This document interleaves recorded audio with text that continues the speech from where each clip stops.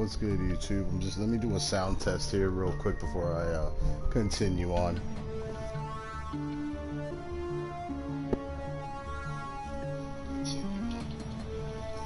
Testing.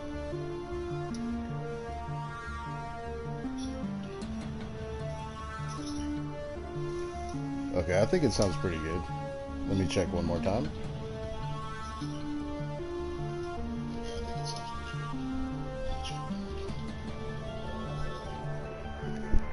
Okay, I think we're good with the music, because for some reason the music on this game is just very loud. So, hey yo, what's good, YouTube? Gamer Zero, and I'm back with some more Shadowrun. This time I'm gonna go into Shadowrun Dragonfall, since I got my homie doing the stream for Shadowrun Returns. Me personally, I'm gonna get into Shadowrun Dragonfall, and we will finish the Shadowrun Return stream, you know, but I have to correlate with my friend to do that. But me personally, I'm gonna play Dragonfall, and that's gonna be the playthrough with me. So, alright, we're gonna start a new game.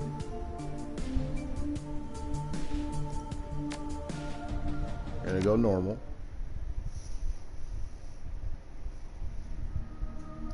Okay, of course we're gonna be a male character this time around. Again. We're gonna be a human. I don't know if I want to be last time I was a street samurai, but this time I think I want to go a little bit different. I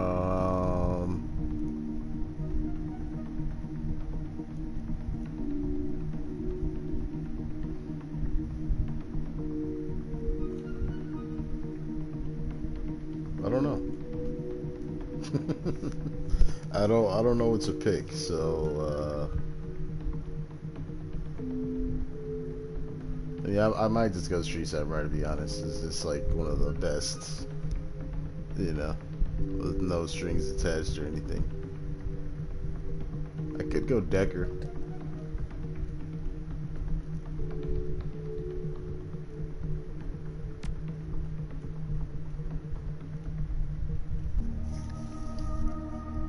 Bum, bum, bum, bum.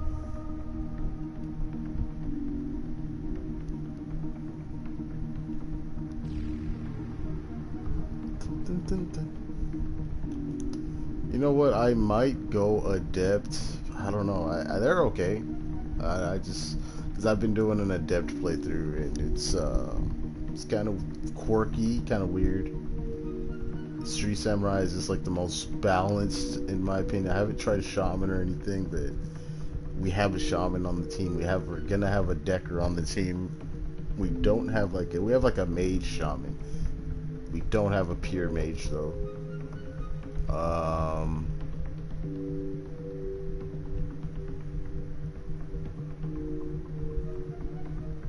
I might go physical adept. I might just do it just for the playthrough.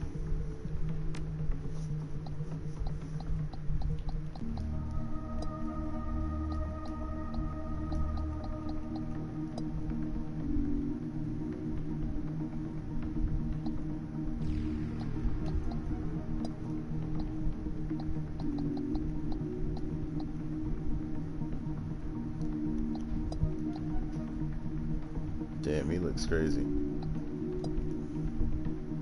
I might go with this one.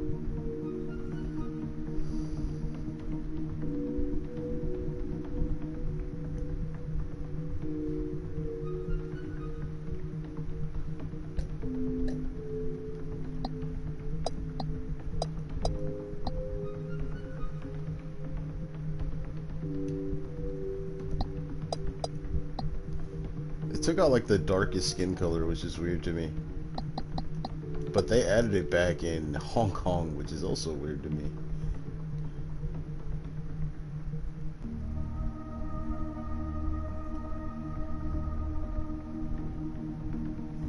Alright, so I believe we're gonna have like 34 skill points to work with here, so we're definitely putting some on body. Then we're gonna get into our willpower here. Definitely put a couple on key casting, because we're a monk. We're gonna need strength as well. Close combat, unarmed. I might just go like, we're gonna need quickness as well for dodging. We're gonna need at least one thing to be good at. I don't know if I want to do pistol, or I might just go pistol. I have 3 points left.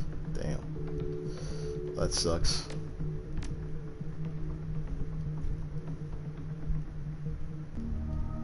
Boom, boom, boom, boom.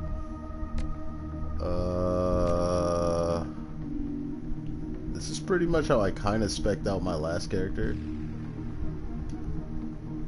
I don't think I went with the 5 body though.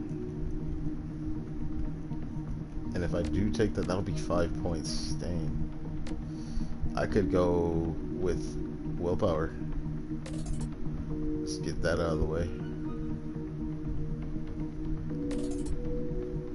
No, I think I'll go like this. This right here seems pretty solid.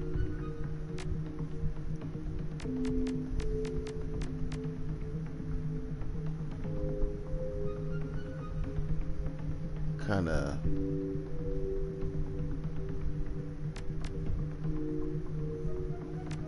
I can only have one etiquette right now.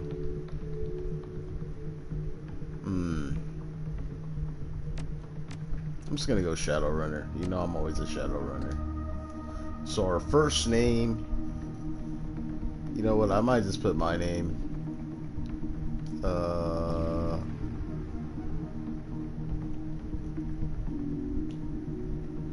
Yeah, just gonna put my name.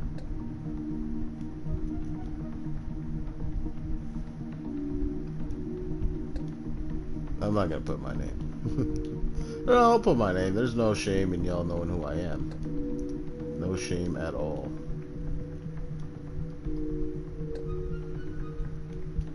Zero.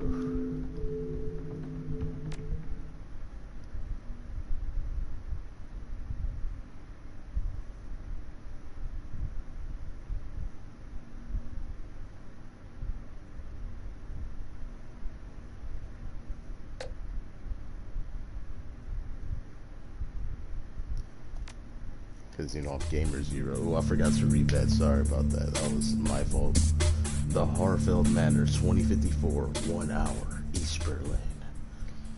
The estate grounds are silent, save for the faint whistling of the wind. Your team gathers near a side entrance to the old castle holdfast. You know, I might just start to level over just so I could read that first part. But nah, it's okay. It's okay. Your team gathers near a side entrance to the old castle holdfast, cloaked in darkness. The night is peaceful. You know it won't last. You know it for what it is, a pleasant illusion that will shatter at the sound of the first gunshots. Listen up, folks. Monica Schaefer. You ran with her back in the day, watched her get her first data check. Now she's your team leader, and a Drek Hot Decker to boot. We're on a tight timetable. I want to enter the estate, find the basement, open the data vault, extract the files, and bolt. 10 minutes, top to bottom. Trying to get home in time for worm talk, love. Dietrich Shaman, the old man of the team. He smiles at her, his facial tattoos writhing in the moonlight. Maybe. How many times have I told you, you can't trust anything that comes out of a dragon's mouth? That trade trash will rot your brain. It's education. Besides, this should be a milk run. Security is supposed to be light. A few automatic weapons, no armor. With a little luck, they'll never know we were here. What should I say?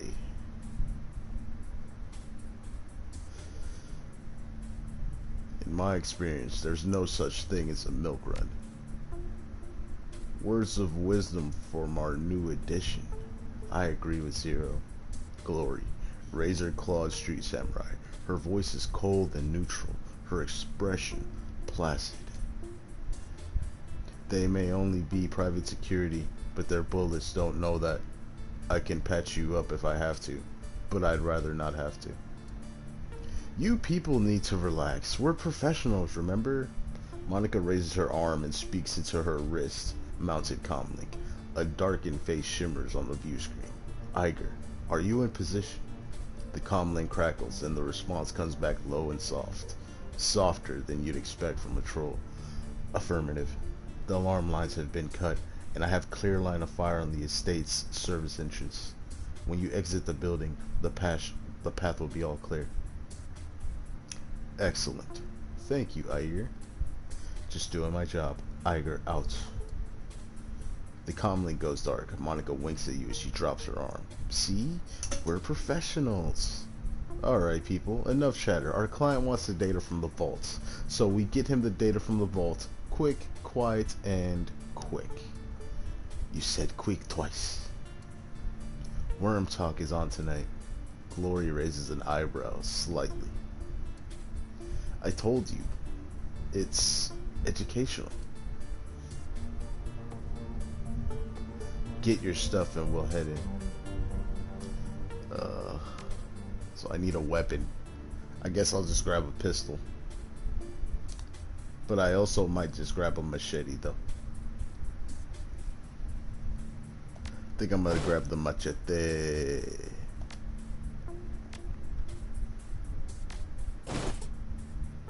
Killing hands. Unarmed damage increased by 3. Passive. Active. Unarmed damage increases by a further 4. Okay.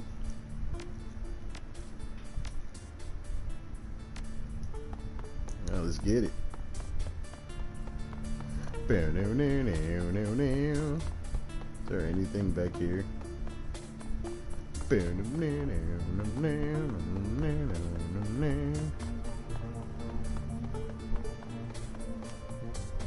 Is there anything over here?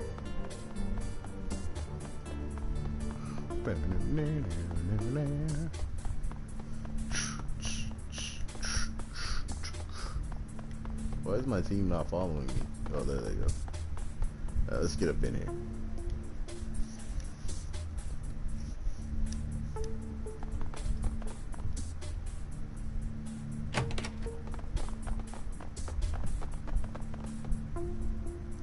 The complete skeleton of a theropod dinosaur. It appears to be genuine.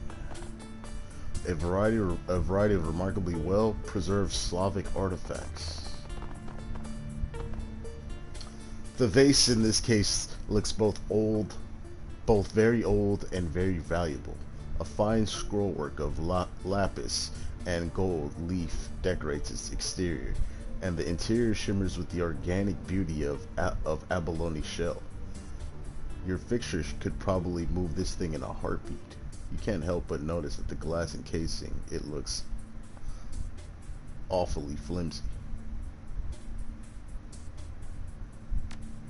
We'll come back for that later. The cask in this display case is decorated with inlaid panels of ivory, what? Scrimshaw. Okay, there we go. Intel says that the elevator should be to the north. Well, I mean, you know, a little bit of digging around is never bad. What the hell? Alright, let's, should we slice this guy up? Should we go beat him up? I think we should go and beat him up.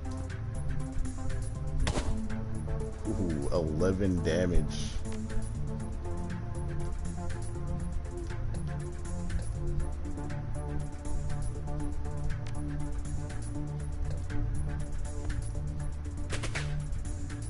Oh, come on, bro. Ooh. Ho ho! That was a nasty hit. Security alert response plan. Quebec 6. Matrix operations locked. HTR team responding. Matrix override or Matrix operations. I don't know what it said. Whatever. It's fine. You don't have to read every little single detail. You know what I mean? I guess I can't go on Overwatch yet, so I guess we'll take some cover. Intruders at my position.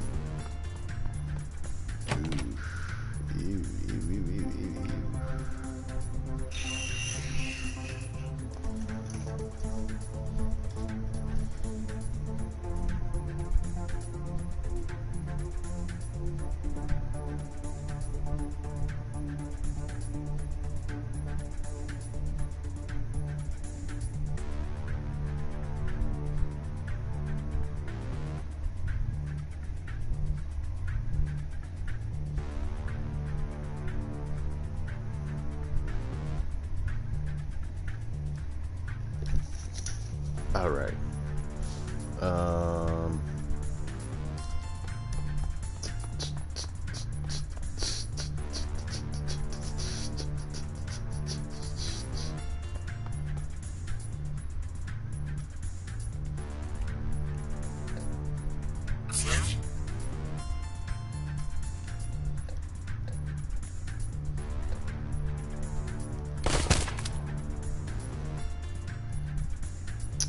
Dietrich. I'll put you right here, my boy.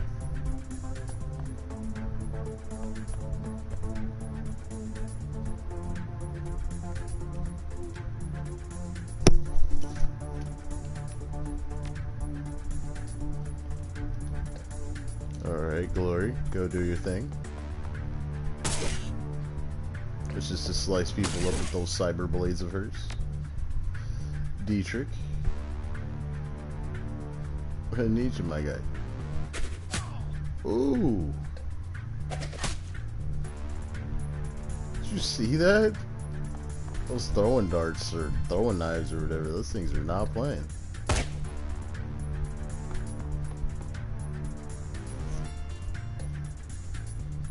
Let's go beat him up.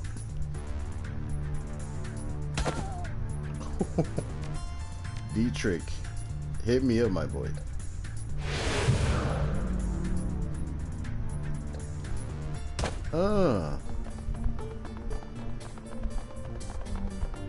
This is a lot like the physical depth. In this level, they're like busted. Let's go ahead and have Monica Jack in.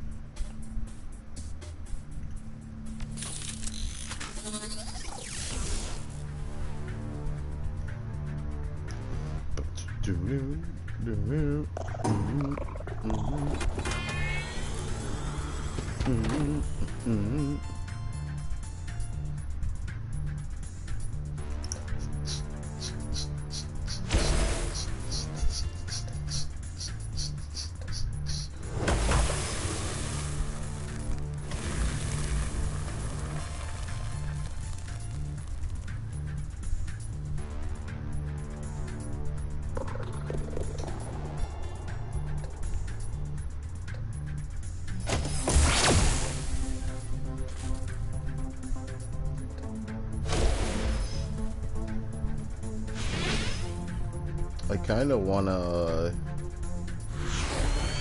just buy 4. What? It's way better in Hong Kong.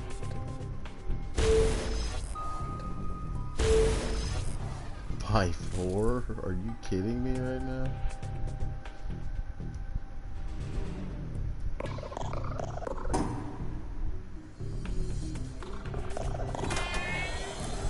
Wow.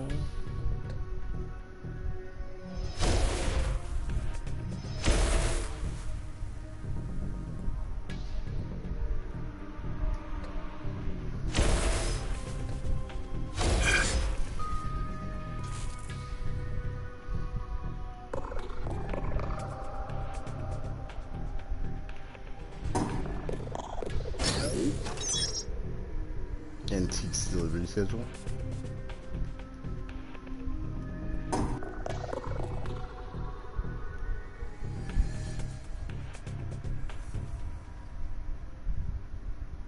Let's try to have the alarm go down one more turn.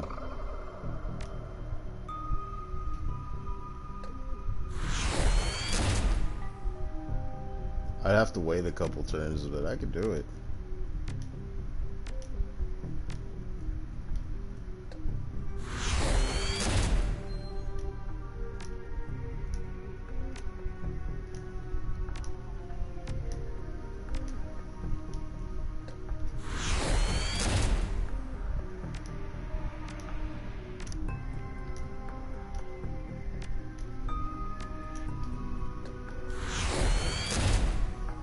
Okay, we're good. No more system trace, so the alarm in the entire building is now, like, essentially deactivated.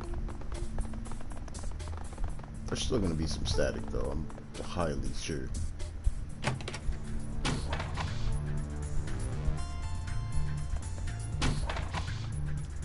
Okay, I think I'm gonna go here with it.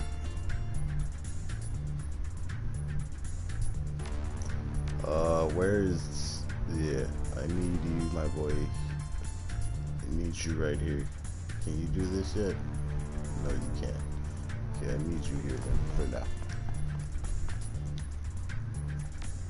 Glory.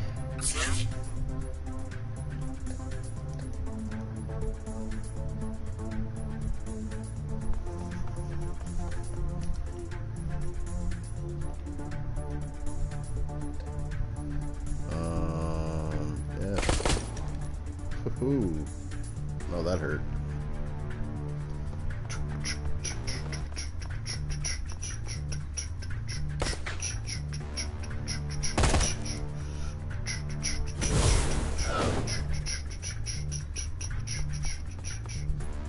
Bro, don't even think about it, my boy.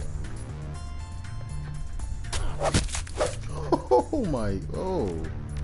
Slicing and dicing.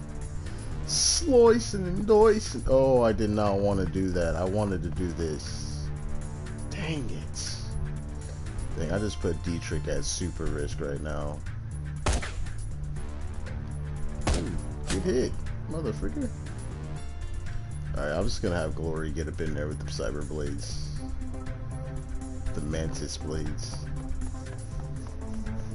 Hand raisers, that's what they're called. Those hand raisers. Ooh. Oh no. No. Okay, cool. Alright, Dietrich, I need you to summon this spirit, my boy. Yeah, the apocalypse demon. Apocalypse spirit. 99? Hey, why not? Alright, I think I'm gonna do a little magical hands here. Some jazz hands.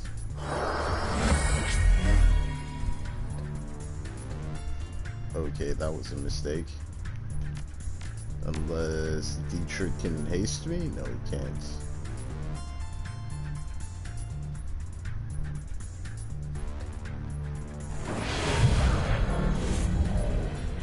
I'll hit him with a Dragon Slayer just in case.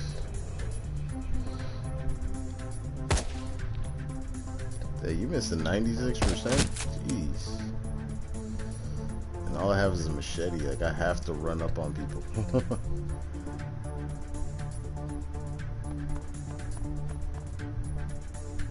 A machete and my fists. That's all I got. Okay, Glory. Let's get this mage up.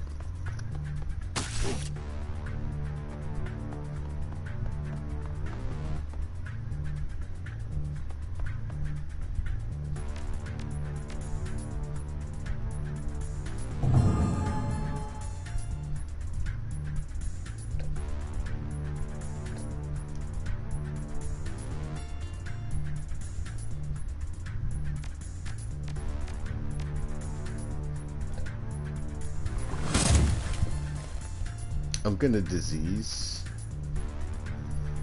and then I'm going to start hitting them.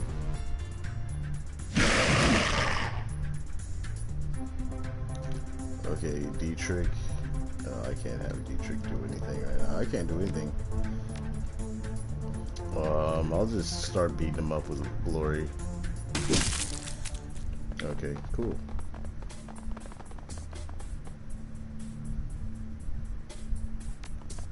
Wait, I should go back for that vase. Or try to. See if they stop me from doing it.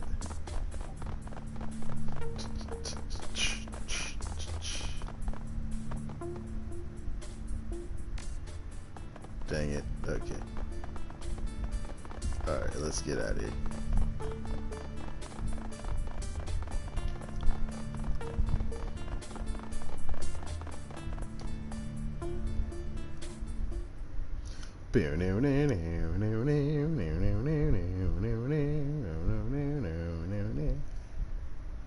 The Harfeld Manor run. So far, so good.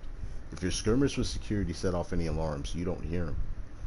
Monica leads the rest of the team downward into the basement of the Harfeld Manor. Your payday is waiting. The data vault lies ahead. Dietrich eyes the door and then turns to Monica. That's a big freaking vault, Liebchen. Bigger than on the schematic. The schematic didn't have a date. Our client may have old intel.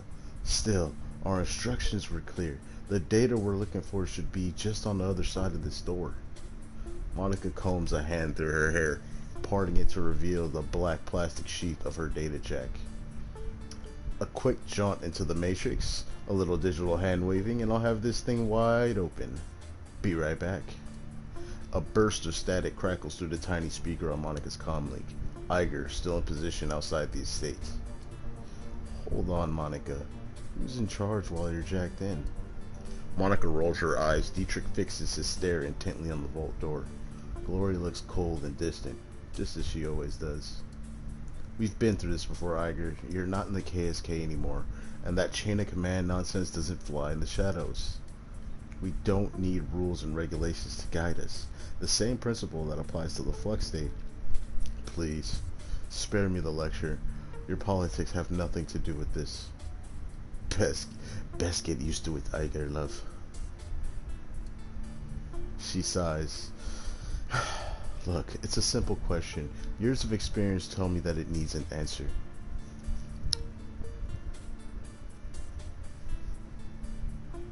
Iger's right, Monica. You should have a second in command, just in case. Monica stares at you for a moment, clearly irritated. Then that twinkle appears in her eye again. She smiles at you as she speaks into her comlink. Very well, we'll do this one Iger's way. While I'm jacked in, Zero is in charge. There is a pause, then Iger's voice crackles out of the comlink again. Zero? Did I hear you right? You're putting the rookie in command? I'm no rookie, Iger, and you know it. Monica cuts in, still smiling. You heard what I said, Iger. This is ridiculous. I know that this is a joke to you, Monica, but I'm telling you, Iger. Monica's tone is all business. Evidently, she has heard enough. The decision's made. You have your answer. Acknowledged. Without another word, Iger's image flickers and fades from Monica's communicator. Sorry about that. Iger can be inflexible, the legacy of a long military career. But she knows what she's doing, and she means well.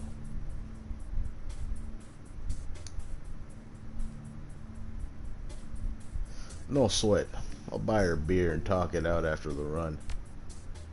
Good man. Iger's skill and experience are invaluable to this team. It will be good to have her on your side. Okay, enough chatter. Let's get this done. Monica turns towards the door, fingers poised on the controls of her cyberdeck, then glances back at you with a grin. See you on the other side. Then she punches it, projecting her consciousness into cyberspace, her fingers harmonizing in the smooth, rhythmic staccato that only an expert decker can achieve.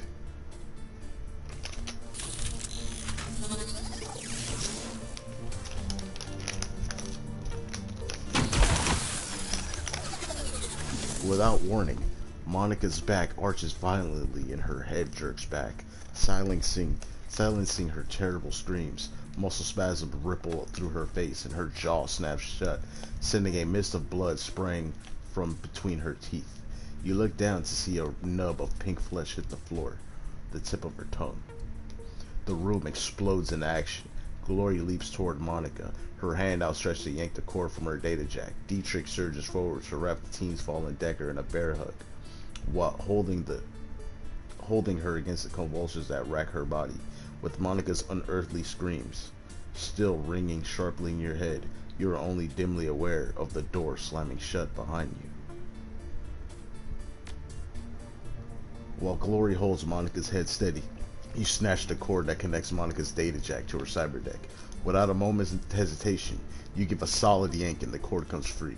A wisp of oily blue smoke traces its way from her data jack to the ceiling. The commingled scents of charred meat and ozone fill the air. You've seen the effects of biofeedback before, but nothing like this. Suddenly, Monica's eyes flutter open. Muscle tremors continue to distort her face, and blood oozes between her lips. You see the muscles in her jaw tensing and a look of concentration in her eyes. She's struggling to speak. Just stay with us, Monica, okay? We're gonna get you out of here. Save your breath. Glory's voice is strained. She's had a stroke, a bad one. She'll be dead before we're even back to the van. Damn it, what the hell happened to her in there?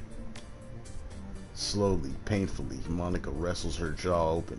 The blood welled up in her mouth comes pouring out in a slit covering her chest. She expels a thick, guttural sound that might be a word. Satisfied, she closes her eyes and forces her mouth to make the shape she needs. With an effort, Monica opens her eyes again and meets yours.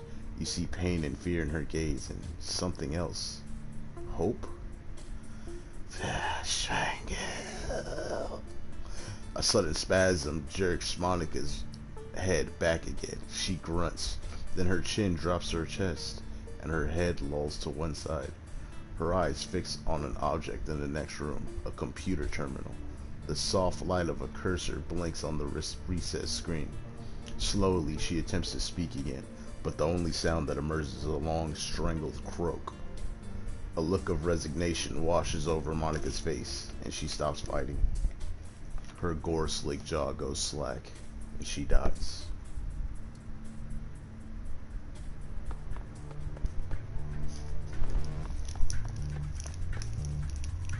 Monica, no. It isn't happening. This got to be happening. We've got hostiles. This clearly isn't a data vault. We need to get out of here. Fast. Alright, I'm about to beat some people up to high heaven right now. You guys messed with the wrong peoples. I can tell you that. And you are going to pay. You are going to pay.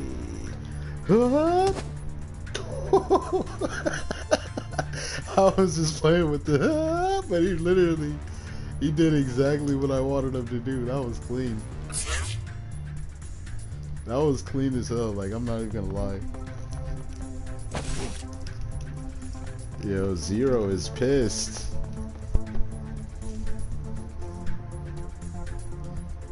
He said, I'm going in, I'm going in, I'm going in, I'm going in, and I'ma go hard. I'ma go hard. I'ma go. Okay, that ain't going hard, my boy. You missing shots and shit, bro. Slack. This guy can dodge. But luckily, he can't dodge everything. D-trick, my guy. We're gonna screw these guys over one way or the other. This guy doesn't know what to do. He is flipping out right now. I'm going in for the kill.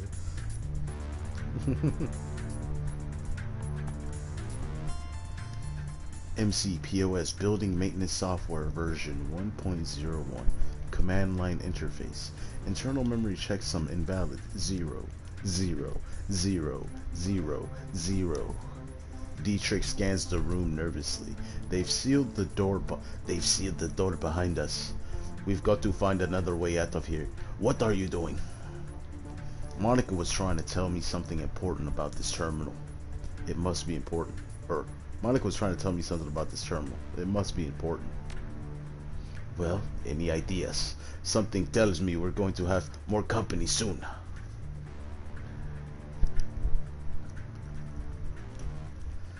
Stay frosty, D-Trick. Just give me a minute. Text continues to scroll down the terminal screen. A problem has been detected with a core component of MCPOS. POS. Restore MCPOS to factory default settings. Y/N. Warning. Restore process will take several minutes to execute. Connected doors and peripherals will be disarmed when complete. 0, 0, 0, 0, 0. Hit the Y key. Processing request 0% complete. As you watch, the number on the screen slowly begins to climb. This is going to take a while. So yeah, we're going to have to battle it out.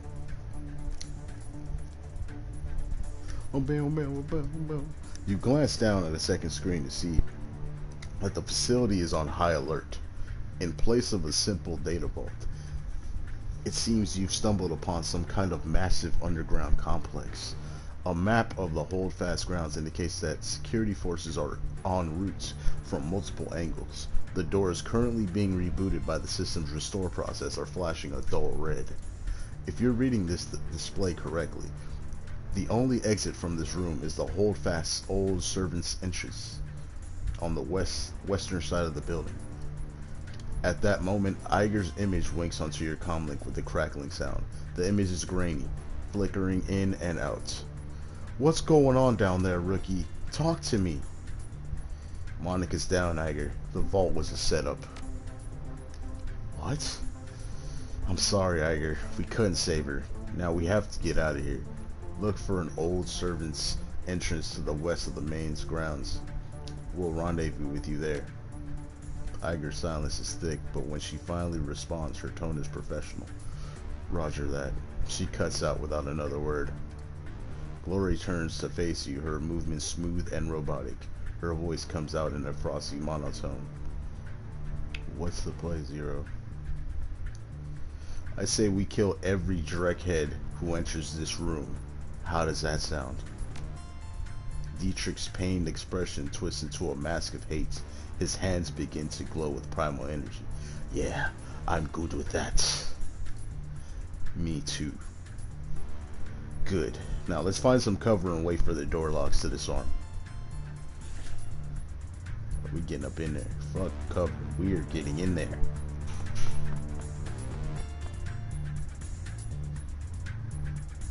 Dietrich, I might need you to hit me with some more juice, my boy.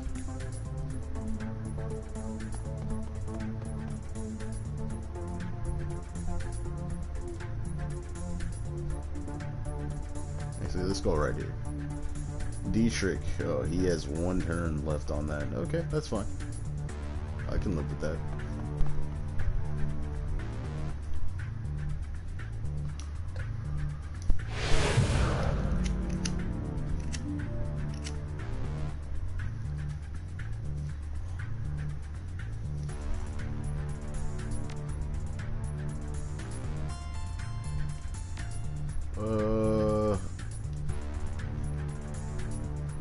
Just gonna chill, I guess. Is anybody hurt? Nobody's hurt. Okay, we're good for now. Oh, okay. Yeah, now we're not good.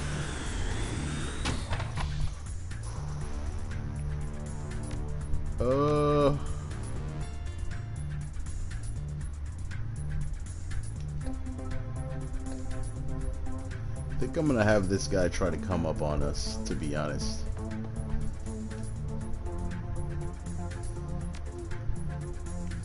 I don't have a gun. That's the only downside to this. I don't have a gun, like, at all. I have a sword, a machete, of all things, so.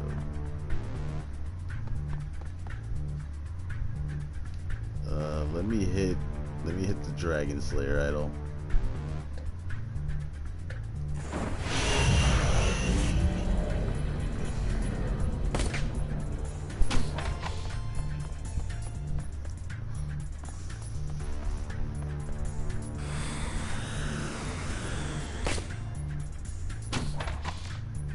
Alright, Dietrich, I need you to give me some fucking haste, bro. Thank you. Sanka you very much. Alright, bro, we're going in, man. We are going all the way in. We're beating people to death now. Let's go here with it. 97? That's 5. 5 and ooh, 9. Okay. Okay, I can live with that. That's livable. You know what? Screw this. I'm going in for the kill. Ooh, oof. Oh, he is running. This guy is running too. That guy is running. They don't want none of this action. This guy is here. Okay, it's fine. The figure lopping toward you is big, even for an orc. The majority of his body is sheathed in a suit of heavy, overlapping plates. What you can see of his face looks raw and slick, like old scar tissue stretched tight over his skull. He wears an expression of supreme confidence. Alright, friends. Playtime's over. All you Shadowrunners are the same. Skulking, sneaking, steal a vase or two from the museum. No harm. Maybe I'd let you scamper away into the night. But now it's too late for that sort of generosity. Visitors aren't welcome down here. The gaping maw of the minigun jerks upward, an impatient gesture, loaded with malice. Drop your weapons and surrender. That's military-grade armor he's wearing, Zero. Hardened against small arms fire. We'll have a tough time getting through it. I'm less concerned about the armor than I am about that minigun. Those things can tear a man in half. You have 3 seconds before I open the hose. Step out here and surrender, and I promise I'll make this easy. How about you drop your enormous gun and step over here instead? Funny, you're a funny guy. The orc's gauntleted fist tightens, and you hear the distinctive whir of his Vindicator's motor spinning up to speed. The barrel begins to blur as he wields the weapon to face you. I'm not scared, bro. I'm not scared. Cause check this out. Look at your homie. Look at your homie. Look at your homie. Getting his ass beat. Getting his ass beat in the corner. Look at your homie. Look at your homeboy.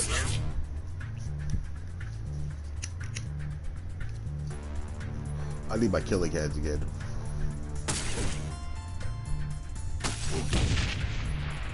For sure need those killing hands, like 1000%.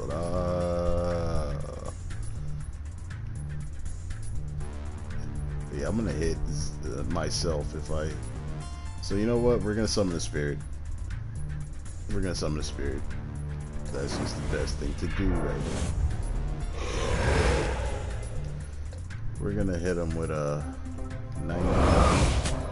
Yeah. 99%. Dude, what are you doing? Why did you even run away in the first place? Let me get this killing hands active. Now we can really beat people up. Oh yeah, 20. Wow. Oh my. Whoa. Dude. Slicey slice. In glory, man. That adrenal pump that she has is really good. Like, it just gives her so much versatility to like movement. To be honest, I kind of want one for this character, but you know, the essence thing. D-Trick. Get in there. Okay, we're gonna lightning a boat. Oh, you missed. Wow.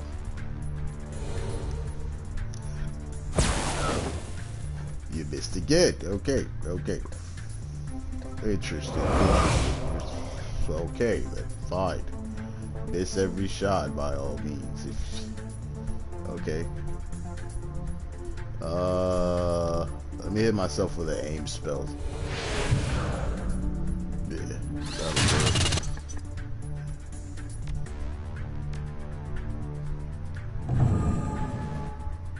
Bro, come on, hit him. Get right up in his face with it. Like right here. If you miss this somehow, I'm gonna be mad. And I'm mad.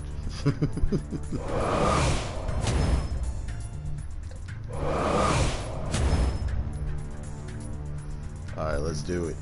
Let's beat this guy's ass. If you don't mind. Well, that was just 6 damage, but hey, it's better than nothing.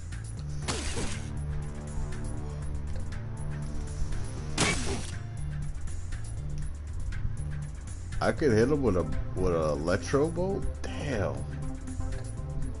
If only If only.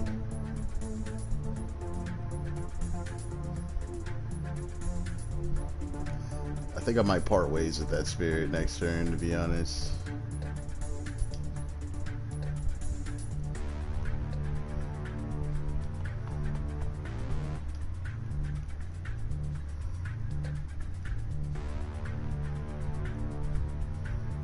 Let me give myself another aim accuracy boost. Why not? Oh, you son of a biscuit.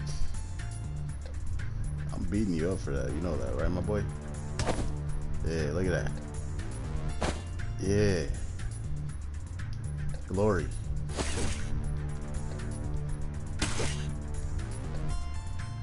Oh. Damn.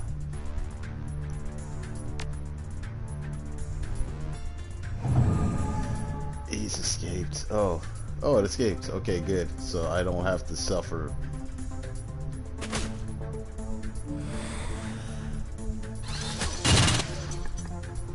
Bro, I'm about to kill you, bro.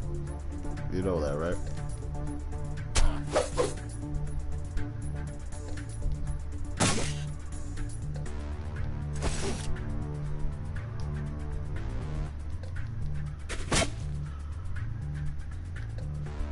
Zero.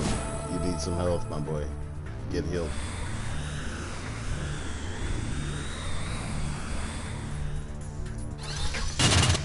Oh my jeez, bro. Could you relax on that, my guy? Yeah. One damn. Beating him up is just way better. Let me get this up out of here. Or try to. Okay. I think I need to do this. It's gonna hurt though. Yeah, let me not do that then. Let me give myself a haste.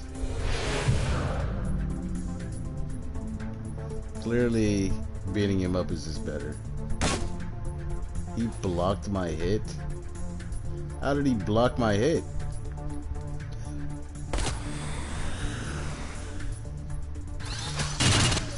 Oh, I am hurting. I am hurting real bad. Let me heal up a little bit. Dietrich, help. He can't help me.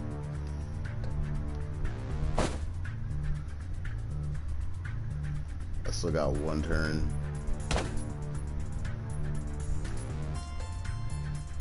Let me hit this adrenal pump.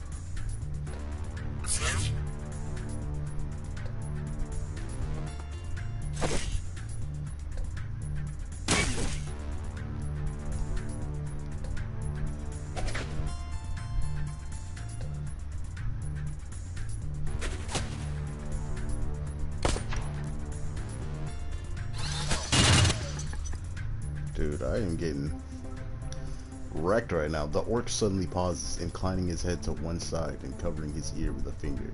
His vindicator starts to spin down. Yes, acknowledged. He grunts, briefly tapping the finger against his ear. Squad 3 and 5 report to main entrance. Do not let the intruders escape. Without another word, he slings his weapon over an armored shoulder and turns to leave the room. Hey, we were just getting started here. Yeah, he's hurting. That's why you run. It sucks that they don't let you kill him.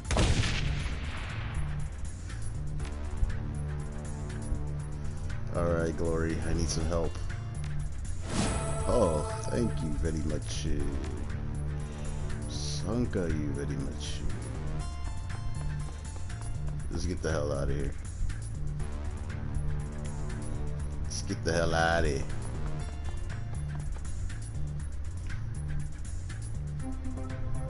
Oh, another spirit to summon for free?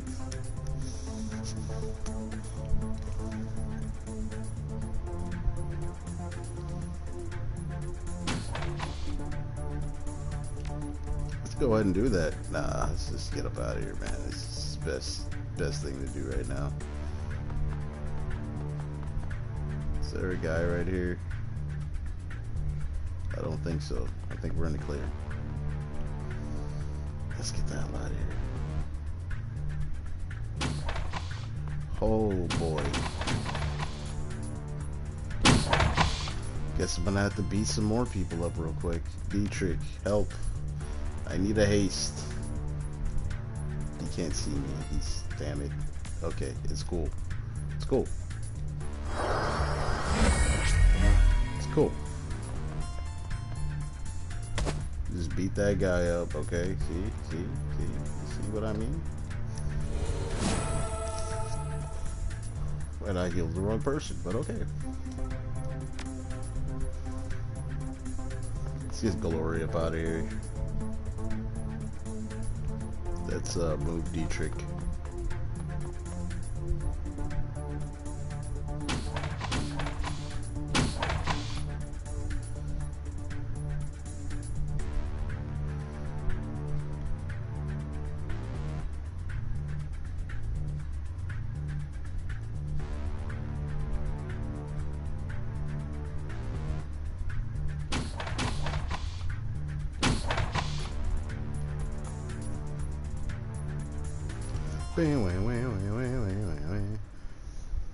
Iger rises from her corpse-strewn perch at your approach. From the look on her face, it's obvious that she's already sized up the situation. I knew this was going to happen. I fucking knew it. The run was a trap. Oh, it was it? Iger grits her teeth and shakes her head. We can talk about this later.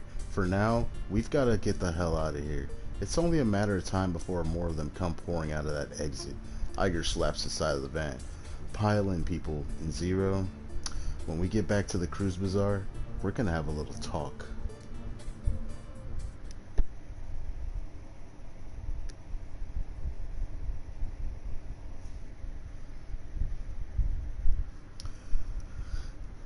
And you know what? On that note, I want to go get some food because I am hungry. I will be right back.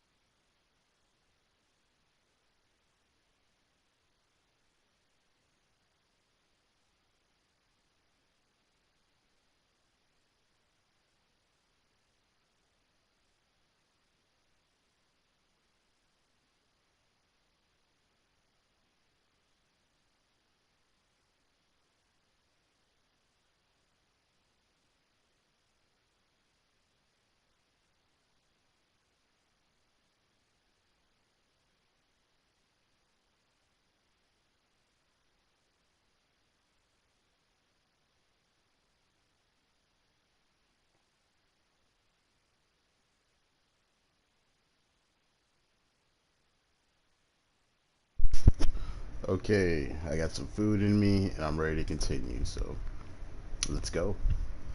The Cruise Bazaar.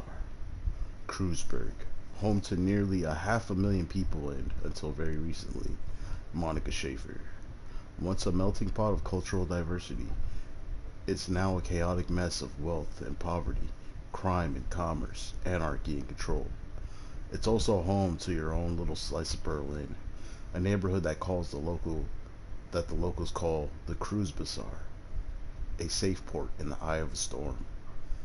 The ride back to the Cruise Bazaar is quiet. No one is in a talking mood. As the van veers past potholes and garbage piles, the glare of streetlights and neon signs plays across your window, painting the world in a kaleidoscope of garish colors. Soon, the van rounds a corner and skids to a halt in a narrow, crumbling alley. This is as far as Berlin's chaotic streets will take you. Your team wordlessly debarks the vehicle and climbs down into a disused section of the U-Bahn tunnel system, a well-kept secret, providing your team safe passage into the Cruise Bazaar. Your safe house waits on the other side. Excuse me.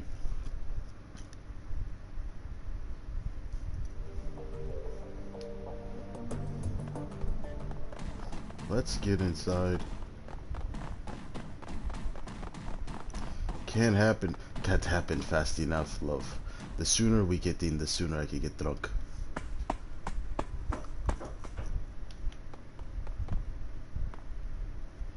You step inside, and the squalor of the disused U-Bahn tunnel gives way to the warmth of your safe house. A man waits inside, silhouetted against the dim fluorescent lighting. Something bad has happened, hasn't it? He steps forward, revealing a pale and expressionless face, light glinting off of steel-rimmed glasses.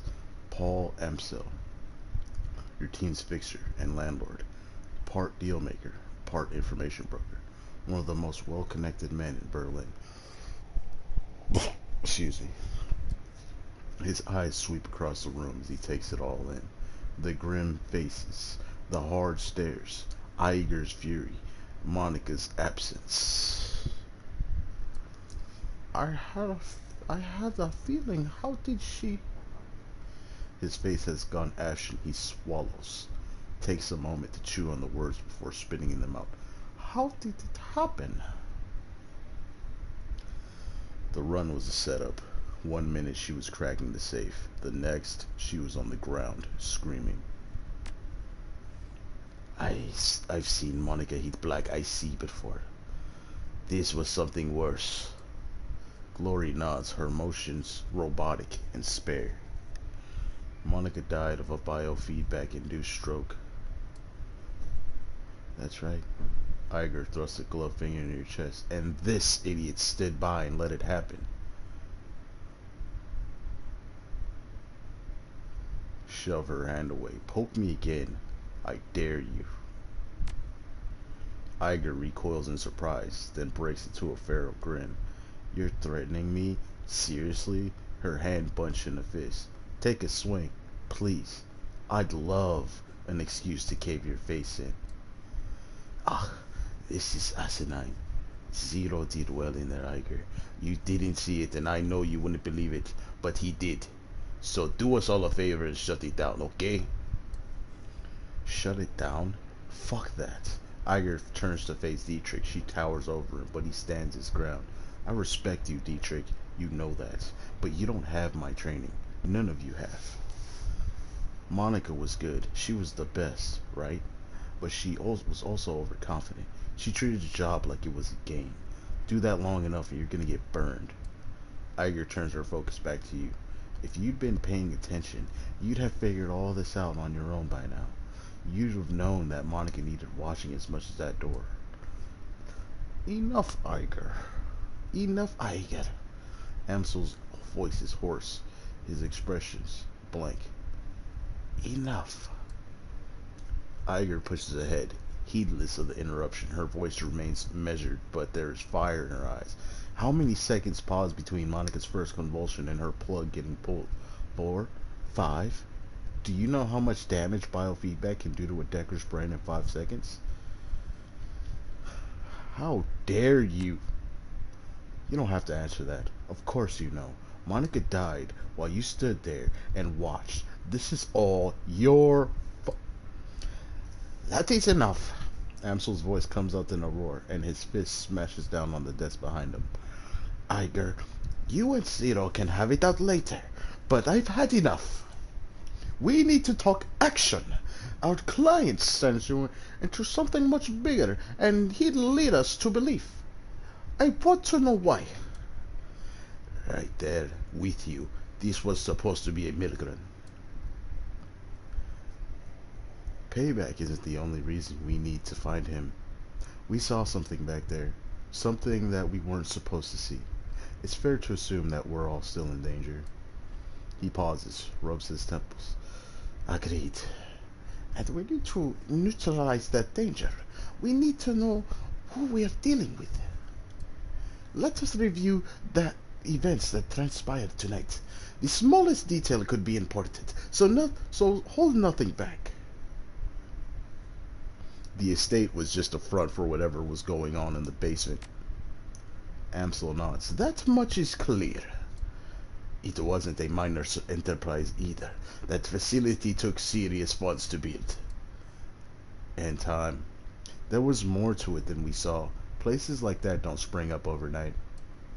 And all in secret. The owners, whoever they may be, were none too pleased by your escape, I'm sure. What else did you find? After everything went to hell, we were confronted by an orc in military-grade armor. He appeared to be the head of security. That is not much to go on. Do any details of this orc come to mind? Any distinguishing features that I could look into? He was an older guy, for one. From the sound of his voice, I'm guessing mid to late 40s. Pretty old for an orc. And he'd had skin grafts. Most of his face looked like a replacement material. If the grafts came from a legitimate hospital, there may be medical records. That is something. I will see what I can find out. Did you note anything else during that run that may be of value? Monica lived long enough to say a name. Schwingy. She fought hard to tell us. It must be important. Amsel seems taken aback. He pauses for a moment before responding. The Firewing. This is unexpected. You'll have to forgive me. This brings back many unpleasant memories. Glory raises an eyebrow. The Firewing? The most terrible of great dragons. There are those who would disagree, but they never experienced the terror of living in her shadow. He glances at Glory. You are far too young to remember her. But of course, for the Germans of my generation, the name Verschwingi is synonymous with chaos, destruction, and death. The dragons of today are subtle creatures, full of patience and guile. Verschwingi was not. After her awakening, she went on a 4-month rampage that claimed tens of thousands of lives. Amsel takes a deep breath, slowly releases it. There's a haunted look in his eyes. Sorry about the noise outside too, by the way. They got some guys out here doing the leaves and cleaning and shit, so. Those were dark days. Countless men, women, and children were slaughtered, roasted alive in their homes by a creature of legend. No hope for salvation, and no end in sight. It was a horror that you cannot begin to understand. What stopped her? I can't imagine that a rampaging dragon would just go away on its own. Eventually, the Firewing was brought down by a man named Dr. Adrian Vauclair. Well, with the help of the Luftwaffe, of course. But it was experimental weapons designed by Dr. Vauclair that finally pierced her hide. She fell in a hail of bullets and rocket fire, and crashed down in the radioactive wasteland of the Sox. This event was called the Dragonfall. Safe at least from the Dragon's wrath, Germany celebrated Vauclair as a hero. Our own Siegfried, a modern-day dragon slayer, my own family practically worshipped the man. If the Dragonfall was as important an event as you make it out to be, I'm surprised that I've never heard of it. Those early years of the awakening were traumatic, Arger, not just on a national level, but on a global scale. New species of awakened animals were discovered daily. Within 2 years of the Dragonfall, the active use of magic had returned to the world, a new source of terror for the bewildered public. And in 2021, the sudden emergence of orcs and trolls gave rise to yet another wave of global panic. In light of such turmoil, is it any surprise that Dr. Verclair and the Fire Wing were forgotten? Dragons were yesterday's news. He rubs his temples. Again, all of these happened decades ago. The best of my knowledge, the story of Verschwinga is a bit of historical trivia, and nothing more. Alright, so Monica spent her dying breath trying to tell us about a long-dead dragon. Iger sweeps her eyes across the group, searching for a glimmer of insight. Finally, she gives up. Any ideas as to why? Amsel's voice trembles with frustration. No, doesn't make any more sense to me than it does to you. The Dragonfall is ancient history. Verschwinge has been dead and gone for 42 years. But there's one thing I do know. Whatever Monica saw, whatever she was trying to tell us, it was important. He visibly struggles to calm himself, takes a deep breath, and slowly releases it. I will look into this, and I will find answers. In the meantime, did you turn up anything else of value? That's all we got. That's not much. Amsel nods. His face is drawn and haggard. It is thin, I agree. A basement, a middle-aged orc with skin grafts, a long-forgotten world event. Wait, we're still missing something. Who paid for this run? Amsel looks pained. I do not know his exact identity. I did not set up the run. Monica did. I warned her. I told her not to take the job, but she assured me that it would be a cakewalk. Monica was approached recently by a man who calls himself Green Winters. He used to be a prominent activist in the F-state political scene. I never much liked the man, and I certainly never trusted him. But Monica, she would do anything for her cause, anything for the Flux State. Winters swore that the data he was after was crucial to ensuring the future stability of the Flux. And that was all he took? We need to track down Monica's client and press him for information.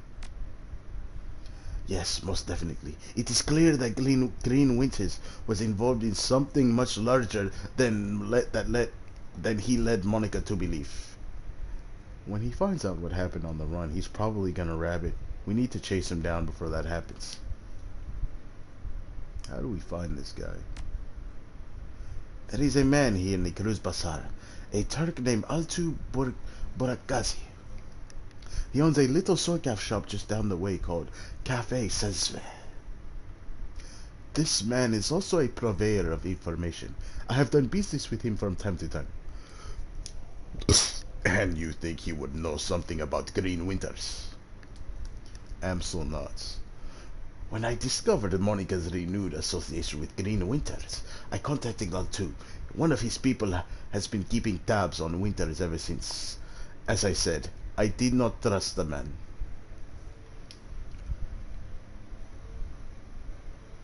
Pragmatic. Sounds like it's time I pay Altu a visit. Yes, tell him I sent you.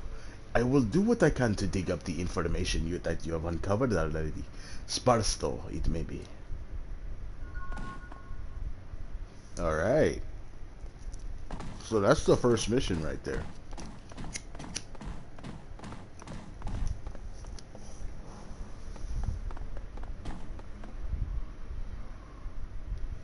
Hey doggy, it's Dante. As you start towards the safe house door, a large four-legged form steps around the corner. Dante, Monica's dog, an enormous mongrel of indeterminate breed. A low whimper emerges as he enters the room, head hanging low. Oh shit, Dante. Dietrich shakes his head. Don't worry, boy. We'll look for you after you. At the sight of Monica's dog, Amsel's eyes well up. He inhales but can't quite catch his breath. He started whimpering about an hour ago.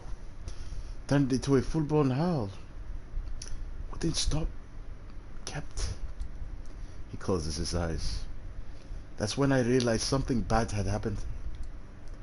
Looking down into those huge brown eyes, you see intelligence and sadness. He lets out a small whine and rubs his head against you.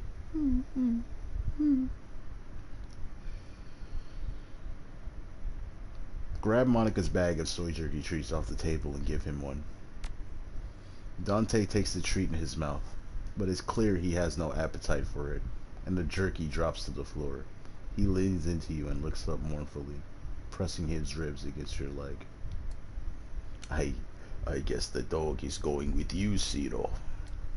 Amsel takes a ragged breath and releases it. Then a slow, melancholy smile plays across his face.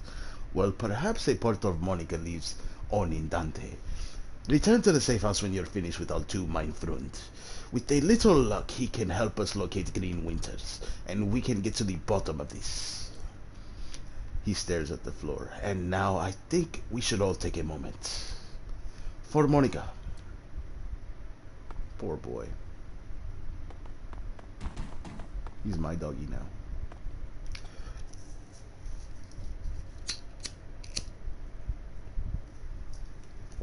Dietrich turns his head at your approach. His aging face is traced with a network of faint scars, the legacy of too many fights over too many years.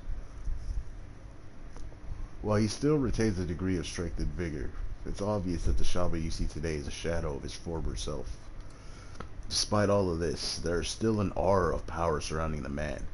He raises his bottle, offering it to you. Ciro, welcome. I've got a bottle of schnapps that needs sharing. We've got a fallen comrade to drink to. Take the bottle. To Monica. Prost. The liquor in the bottle is crystal clear. And as you raise it, you catch an intoxicating whiff of cloves and caramel. It tastes of sweet corn and walnuts, with a lingering aftertaste of buttery toffee. You swallow a swig, then return the bottle to Dietrich's outstretched hand. He takes a long pull on the bottle, then locks eyes with you. Let me ask you a question, Ciro. What made you choose to come to Berlin?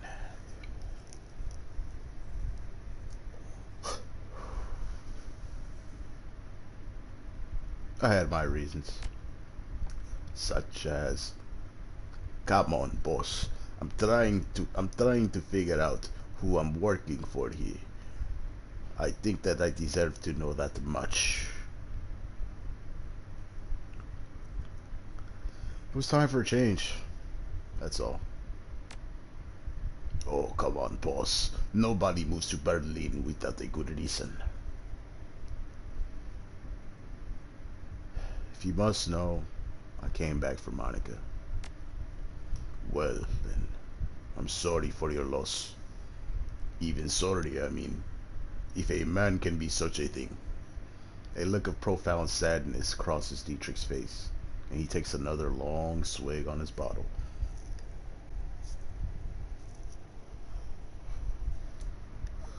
Ah, yes, Monica. Dietrich raises his bottle again, then closes his eyes and takes a long drink. After the moment has passed, he returns his attention to you. It all comes back to our girl, doesn't it?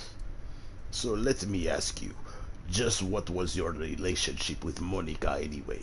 I know that you two knew each other way back, but she was pretty coy about these things.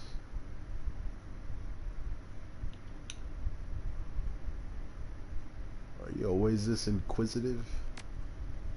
Yeah, I suppose.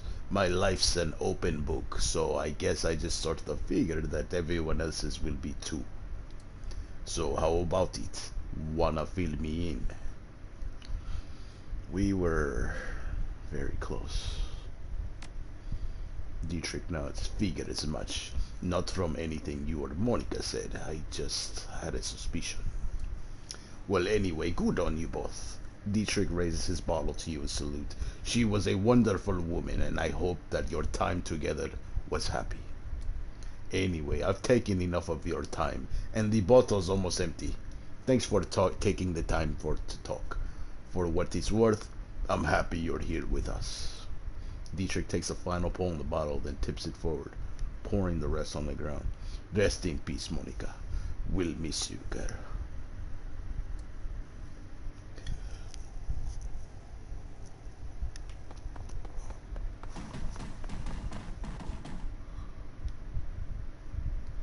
Iger glares at you, and you can taste the bile in her stare.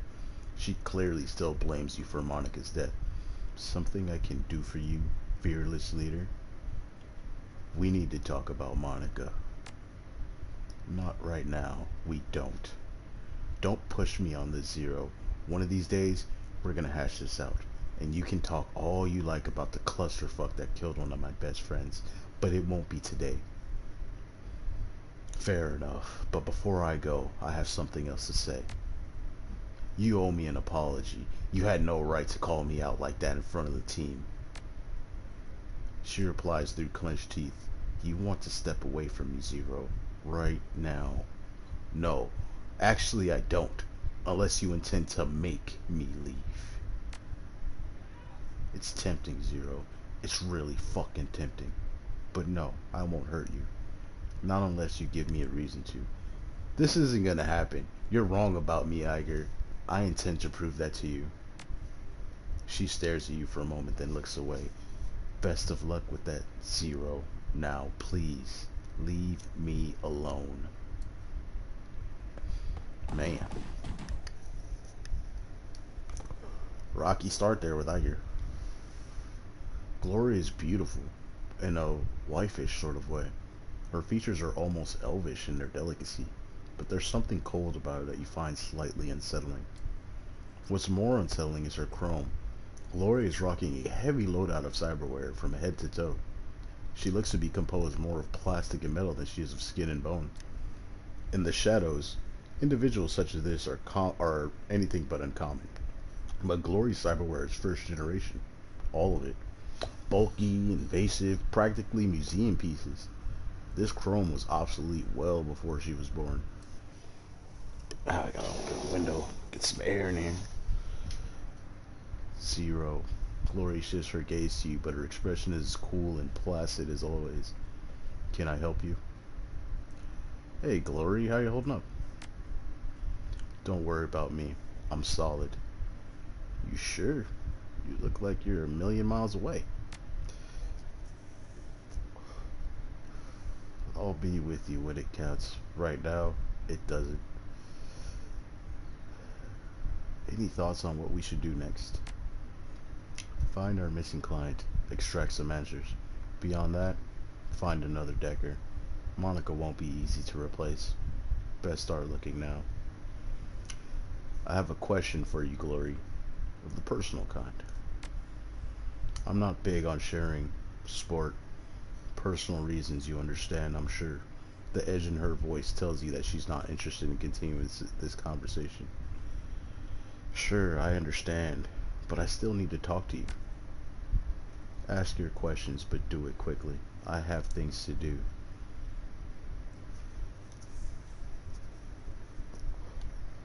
Can't have started Road of the Shadows much more than 5 years ago, tops. So what's with the vintage chrome? It was cheap. It gets the job done. She shrugs. End of discussion. I don't think so.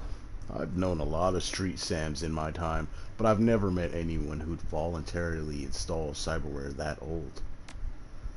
You're right. There's more to it than I'm letting on, but I'm not interested in talking about it. I can't help but notice you seem guarded, withdrawn. That's my problem, and none of your concern. If whatever happened to you has impaired your ability to trust me, then it is my concern. Come on, Glory, talk to me. Trust is earned, and I don't know you yet. Maybe later, when we get to know one another better, we can talk. For now, I prefer if you dropped it. That's all I needed to know. Fine with me. Anything else you need? I'll talk to you later. She shrugs. Suit yourself.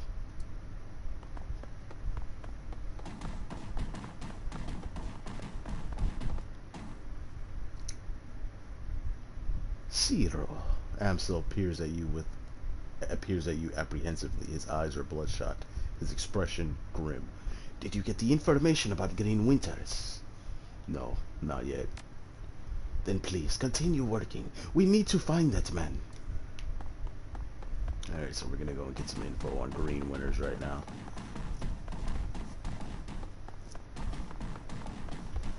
Oh, freaking burn myself.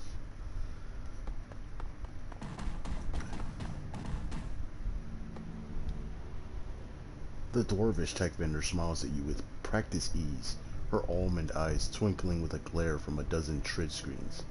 She speaks in a clipped, heavily accented German. Welcome to the Theta Heaven. Can I help you with something? I'm in the market for something exotic. What kinds of tech do you carry? Anything and everything. Need a new tech? Some software, perhaps? I'm your girl. She taps a painted fingernail against a molded plastic of her data jack. Or maybe you're a rigger, like I am. Perhaps I can interest you in a new drone or two. I'm just browsing. Don't mind me.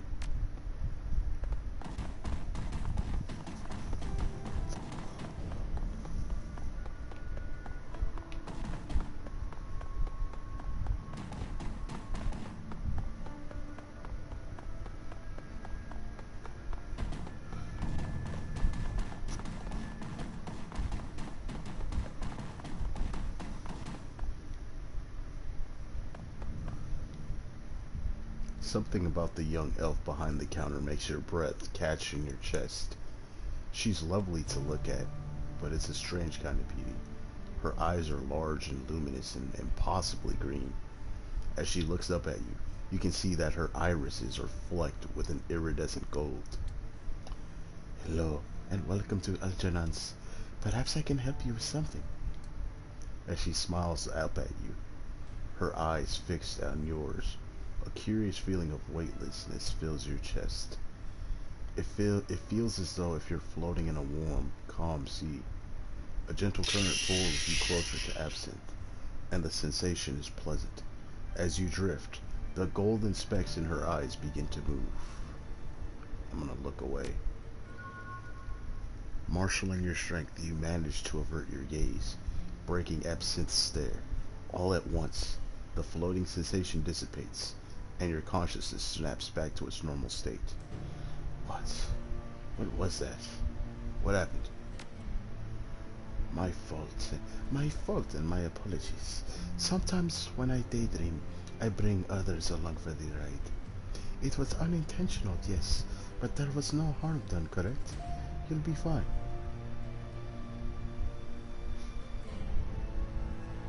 No skin off my back. Now let's get down to some business. I have money, and I need magic. She nods, taking care to avert her gaze. I want to talk with Algernon. This is his establishment.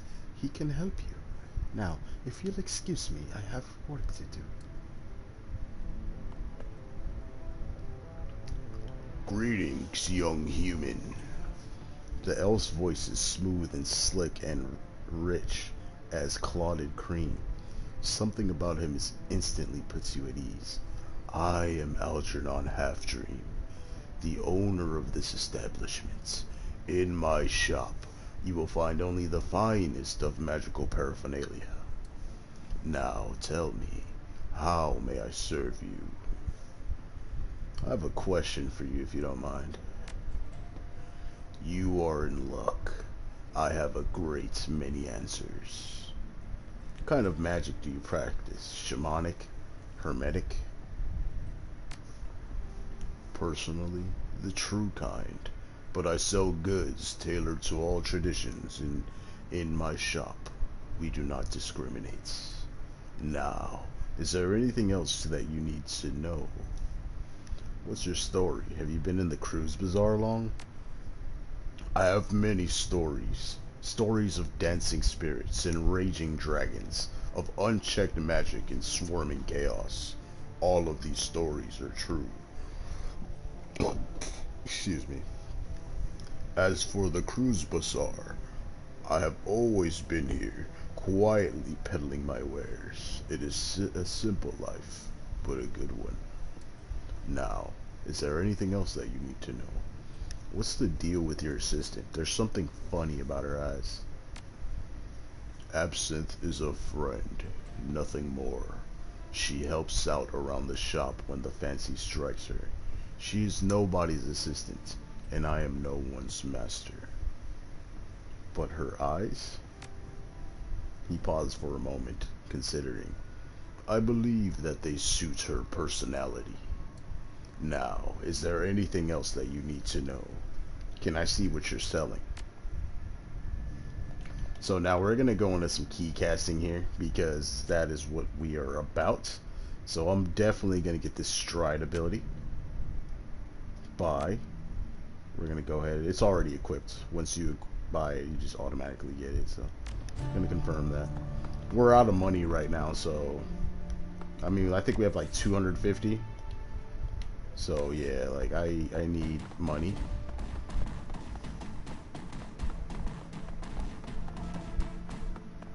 We're gonna go and talk to everyone around here, so it's all for story. A pair of round eyes peer up at you from under the hood of a grime-smeared winter coat. You recognize him as David, one of the Cruz Bazaar street kids. If you had to guess, you place him in his mid-teens, though it's difficult to tell beneath the grime and acne marring his face. You've seen him following Monica between runs, chasing her heels like a lost puppy. Oh, hi, Ciro. Have you seen Monica around? I've been looking all over for her. I'm afraid I have some bad news for you, kid. The kid blinks, a blank expression on his face. She's dead, isn't she? I'm sorry, kid. We all are. Yeah, look, I think I want to be alone right now.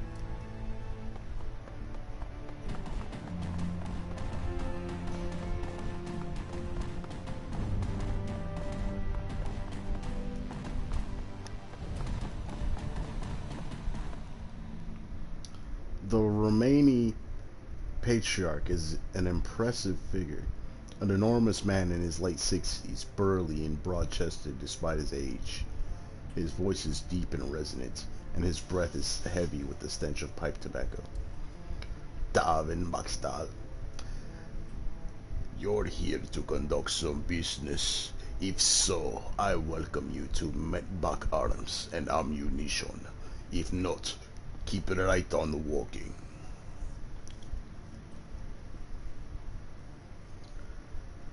I was actually hoping to ask you a few questions.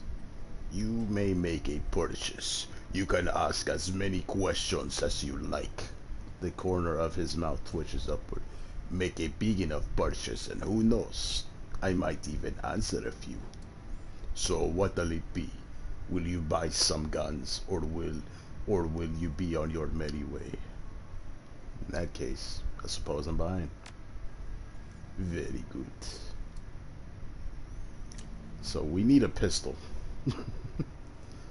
I have 250. This is 250. I believe I'm just gonna buy it.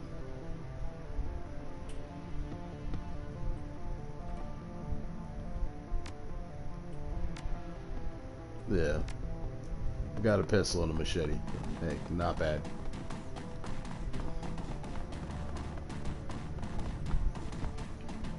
You looking for some magic, mein friend? If you've got cash, Zach's got the flash. This elf has clearly seen better days. His skin is weathered and emaciated, as though it has been stretched too tightly over his frame. Track marks line the crooks of his arms, and dirty bandages wrap his knuckles. Despite all of this, he seems cheerful enough. The elf fixes his twinkling, bugged-out eyes on yours, and offers you a broad smile, displaying a set of impossibly white teeth. When he speaks to you, his voice is surprisingly deep. Guten Tag, mein Freund. You're here for some magic because Sackflash, he gestures at himself with a dramatic flourish, is your magic man. Magic? Are you a street mage? Zack lets out a throaty, barking laugh. Street mage, me? Do I look like a street mage to you? He shakes his head, but his smile doesn't waver. He fishes a small bag of out pills out of his back pocket and dangles it before your eyes. No, chummer. I'm not a street mage. I've got the magic in my blood and the magic in these bags, but you won't catch old Zack studying in these spell books. Well, in that case, let's talk about magic. The magic you... Well, no, let's not. Interesting. Let's talk about something else. Well, alright, friend. What else would you like to talk about? Maybe you'd like to make a purchase. What's the deal with the special concoction? Flash's grin broadens even further. His mouth is disturbingly large, and there's something menacing about the sight of those two white teeth. This is the real deal, chummer. A proprietary blend. Designed and delivered by yours truly. Pharmaceutical grade kamikaze cut with genuine spirit residue from the tear, and then mixed with my secret blend of herbs and spices. He produces a small packet filled with iridescent purple granules from the pocket of his dirty jeans. You want to get high? Buy some Nova Coke and throw yourself a party. But if you want to soar, then you give yourself some flash. So, you want to conduct a little business. What's up with the bandages on your hands? Zack snorts out a short burst of laughter. He waggles his bandaged hands out in front of him. Oh, these? Nothing much, chummer. Nothing much. Tussled with a spirit back in Amsterdam, you know. We elves are very spiritual people. So I've heard. Zack's bug eyes light up with excitement. You heard it right. Damn right, chummer. Elves, you know, my people are creatures of the spirits. We've got the magic in our blood, whether we sling spells or not. I'm telling you, I've talked with spirits all my life, and it has nothing to do with praying to a totem or studying spellbooks. Flash lowers his voice to a conspiratorial whisper. Between you and me, my mojo is stronger than any court wage pages. Take those rat scum bastards as technology. They cast spells all day and night, right? Fire this, lightning that. Just tossing them around like candy. Right. Well, me? I'm just doing my thing, not casting spells. I'm storing up my energy, saving it. Can you imagine how much magic I have? I don't think that's how it works, Zack. Trust me, friend, I have secret knowledge. He slowly turns his head from side to side to give you a good look at his upturned ears. Like I said, it's in the blood. Fascinating. Well, I've got to run. Take care, Zack. Zack offers you a broad, exaggerated wave. Later on there, chum of mine.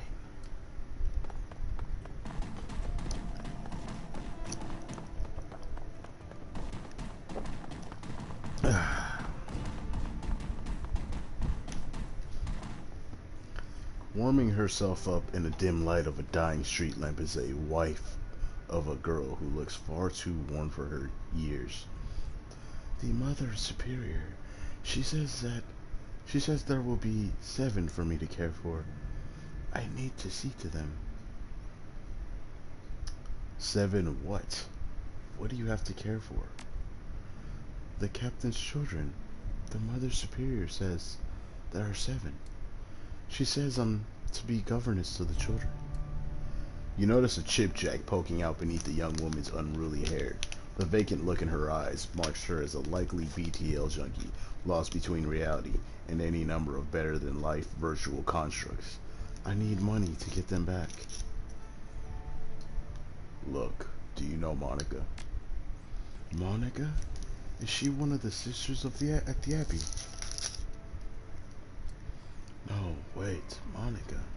A flicker of recognition fights through the haze in the young woman's eyes. Yes, Monica, she's good to me. Brings me food to eat and tea to drink. I'm afraid I have some bad news.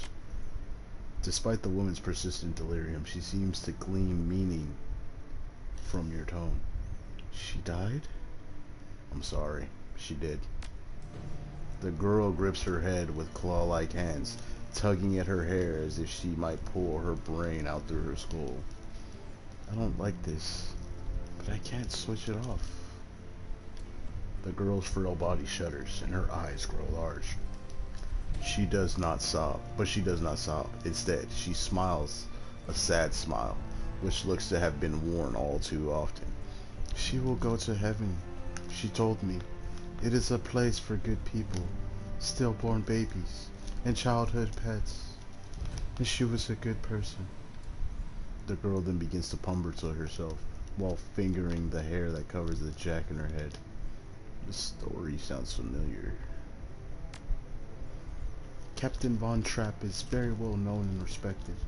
The poor dear lost his wife, and then the children their mother. A child should not be without a mother, and a mother should not be without a child. Have you seen the captain? I'm going to step away now. Yes, good. I need to rejoin the children.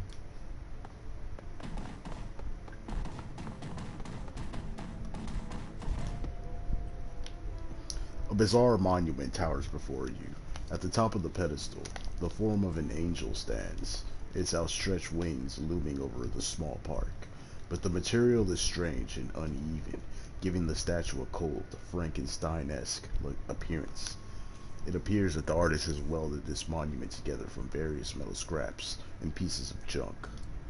As you approach, a small, grimy monitor at the base of the statue flickers dimly to life. The grainy face of a smug young orc appears on screen. Hello there, I'm Herbert Kunzel, the creator of this monument. What would you like to know? This is my tribute to victory, the victory of anarchy. It is both a citation and parody of the statue we destroyed some 20 years ago. You may remember it from the history trees as the Sigesole, or Goldelse. I guess I don't know how to speak German, so I know I'm butchering language. Sorry to any Germans out there, but I'm trying my best. Isn't it obvious? The Sigesole. The Sigesole.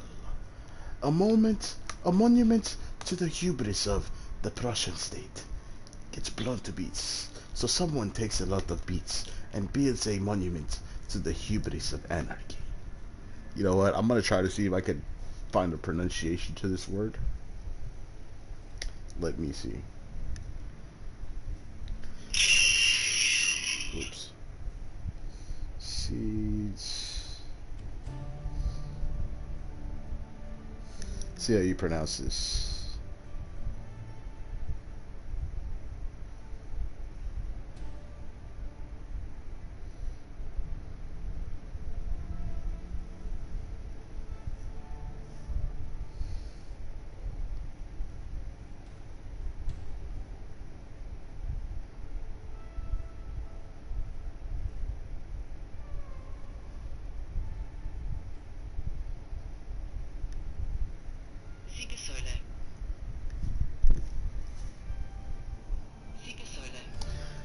The Sigesole. Okay. The Sigesole.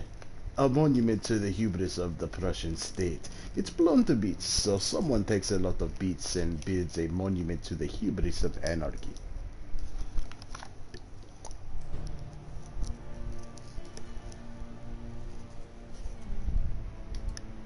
I mean, what more is there to say? I am the visionary Herbert Kunzel from the Lindwormer. You might know me from... Okay, well, there isn't much I'm known for yet. But I intend to change that. All art is born from misery, after all. Alright.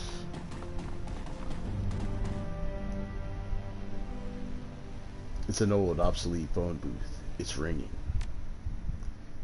A monotone, pitch-adjusted voice begins speaking almost immediately. The Shockwellen writer's contact for this case is no more. Zero is listed as a follow-up contact. This is our only secure line to this case. Please listen to the following instructions carefully if you are a supporter of our cause.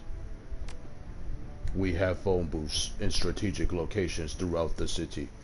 Within each one you may find a request posted for specific information. If you can obtain a copy of this information, return here and submit it via the port below the receiver. We will verify the authenticity of this information remotely and post an undoctored copy of it onto the Matrix ourselves. It is our stated goal for this information to remain free to all. However, you will be compensated for sought after information returned to this location. The line goes silent.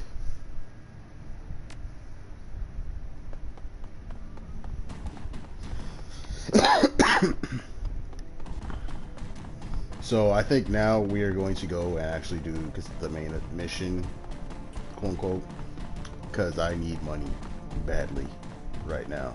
There's going to be a few things I'm going to have to take care of, and I'm going to need some money. Like, I have no money at all. I mean, I could try to probably sell some stuff, see what I have. I have nothing on me. Yeah, I need money.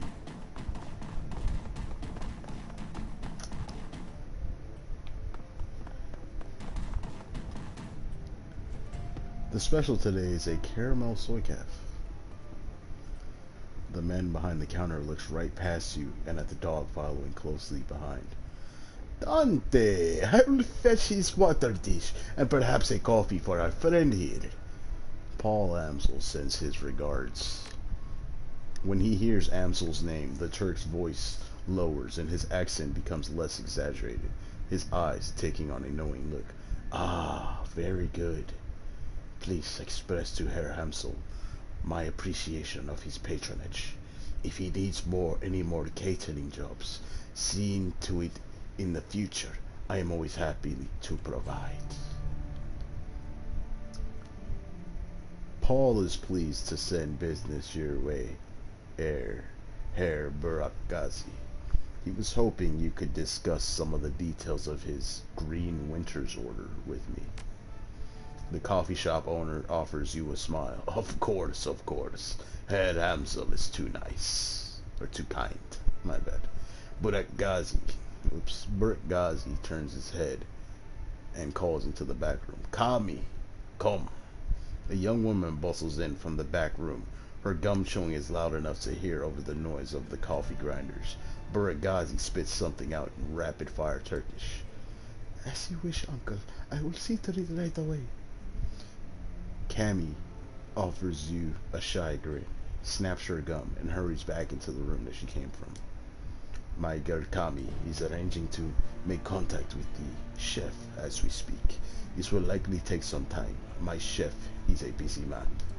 While we wait, I wonder if you would be so kindly as to run a small errand for me. A trifle. I hate to trouble you. I am embarrassed to even ask, but I would be most appreciative of your help. Of course, Herr Burakgazi. It is no trouble at all. Altu's voice lowers to nearly a whisper. The errand is simple, hardly worth of you. I have installed a number of data taps to Berlin's fiber optic network. As part of my civic duty, you understand. These tabs provide free matrix access for all who live in the Cruz Bazaar. In order to maintain their anonymity, each tab's protocol buffer must be reset every few days.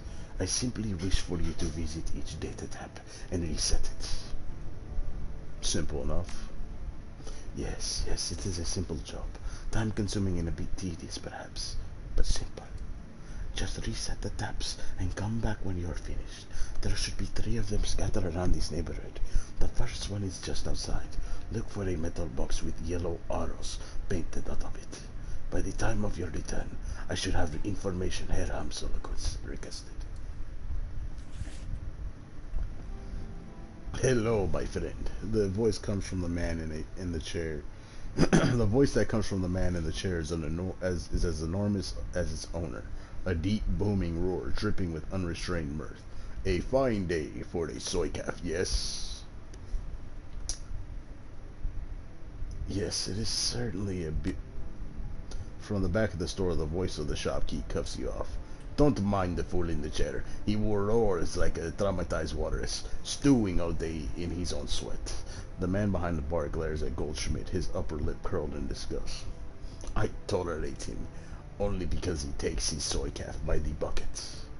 Goldschmidt responds with a raucous belly laugh. Apparently he finds the shopkeeper's insults to be hilarious. I'll do, my friend. You are quick-witted and sharp-tongued as ever. I bow to you. If you wouldn't mind... Once again, the shopkeep cuts in. To bow to me, you would first have to vacate your chair. The shopkeep clasps his hands together, clasping them in front of his chest. I shall summon a team of determined young men and an ox to assist you with the task. With luck, you will be on your feet by nightfall. Goldschmidt smiles up at you, his small eyes glittering. Enough with this senseless bickering. You have approached me for a reason, yes. Tell me, what can John Goldschmidt do for you?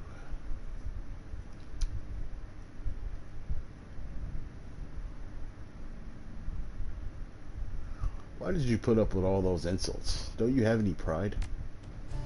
I put up with them because they amuse me. The fact that they amuse me infuriates my dear friend Altu, who in turn hurls more insults. Goldschmidt raises his soy calf cup and salutes. And thus the cycle continues. It is 2 years now that I've been your customer, yes, Altu? 2 years. 2 years of soy calf and strained patience, yes. And I remain happy, and Altu makes money. An ideal business relationship. Well, it all sounds perfectly healthy. Take care then, Jan. Goldschmidt gives you a deep nod, his jowls quivering. Until next time, my friend.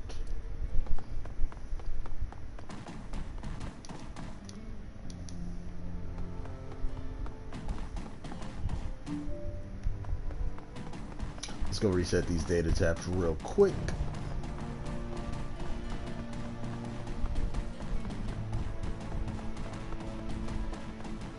Boom, boom, boom. Boom, boom, boom, boom, boom, boom, boom, boom, boom. Boom, boom, boom, boom, boom, boom, wow, wow, wow. Wow, wow, wow, wow, wow, wow, wow, wow.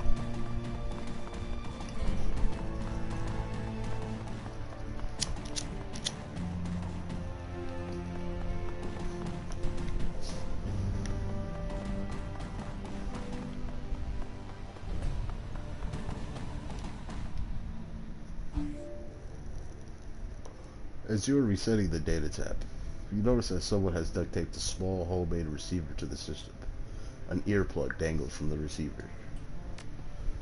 The sound of heavy machinery makes it difficult to hear the words that are being spoken. After a moment, you find you can make out 2 distinct voices. A nasal woman who speaks who sounds like a heavy smoker, and a man who speaks in a high-pitched, breathy tone. I just heard... Monica, need you to verify. Good for us. Good for us. A sound like a conveyor belt starts adding to the noise of machinery, and you can't make out anything else until it comes to a stop a minute later. Think our next step? Wait, it isn't ready to make a move yet. To be patient. See who sets up. Could be someone more. More conveyor belts start up. All you can hear is the sound of machinery.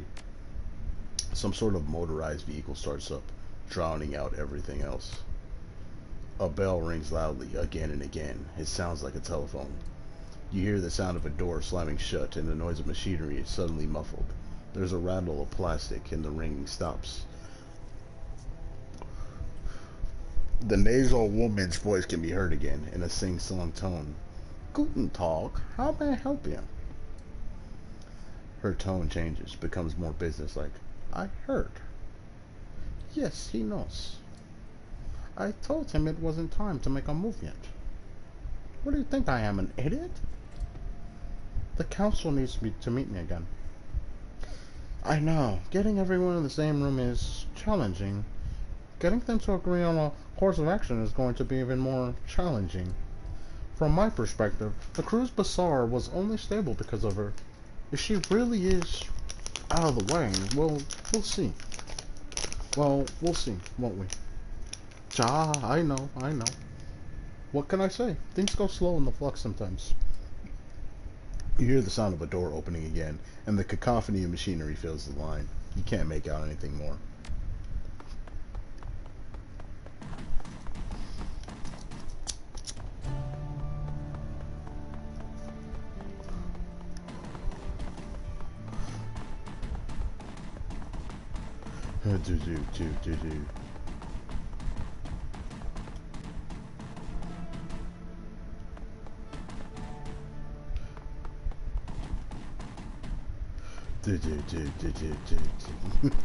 Dante Seth sounds like fucking like sometimes it'll sound like the fucking Terminator theme.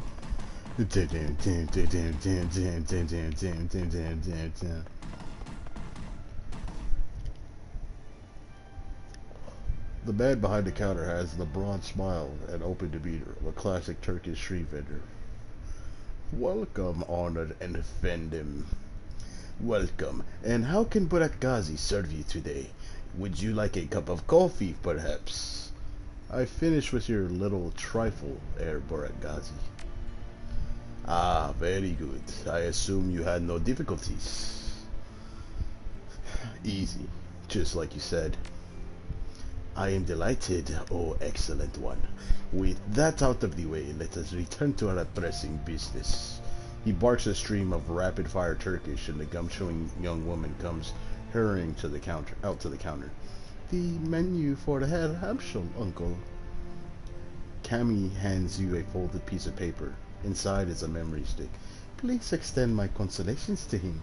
The death of Fräulein Schaefer must have hit him hard. Burak Ghazi gives Cammy a small nod, and she hurries out of the room. When she is gone, he returns his attention to you. Please express my condolences as well. I only just heard the news. Monica was an important part of this community. He frowns. You know how important. The memory stick Cammy just handed you should contain all the information Herr Amsel requires from our chef in the field. Should you require my services in the future, you know where to find me. Until then, good day.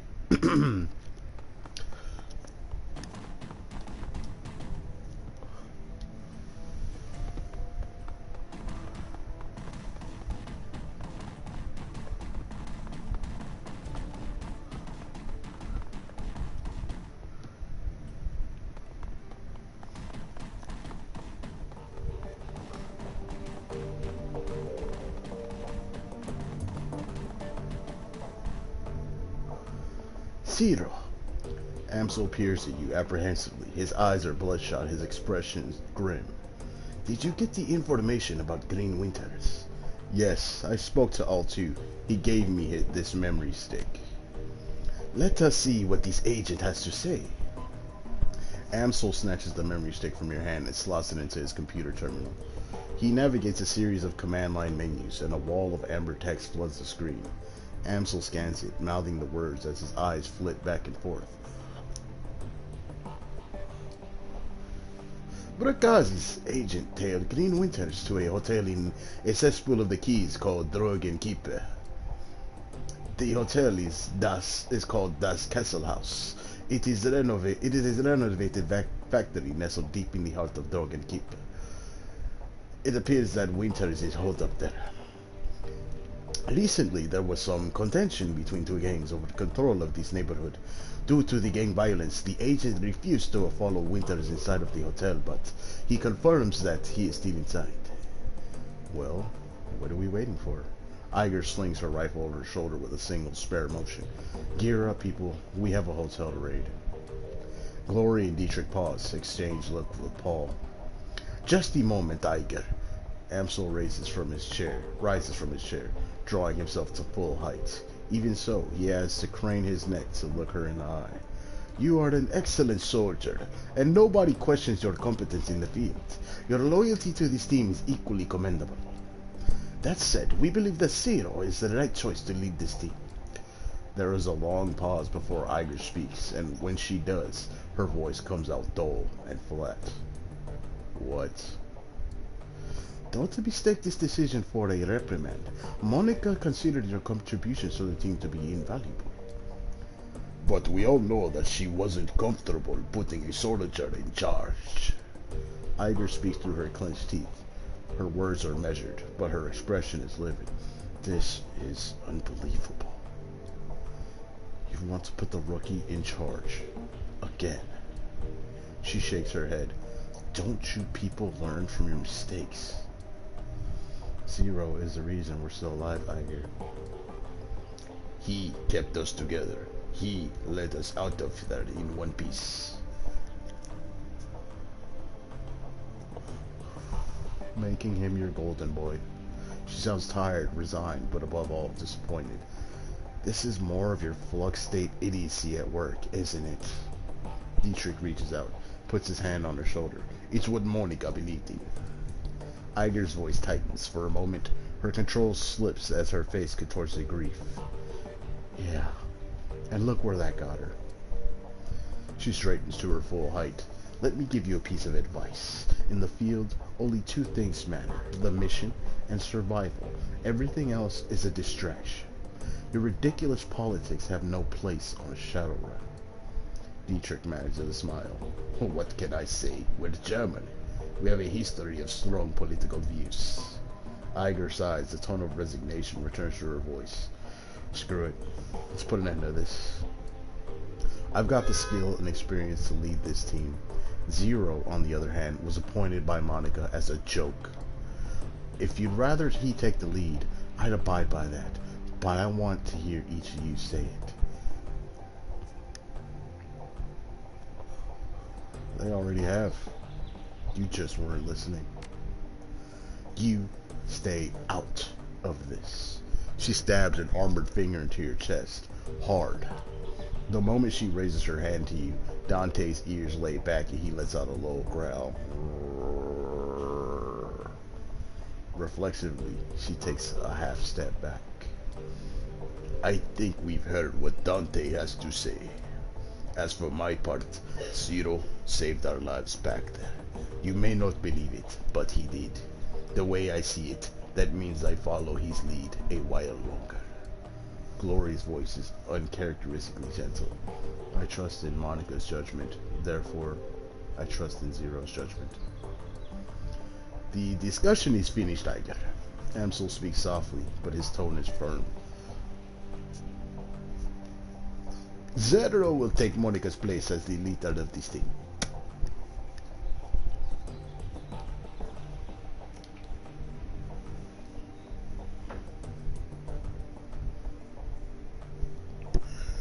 Monica's death deserves vengeance. I intend to see it done. He nods. There's a dangerous glimmer in his eyes. Understatement of the year, Zero. Someone's gonna pay, and pay hard.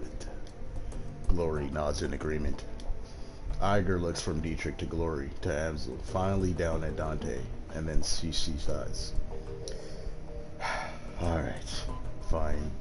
She shakes her head in exasperation. Her voice is heavy with defeat. Looks like the rookie's in charge. Again. It's time to move on. We need to focus on chasing down green winners. Indeed. I have transferred the information that we received from L2 to the computer terminal in the next room. It used to be Monica's personal workstation, Zero. Now it is yours. Monica kept a variety of notes and dossiers on that machine. I would suggest reviewing her notes when you have the time. Amsel turns his attention away from you and back to his computer screen. Good hunting. I will eagerly await for your return. I wouldn't suggest driving to the Drogen Keep. The roads aren't safe. Taking the U-Bahn would be faster anyways. Thanks for the tip, Iger. The U-Bahn it is. Iger nods and turns to check her equipment. The rest of the group disperses in turn.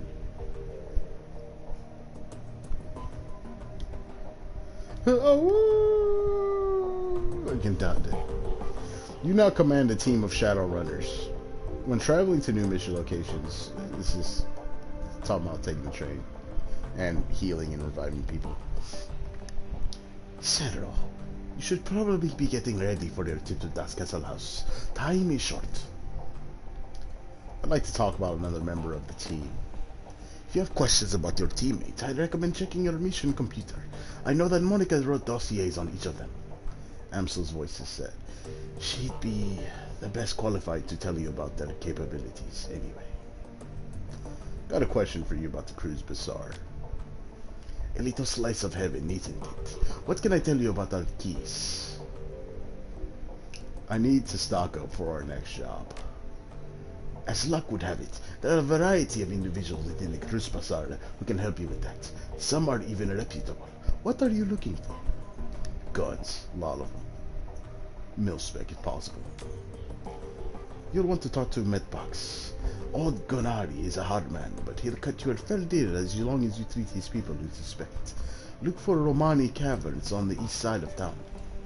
Is there anything else that I can help you with? Tech, decks, rigs, drones, that kind of thing. There's a little shop down the road you might want to try. Check out the Data Heaven on the west end of town. The owner ran jobs for me 7 or 8 years ago. She's well connected and discreet. Well connected and discreet are good. I'll be sure to look her up. Cyberware. I could use some new chrome. If by decent you mean competent, then yes. Around the corner you will find a clinic called Triage. The owner, Dr. Esquivel, is a cyber surgeon of some renown, as he can see to your needs. As long as he knows what he's doing, that's good enough for me. Anything beyond that is none of my business anyway. Very well. Yes, very good. That is probably the healthiest attitude to take about those who supply our community. Magic. Is there a decent talismonger around here? Yes, as it happens, the Cruz Bazaar has been blessed with an excellent talismonger. Search for an unmarked shop with black curtains on the east side of town. The proprietor is a wonderful man with an encyclopedic understanding of the arcane, and his assistant is quite lovely as well. Wonderful man, lovely assistant, black curtains. Does the proprietor have a name? He's an elf named Algernon. The assistant has a name. Excuse me. I haven't heard it. She's a captivating young woman, but how to put it? A bit strange, I suppose. She has a peculiar manner and extraordinary eyes. You will have to see for yourself. Drugs. I need combat stims. Amsel lets out a weary sigh. Yes, that is a guy. He calls himself Zack Flash, and he's more of a street person than anything. If you're looking for drugs, he's the one you should talk to. He can get you what you need if you're willing to put up with him. One can usually find him crawling around the U-Bahn entrance to the northwest. Caffeine. Where can I get a decent cup of soy calf? As luck would have it, there is an excellent soy calf shop just outside. If you're willing to splash out, the proprietor, Mr. Altubarakazi, has genuine coffee from his native Turkey. Such luxuries are rare, even in Berlin. It's well worth the cost if you can afford it. Nothing. I'll go exploring on my own. Very well. Is there anything else that you need, or... Amsel shifts his gaze down to the papers on his desks, then looks you in the eye. He's far too polite to tell you that you're wasting his time, but it doesn't take a genius to figure out what he's thinking. Nah, I'll let you get back to work. Thanks, Paul. Amsel returns his attention to the papers scattered across his desk. Auf Wiedersehen.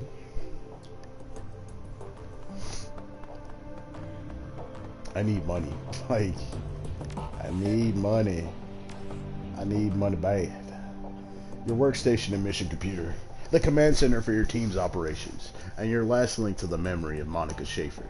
Her thoughts and words live on in the machine. At times, it's easy to forget that she's gone. The cool blue tones of the workstation's main menu fill the screen. A blinking message in the upper right corner notifies that you have 0 unread messages. We have a video. Hello, Ace. The screen flickers to life, and Monica's face appears. Her hands are on her hips, and she's wearing a wry smile. Hey, Ace. If you're reading this, it means that I've either died or stepped down. Hopefully the latter, but probably the former. Not many Shadowrunners make it to the retirement age. In any case, I'm sure that you'll do a fine job in the role. If you need anything, Talk to Paul. He's a good man, and he knows how important it is to me that you take my place. One last thing, Ace. Iger might cause you some problems. In fact, I think it's a fair bet that she already has. Just remember, she brings something to this team that nobody else does. You'll want her on your side. My advice to you is this.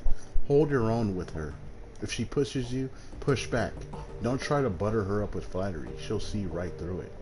Most of all, do what you can to earn her respect. She'll never be satisfied following you if you don't give her a better reason than to because Monica said so.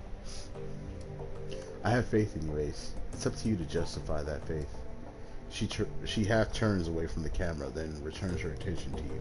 The image is uncannily lifelike. Oh, and by the way, Ace, if you botch this, I'm coming back and haunting your ass. I mean that. The message ends, and the image fades. You find yourself back at your inbox.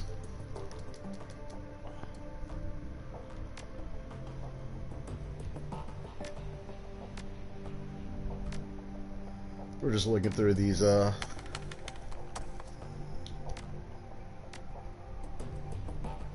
post some pay data. We'll be able to get some money off of that.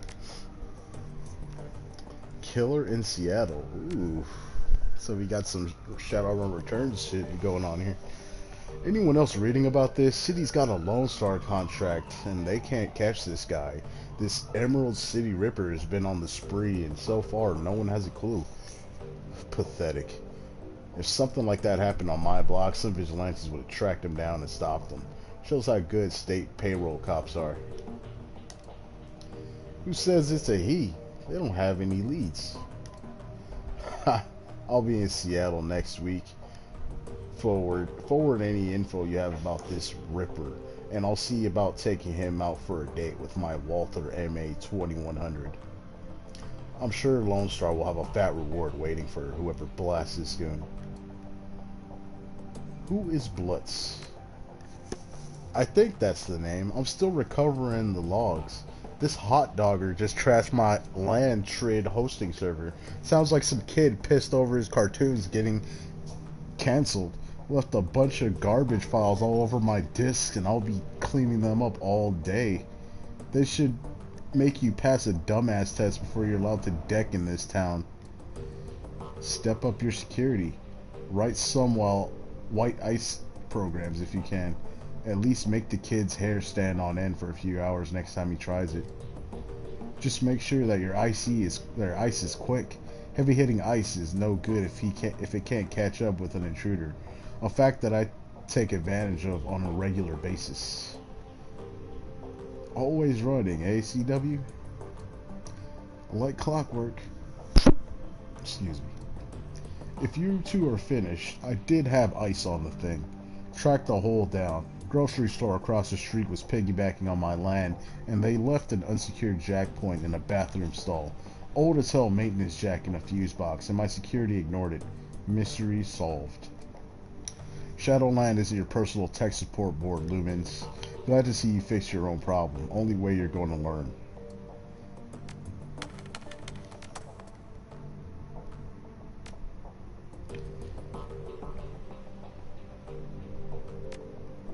The image of Monica appears on the screen.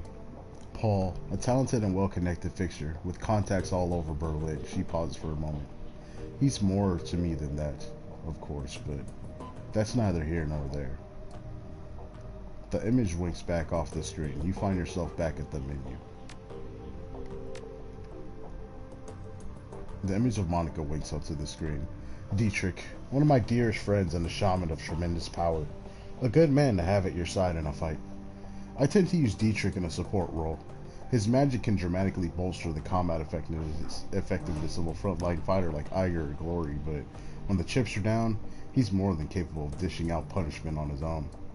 Can't think of much else to say about Dietrich. Just a good, reliable guy. She pauses for a moment. Wait. When she speaks again, you can hear a hint of guilt in her voice. She's getting a little long in the tooth for a He is getting a little long in the tooth for a Shadowrunner. I'm not sure how many more years he has ahead of him in this game, but I'll be happy to run with him for as long as he's able.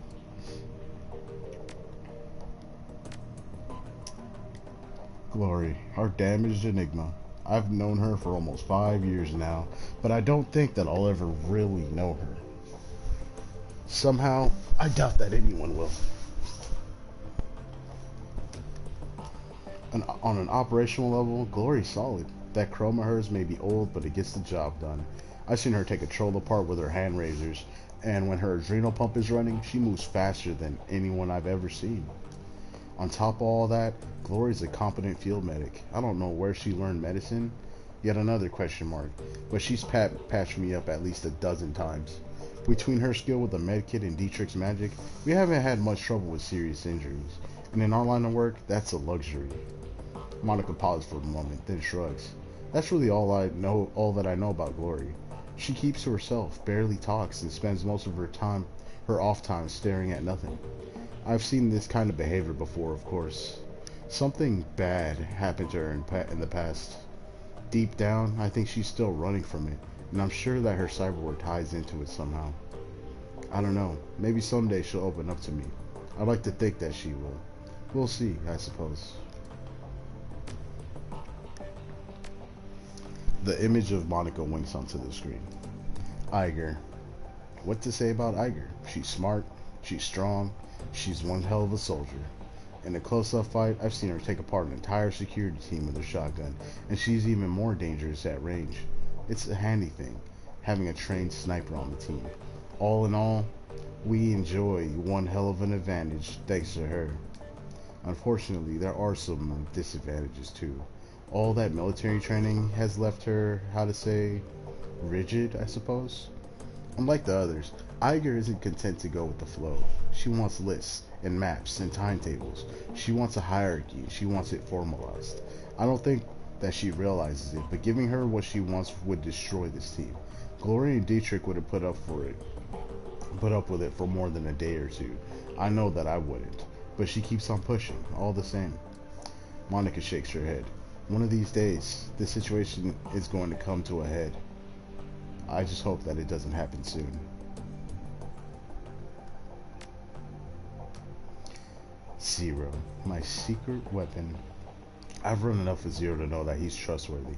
Good in a fight too, but beyond all that, it's good just to see him again. There aren't many people left from the old days. Far too few. And Zero? She smiles. Well, he was always the best of them. She takes a deep breath and shakes her head with a sigh.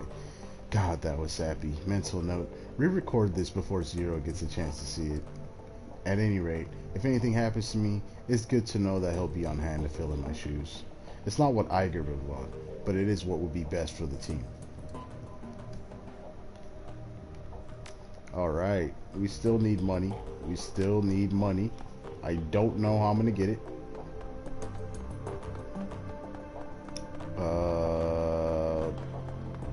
I need money bad though. Like real bad. Because there is a couple things that I wanted to buy.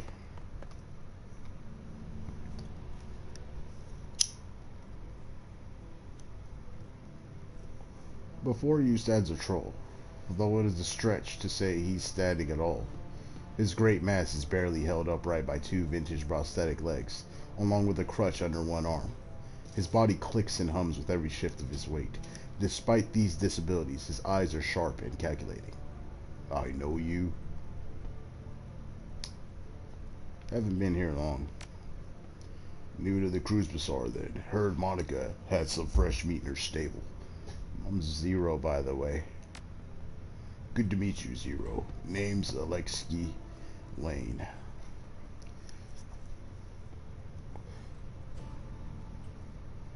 What's your place in the cruise bazaar? No place really, just an old relic rusting away. There's something you should know about Monica. Something happened to her on the run. I'm afraid so. There have already been whispers. I had a feeling. Besides, Monica almost always comes around after a run to check on everybody. She's long overdue. And now, here you are in her place. So she's either severely wounded or outright dead. Which is it? I'm afraid she's gone. The grizzled troll nods grimly. The servos in his prosthetics complain as he lets loose a heavy sigh. Now, that is a shame. She was a hell of a runner, that one.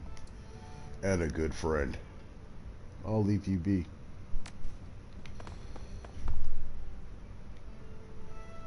At the sound of your approach, the orc turns to face you. He wears a severe expression, but there is kindness in his eyes. Ah, hello, human. As you can see, I am in the middle of a conversation with my assistant. The volunteer worker holds her silence, but her expression is full of naked hostility. Samuel gives her a sidelong glance, and she seems to get the message. The fire in her eyes dies down to a low simmer. But we do not want to be impolite. Is there something I can do for you? I couldn't help overhearing your conversation. I take it that you run a charity of some sort. He nods. Yes, it isn't much, but we do what we can. Such as, give me specifics. He clears his throat, then begins to count off on his fingers. In the past several years, I have established a shelter where the dispossessed can sleep, a soup kitchen to feed the hungry, and a library for people of the Cruz Bazaar to better themselves. It isn't much, I admit, but it's a start. A good start, Samuel. You mustn't be so hard on yourself. There are limits to what one man, even a determined man, can accomplish. This is true. He nods to the orc at his side. Thankfully, some of the residents that I have helped over the years have come back around to help me. I've got 15 assorted orcs and trolls from all around the Cruz Bazaar working with me now. They help me man the soup line, stock the library shelves, and do all of the hundreds of other little things that the community organization needs done every day. These extraordinary individuals are living proof that what we do here has value. They are my inspiration to continue forward. She beams at the compliment. From her body language, it's clear that she idolizes Beckenbauer. Now, do you have any more questions? If not, I will bid you good day. I do not wish to sound self-important or rude, but there are many pressing matters that demand my time. 15 assorted orcs and trolls. Does that mean that other races aren't welcome within your organization? That's taking a rather narrow view of what we do. Yes, it is true that my assistants are all members of the goblinoid races. It's also true that before they accept my help, they were thieves, gangers, and deadbeats. It's not because they are bad people. This is because those of us with goblinoid traits are feared, mistreated, and denied gainful employment by a society that hates us. I hire only goblinoids because mainstream human society has created a need for me to hire only goblinoids. The orcs and trolls of the Cruz Bazaar deserve a workplace where we will be treated with dignity and respect. All that being said, our services are available to all. We wouldn't turn a desperate person away, regardless of that person's metatype. Even humans, the most privileged of all races, are welcome at our door. Isn't that what most important?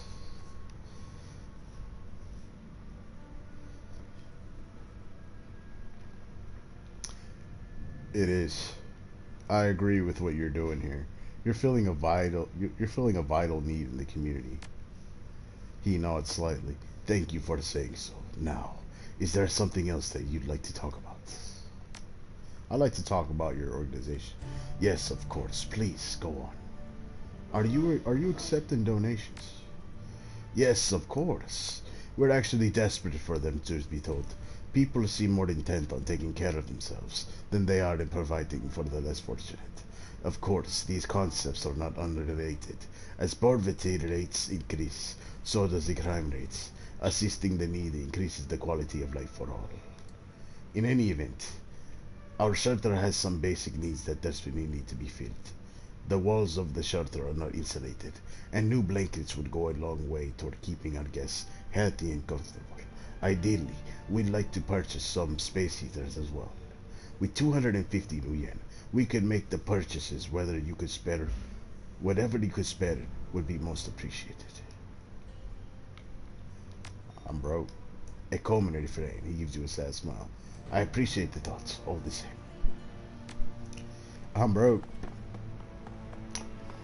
250 new yen. I have no idea how I'm gonna get that. If anything, I need like a total. I need like 1,000 new yen right now. I need money, like, before I go on this next mission. Like, badly. How am I gonna get that money? I don't know. Like, that's the thing. I spent the money. I shouldn't have bought that spell, but I needed it because it's a really good one. Maybe I could sell it back. It's gonna be a waste if I do that, because I'm not gonna get nearly anything back. Oh, this sucks.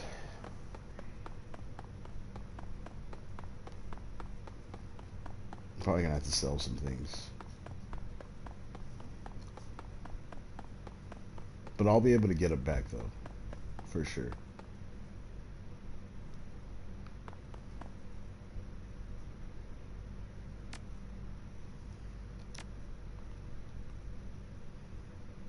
So I'm only gonna get half.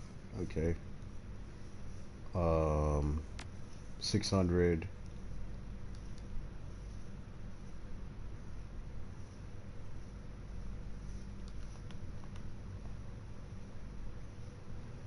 $662. I need more than that. I need way more than that. 750. So if I spend 250, if I spend 250 out of this, I'll be left with 500. Damn, this sucks. I'm literally selling like everything, bro. Fuck it. Everything I just bought, I just sold, and I don't have anything. Oh, we're starting the game off fucking. Oh, that's bad. Oh, that is bad. So let's go ahead and donate to this guy. Here, just take what you need. I've got you covered. Samuel's eyes widen. This is incredibly generous. Thank you, my friend. Not a big deal, Sam. Do good with it. With this donation, we have reached our first goal. Thank you for so much of your kind assistance. I will put your contribution to work stocking the shelter with blankets and heaters. Not a problem. Please, do not downplay your contribution. You have shown kindness at a time when few others will. That means something. It means a great deal. No questions. I'm just passing by. Alright, let's get to work. Let's make some money. Because I'm broke. I am broke. I am broke. I am broke. Yeah, I am broke. Yeah, I am broke. Yeah, I am broke.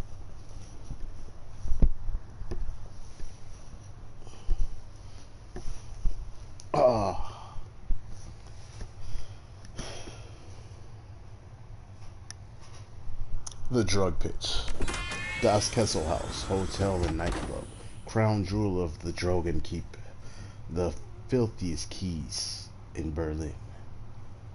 Opening the doors of the ground level dance club is like bashing your head into a wall of sound. Flashing lights stab your eyes, and the air is perfumed with a cheap synthol and engine grease. Everything in here is cranked up to 11, a playground for the numb. Green Winters is somewhere in this building. You steel yourself for the Century Assault and step inside. The team makes a quick check of their weapons and follows you into Das Kessel House.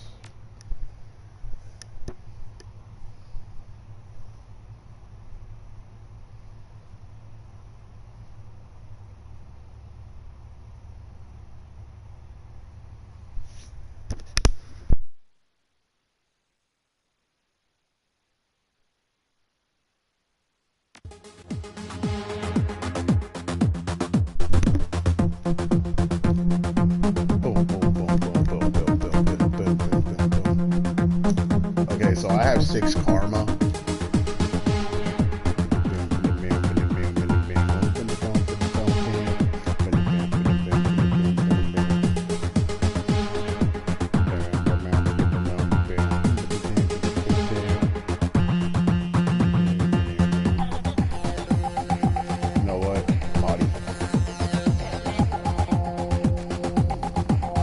Das Kettle House Club and Hotel. Last known locations of Monaghan's.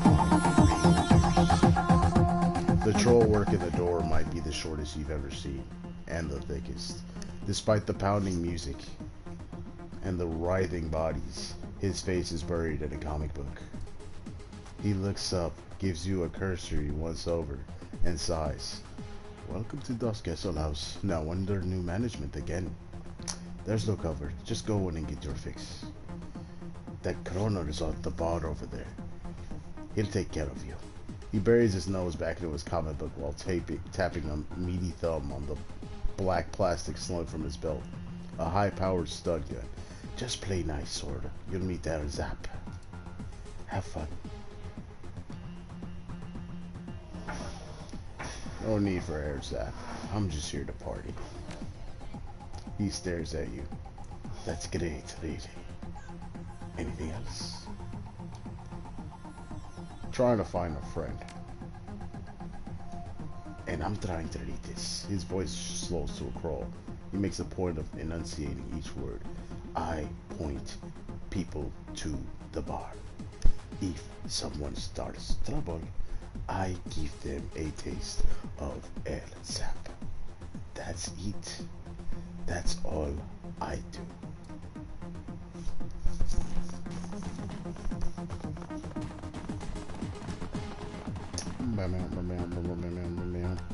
The music out here on the floor is way too loud for comfort.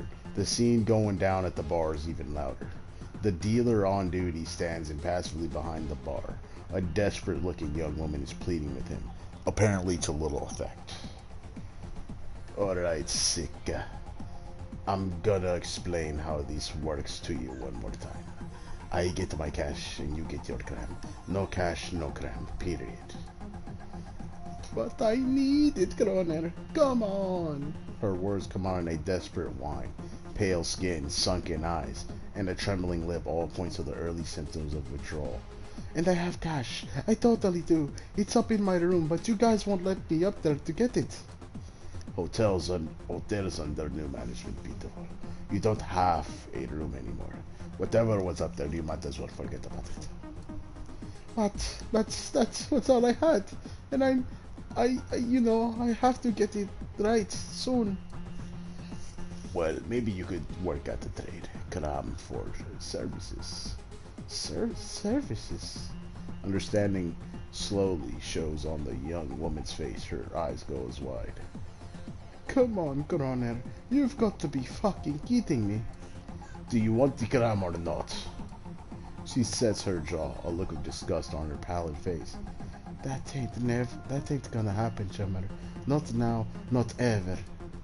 The bartender shrugs. I give you about a half an hour before the shake shifting. Then, when that happens, you know where to find me. He turns to another customer with a smirk, leaving the desperate young woman crumpled against the bar.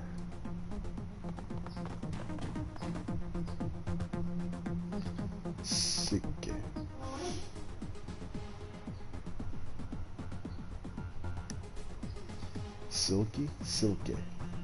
Silke looks up at you. A look of abject misery plastered across her face. Leave me alone, okay? I've got problems to deal with. Kroner is a direct stain. I'll hook you up with... Nah, I don't have any cram. Sounds like the new management stole your property. Answer some questions for me, and I'll help you get it back. Really? That'd be incredible. Her lips struggle upward into a facsimile of a smile. I really need that money, and I left some things in there too, personal stuff. I can be very discreet. My stuff should be in room 304. That's where me and Nadja and Sarah were staying until, well, I'll be waiting right here when you get back down. So, what did you need to know? I need to get up to the hotel. Any idea who I talked to about that? You can talk to Frank. He's the floor manager. He'd have an elevator key. She points to the north of the end of the club. He's over there, on the VIP balcony. See the greasy jackass in the oversized suit? The one drooling all over that table dancer? That's Frank. Tell me whatever you can about the gang that's taken over the hotel. Bad guys, I mean like real bad guys. The gang that used to run this place wasn't all bad. They kept the crime flowing, and the prices weren't too high. They never hassled me as long as I kept buying. But new guys killed them all when they took over. Now I'm stuck dealing with assholes like our owner. The floor manager, Frank, all he had to... What the hell, man? The floor manager, Frank, had a thing for my girl, Sarah. He was always coming on to her, no matter how many times she told him no. I haven't seen her since they take over, but he won't stop asking me about her. Guy's a real creep. That's about all I can think of. I steer clear of the new guys when I can. She steals a glance over her shoulder at Kroner, a scowl on her face. I shouldn't have to tell you why. Have you heard of a guy named Green Winters? No, I don't think... Oh, wait, yeah. I bumped into him here a few days ago. I remember because his name sounds like a kind of chewing gum. I don't think I remember seeing him leave, so he's probably holed up in his room. I'm pretty sure that there's still some people up there, the ones that the gangers missed. I hear they locked themselves in. What can you tell me about the layout of the hotel? Well, it's a nice enough place, you know, for a factory. Let's see, okay. The second floor is the security station. Lots of high-tech stuff up there. And I've heard stories about the penthouse level. Something about the seal vault. There's supposed to be something real valuable in there, but nobody knows what it is. Doesn't stop them from talking about it though. Thanks. You've been very helpful. Sure thing. Just hurry back with that stuff, okay? I really, really need it.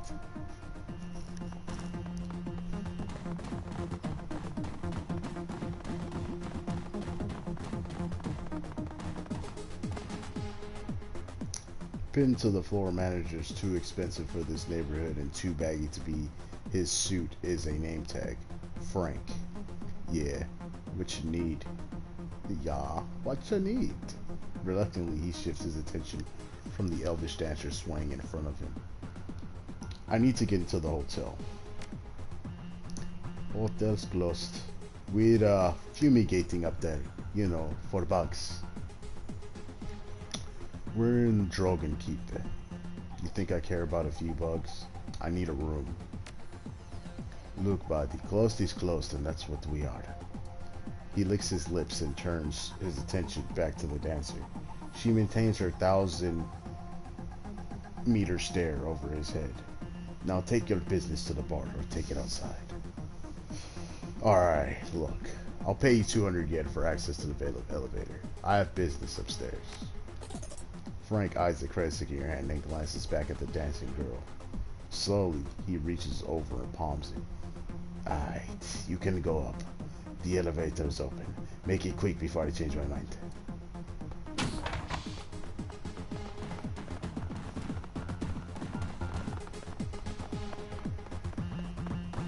Oh, I still have money. I thought it was going to be 500 for that, but it's only 200.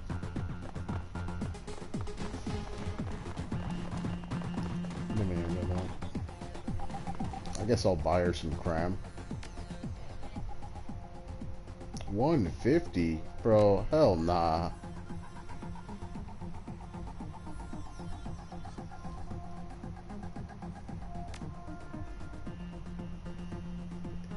Hey, if she wants her cram, she's got to pay. Same as everybody else. Barter system, eh?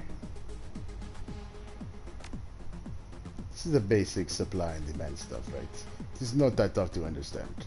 If she wants my goods, she needs to repay me with goods or services. Pretty simple math. Even she can do it. Now, do you want to buy something or not? Screw it, I'll get her some cram, dude. Why not?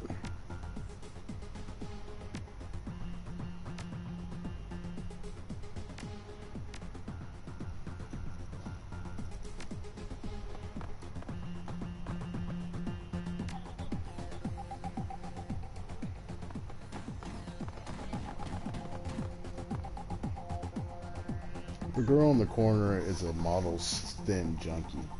All wide eyes and nervous energy, she greets you with a smile so wide as to border on the grotesque. Hey, hey, good looking. You want a party? I'm always down to party. Alright, my kind of guy. You've got cram, right? I just love a guy that's willing to share.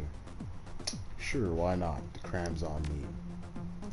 Hey, alright. The girl's hand snakes forward with alarming speed.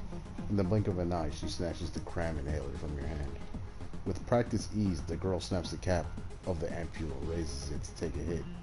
With a practiced hand, she injects a squirt of orange liquid into the corner of each eye. Her whole body begins to shiver as the drug kicks in. Ooh, that's so much better. I feel alive again. So, how long you been partying here? Oh, a real long time. I go where the cram flows. She raised a hand to her lips to stifle a high-pitched giggle. You know? Yeah, this is a really great place. Well, it was a better place before it got taken over. It's not too bad now. I still got cram, right? How do you like the guys that run this place? Oh, they're terrible. The worst. Loud, violent dreckheads with grabby hands. But they have the cram, so what you gonna do? The gang that used to run this place now, they were classy. They had this awesome stuff. It was like if Cram and Nova Coke had a baby, that's what it would have been. It was dreamy. Heard anything about the hotel upstairs? Oh yeah, lots and lots of people say that it's haunted. It's like there was this little girl who died in one of the rooms back in the early 2000s. I think she like drowned or suffocated, or maybe she fell out a window. Oh no, wait, I got that wrong. It was a little boy. Anyway, he haunts the hotel, I think. Or maybe it was a giant bug. Is that the story I'm thinking of? I don't remember. Oh, and I remember hearing stories about a crazy troll running around in his underpants. I don't think he had a name. He just ran around and broke things. Things were kind of wild before the new gang took over. It's been fun, but I've got to get going. Oh, okay, baby. You can come back anytime. Just bring more cram when you do, okay? So we got some intel there.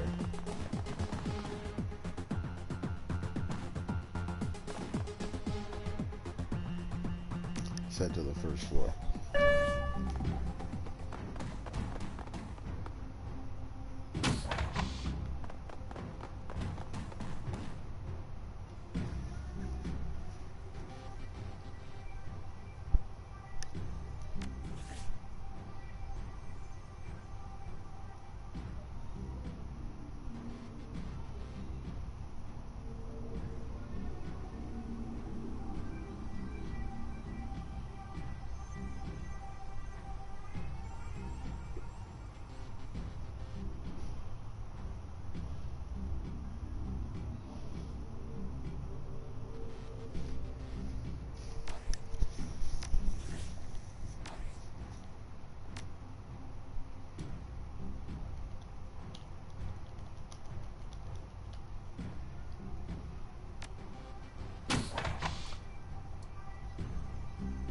Whoa.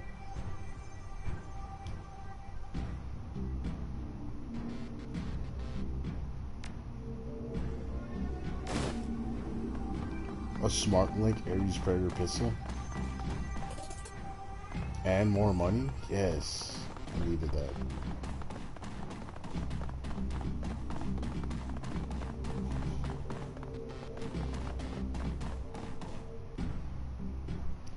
This section of the wall seems to be buckling under its own weight. The aging wallpaper that lines the rest of the hallway has long since peeled away, revealing the structure of the wall underneath. While the underlying structure is reinforced with steel support struts, you see signs of rust and metal fatigue everywhere.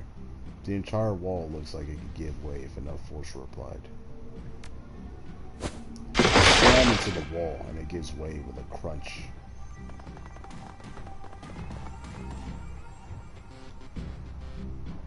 Searching through the clutter on the desk, you find a small synth leather bound journal.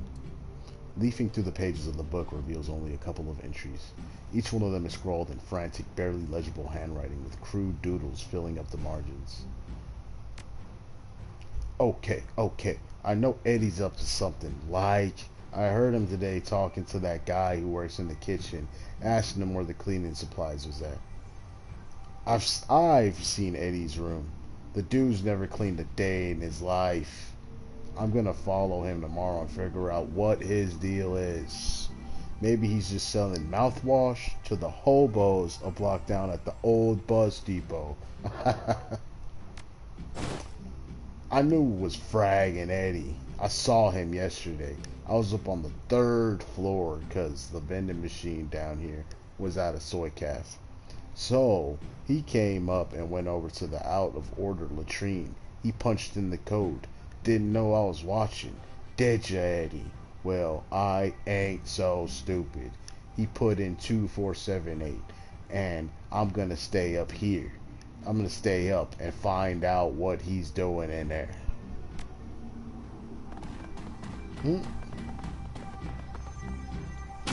So we got a code for something. Don't know what, but for something. We got another door here. See what's inside.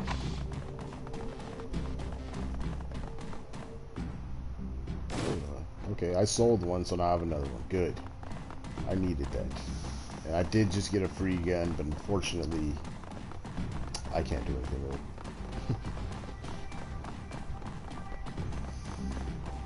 Alright, 2nd floor it is then.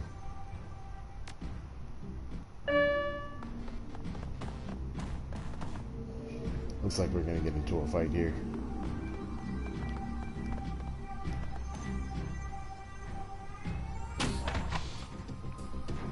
Recruit now!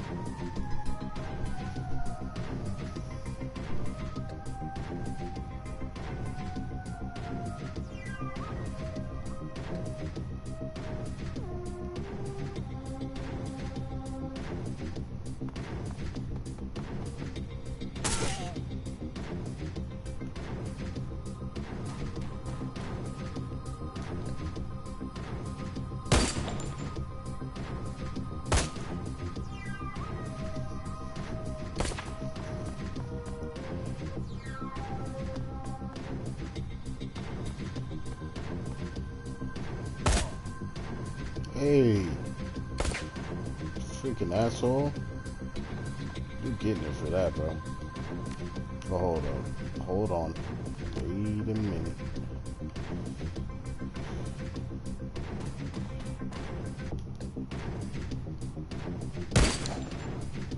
How could you miss that? It's right there.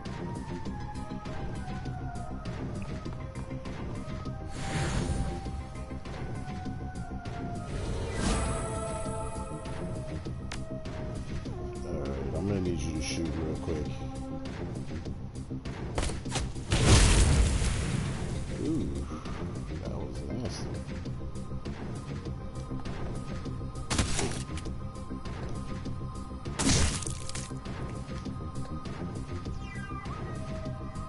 This guy's at 96% though. I might just do this one. Damn. Oh. Those killing hands.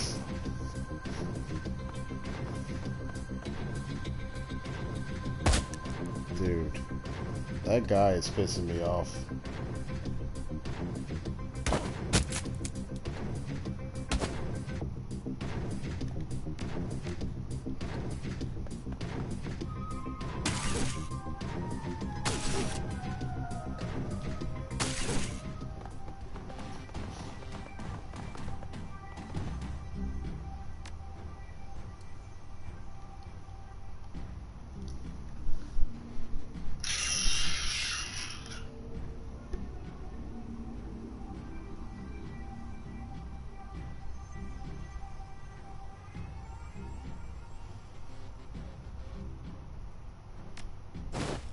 Guy in the master suite on 4 asked for his room code to be changed again. Paranoid son of a bitch. Anyway, dude's been renting one of our biggest rooms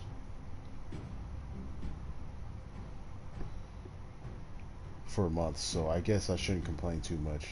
New code is 1989.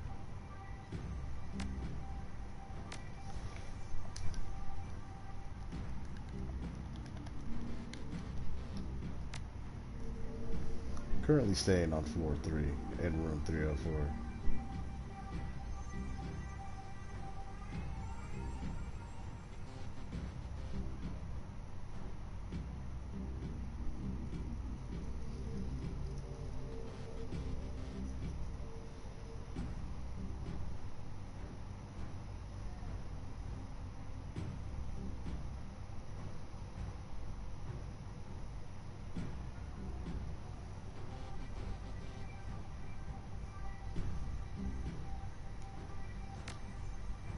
Silky Schroeder, Cram Habit, 2 ampules a day. Preferred Customer, Sarah Nurman, Bliss Habit, 1 pack a day. Resolve showing signs of weakening. Keep the pressure up. Show signs of becoming a pervert customer. Nadja Bauer, Recreational multi-drug user. Displays high tolerance for chems. Preferred Customer.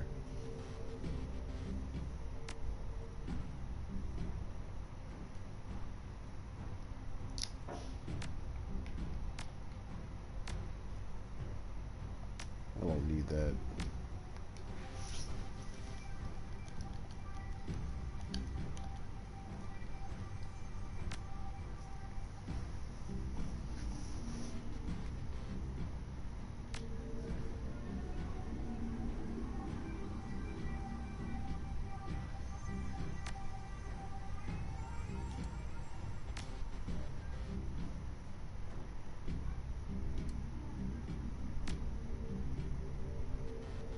Okay.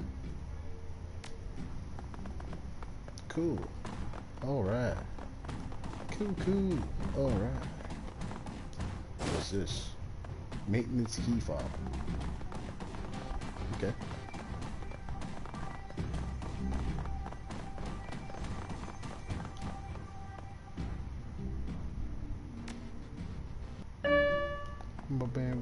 Bam. Oh crap. I did not want to open that. I wanted to read this sign. Do not open. It's too late for that. Definitely too late for that.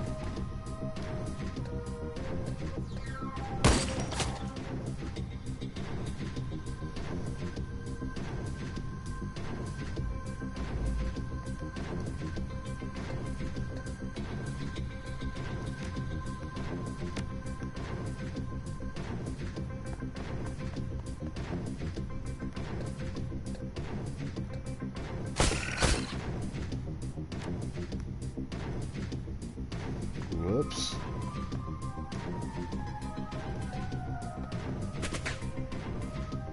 Damn, bro. What the frick? Slash. Oh. Oh, baby.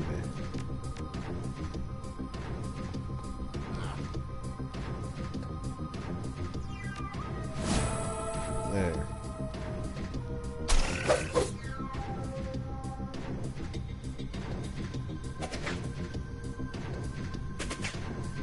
Bro.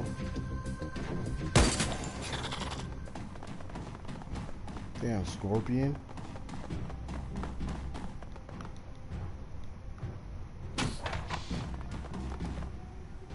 Cram. Sure.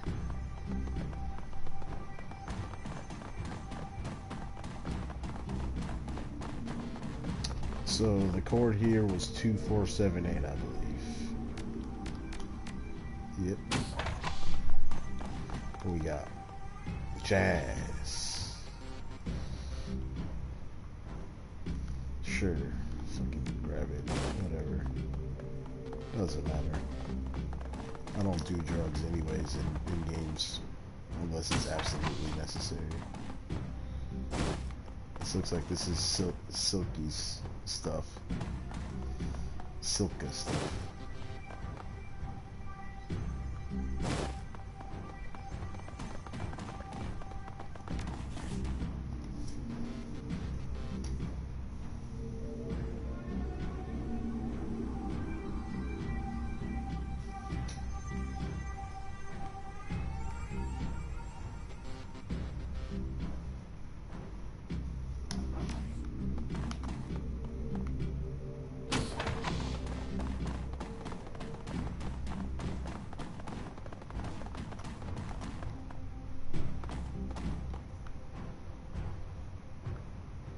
The floor at this end of the room is beginning to cave in.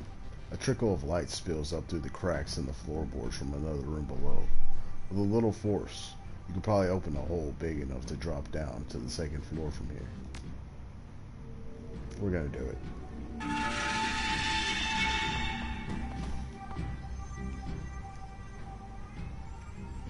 Please don't hurt me. I'm just a line cook. The cook's darting eyes are wide open, and behind them you see pure animal terror. If you let me go, I won't tell anyone. I promise. What are you so afraid of? Wait, you're not with those guys out there? I just thought... Take your time. I'm not gonna hurt you. I thought you were one of them.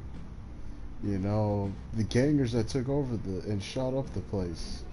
I work... He catches himself. That is to say, worked. I worked for the previous owners. When the shooting started, I shut myself in here. They, whoever they are, haven't figured out how to override my keys yet. It's been a day and a half. I don't know how much longer I can stay in here. Tell me anything you can about this place. Okay, I think there's some sort of chop shop up in room 401, like low-level street dog stuff. I had to deliver room services there one day when we were short-staffed. What I saw when they opened the door scared the truck out of me. People hooked up the tubes and stuff.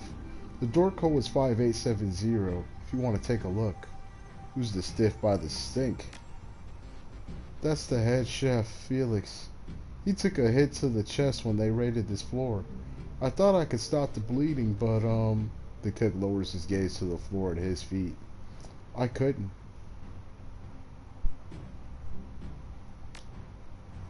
Yeah, thanks. I need to get moving.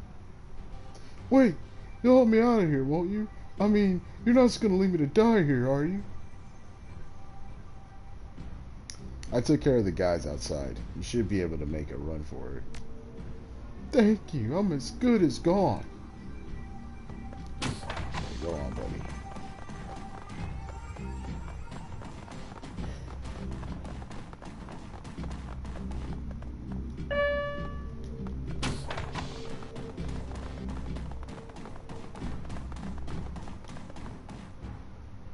On to the 4th floor. Let's go. This is 5870 here.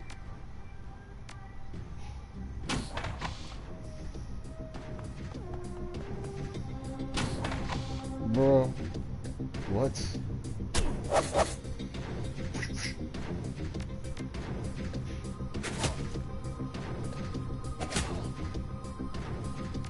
Oh.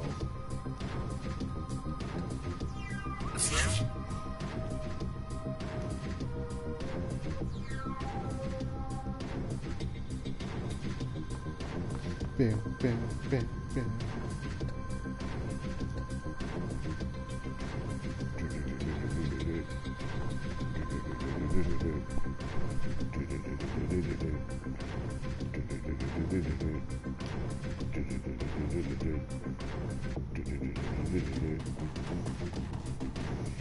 Let's get Iger in with the shotgun.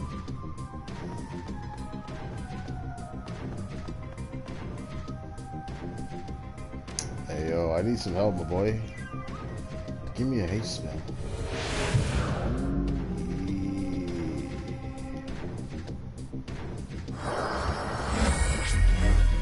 Ooh, yeah. get it, brother.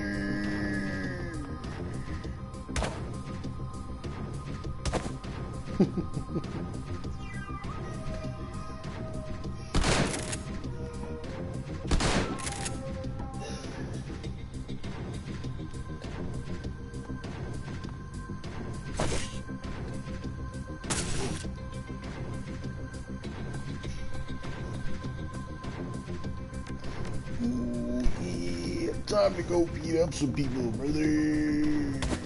Ooh, damn, man. Dude, this freaking adept shit is not playing. So what we got here? Schematic, auto injection, hyper. Advanced medkit, definitely good, very good. Do we have anything else back here? No, we do not. Okay. So that's it for that room. What do we have here? Oh, I'll give that to Iger. She's the soldier anyways. And we have a bathroom here, looks like. Nothing in there. And then we've got Green Winters' room. I believe the code is, I don't remember, like 1989, right? It's funny because that's the year when Shadowrun was created.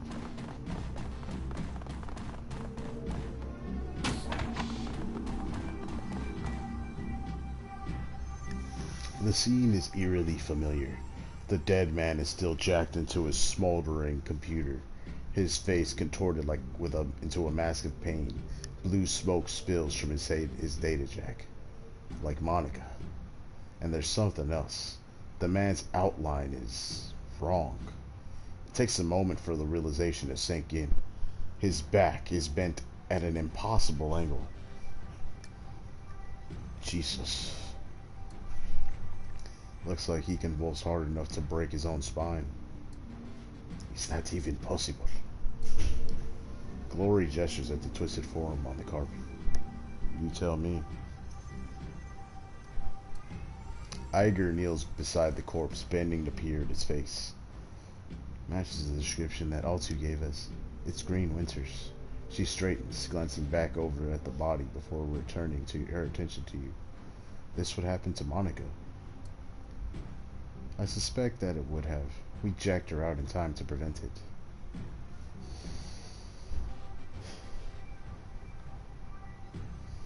Hell of a way to go. Yeah, I'm getting that. Iger takes another glance at the broken corpse, and you can see the uncertainty growing in her eyes. I've seen biofeedback deaths before. Never seen anything like this. Kneeling to inspect the body, you find smears of blood on the carpet under Winters' right arm. Move the man aside, you find a number written across the floor, 91612. You use your PDA to take a hollow pick of the number in the body, then step away. Damn.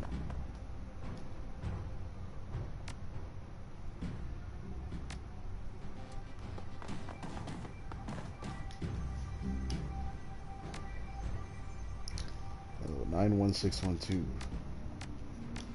Oh, the 9 didn't type. Oops. 1612. Inside the safe, you find a bundle of old, well-worn media discs. The word "Watch Me" have been hastily written on the back of the topmost disc. The disc labeled "Watch Me" almost looks new. The others are clearly much older, and many of them have been badly scratched. The last two discs in the bundle are stuck together, and when you try to pry them apart, the readable surfaces on the bottom disc peels away.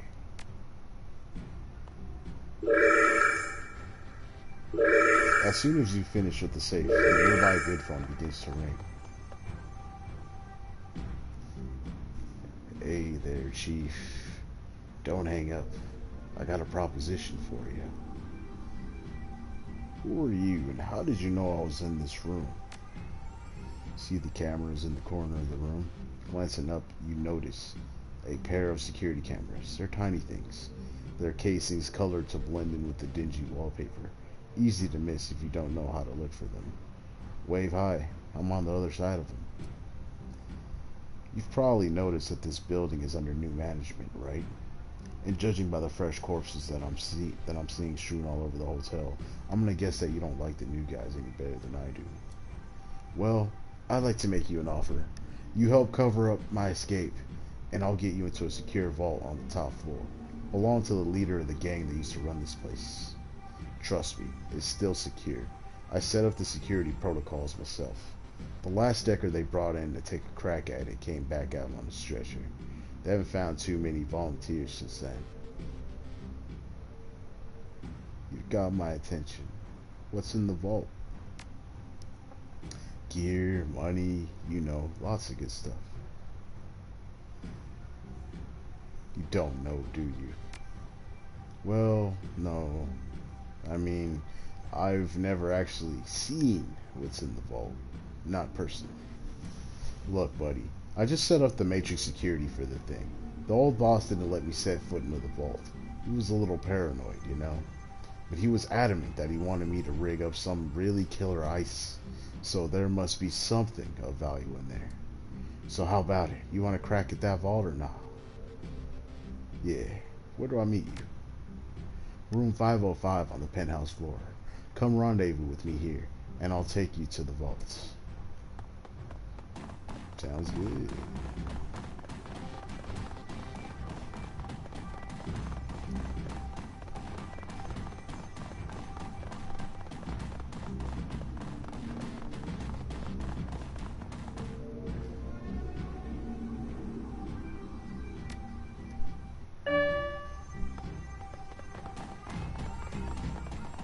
Psst.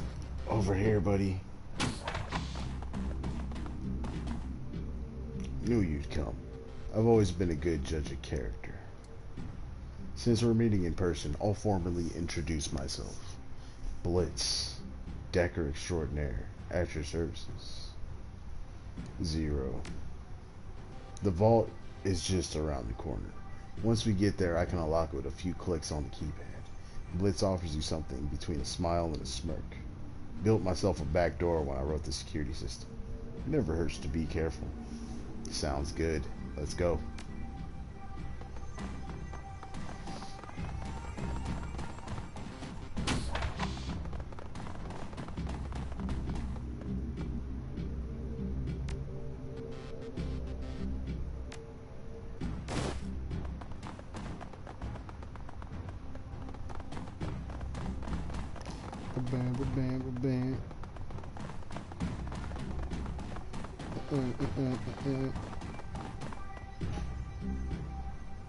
Oh, it looks like it's time to fight. Yo, hit me with the juice. Hit me with the juice.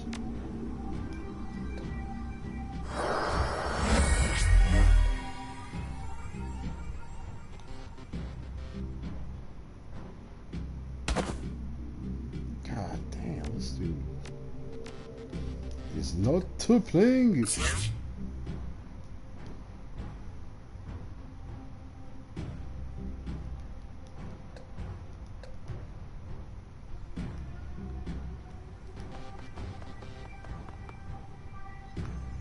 Tiger.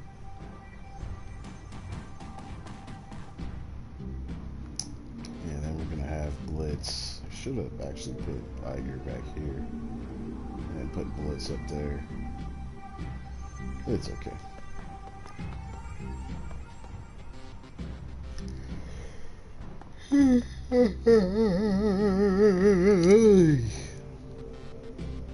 Let's beat this guy up.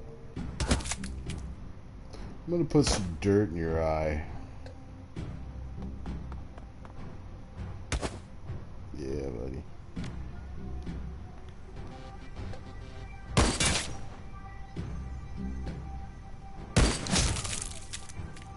Damn. Damn. Damn.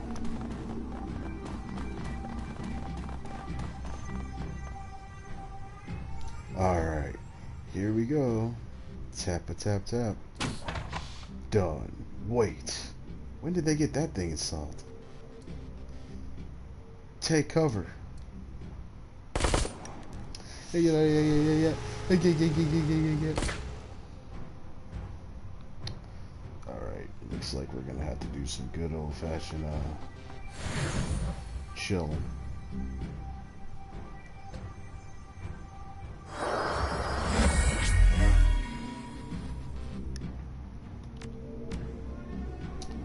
Let's get Iger in there first.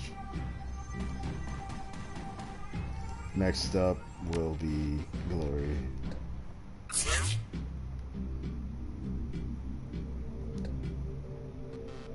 Yeah, I'll just have her swipe at this guy. Yeah. Next up, we're gonna go ahead and grab up Old Boy. And then we're gonna have let's just chill out here, I guess. For now.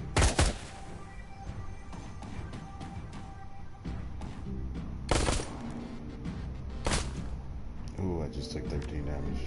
That is not a good look.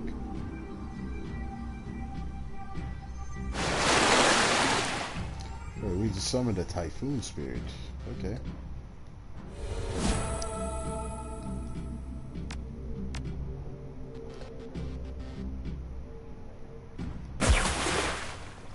We'll just take out all these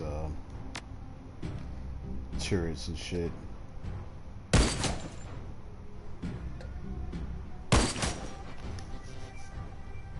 And what was that? Swipey swipe.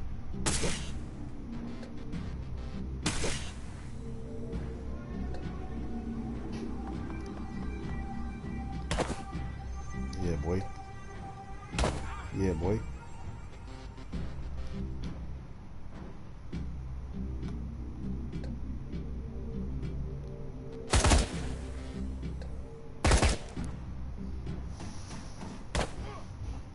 Oh.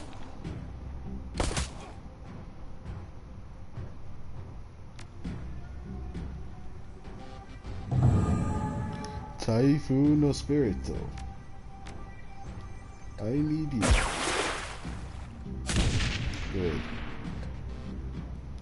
Good.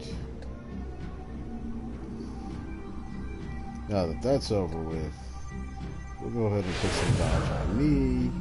We'll go ahead and fling a mana bolt there.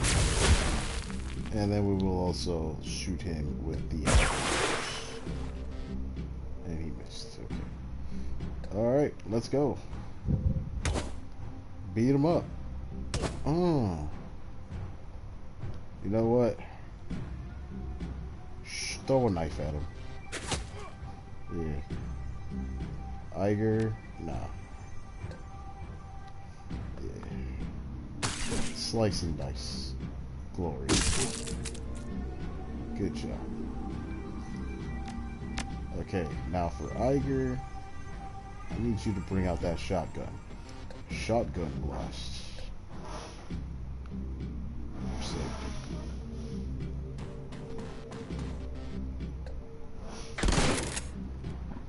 Okay, shotgun blast didn't work.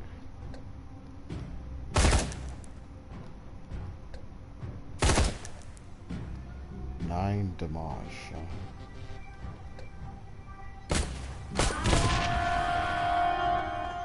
Let's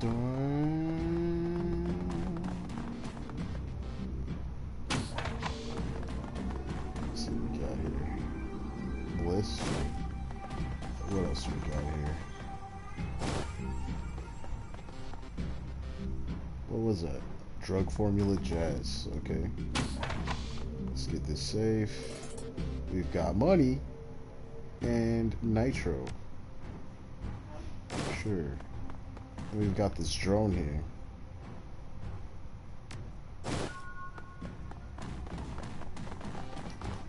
Alright, now I've got 2. I thought I had 6. No. Oh well. So I guess that's it. We could leave.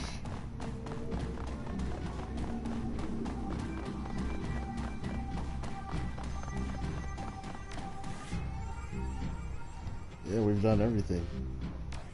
Well, we gotta turn back in old girl's belongings though too. So we'll go do that as well.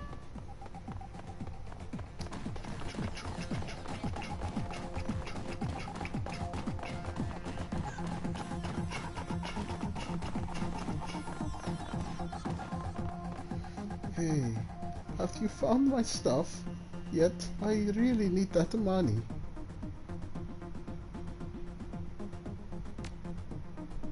Really? You actually went up there and got my things? She stares at the items in her hands incredulously. And you didn't just walk off with them? Wow, thank you. When you said that you were going up there, I didn't think... I just... Thank you.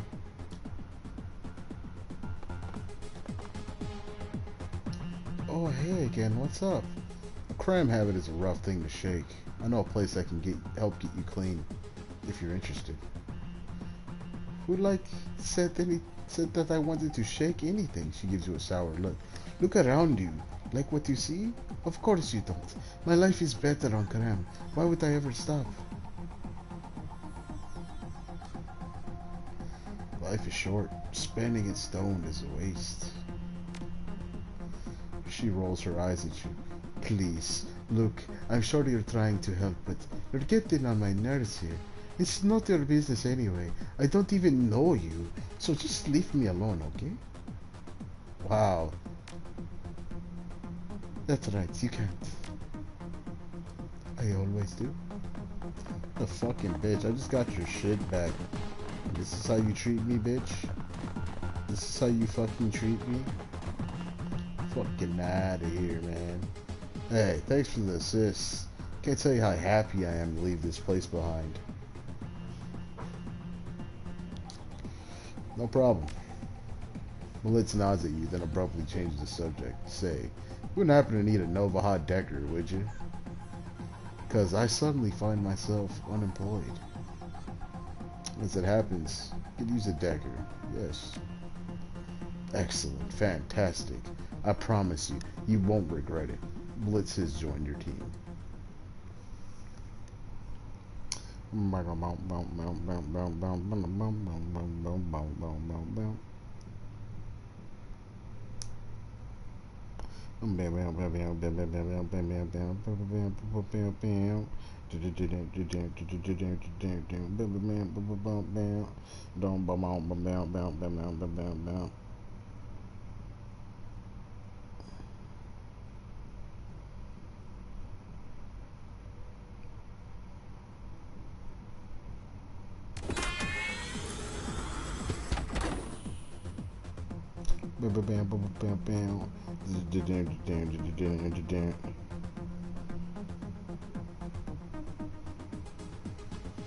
Your team makes its way back to the nearest U-Bahn station.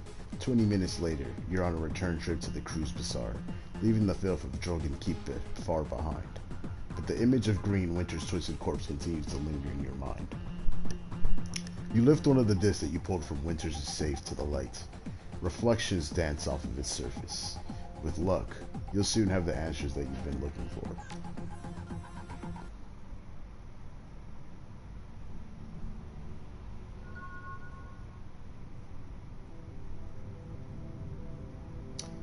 As you lead your team through the shadows, your companions will continue to develop and learn new combat skills. Okay, so I can just level up my guys too, so it's just not me. I can also level them up. So we got a sniper specialist, take that. We got a razor specialist, take that. And we got meltdown, I'll take that. Yep. Cool, alright. Cool. Alright, how much money do I have? I have 1,896 new yen. Okay. Doing better. We also have 11 karma. Holy smokes. I might want to get into some strength training. Or I could go down the path of... I think I want strength training. That's funny. I didn't even know I didn't have anything in melee weapons. So 4 plus 4 is 8. Okay, I'll be able to go to a 2. Actually, no. I won't.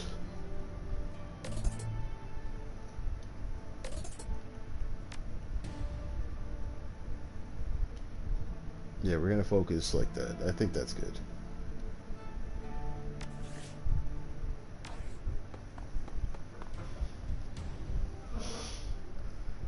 Hello again, mein Freund.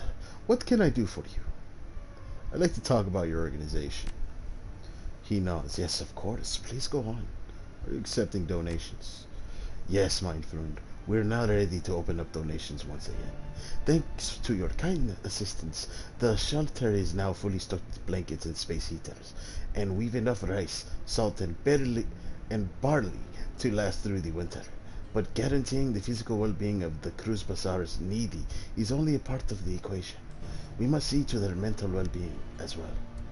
Our next goal is to fully stock the library. With 350 no yen, we can make the purchases wherever you could spare would be the most appreciated. Here, just take what you need. I've got you covered. Samuel's eyes widened. This is incredibly generous. Thank you, my friend.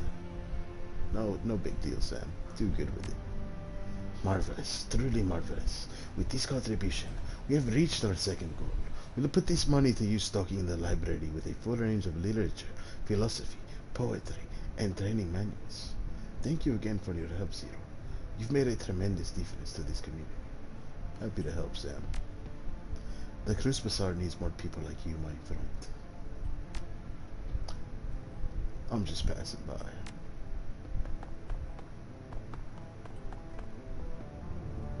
The old troll putters about, his artificial joints complaining loudly. He seems heavier today than when you first met, and he takes your approach as reason to seat himself and rest. I understand that they put you in charge of Monica's outfit. Looks like we're both carrying heavy burdens.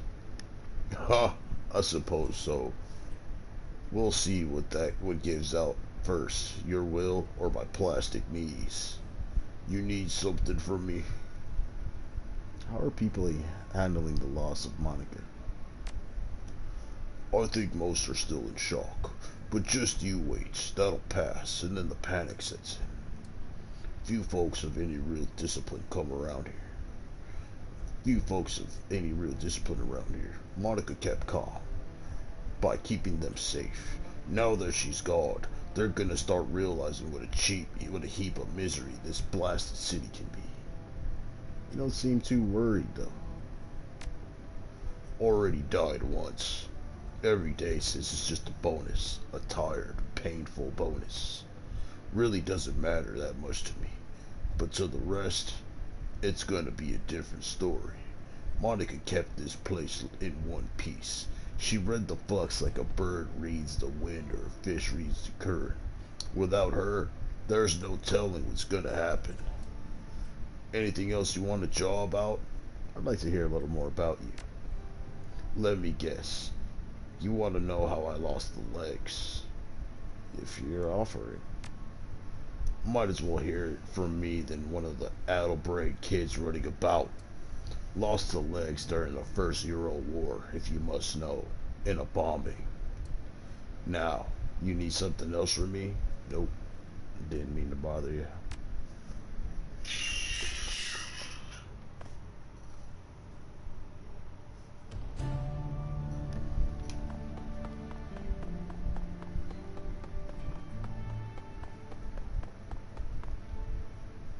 The girl with the chip in her head stands with her eyes closed, rocking back and forth.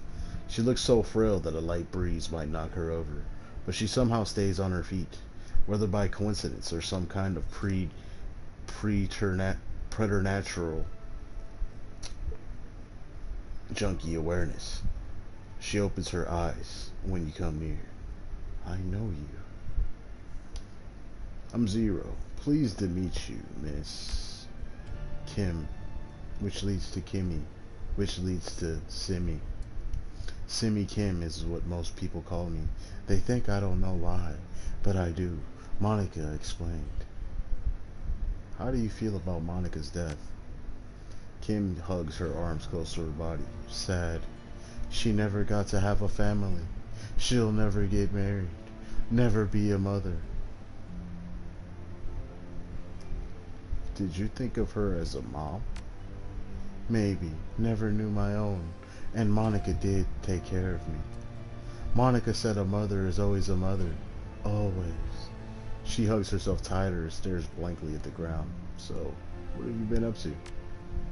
The girl absently fingers the chipjack in her temple. I wanted to escape with the children and the captain. We had to get away from the soldiers, out of Austria. But it was wrong, all wrong. I was taking them over the mountains, but it was the wrong way. I know it was. I would have taken us straight into Germany, not Switzerland. We should have taken a train, gone to Italy. There we would have been safe. Oh, I still have some. Ooh, I still have some Pepsi. I didn't want it to end badly, so I turned it off. Zach sold me something new. In it, I feel strong. I have a son, and he's destined to save the world. I have to protect him because the machines have come back to kill him before he can become a man. I won't let that happen because in there, I am strong. Though Kim's words are bold, her trembling voice and body betray someone aching for a fix. I'll catch up with you another time. Looks like she going through some things.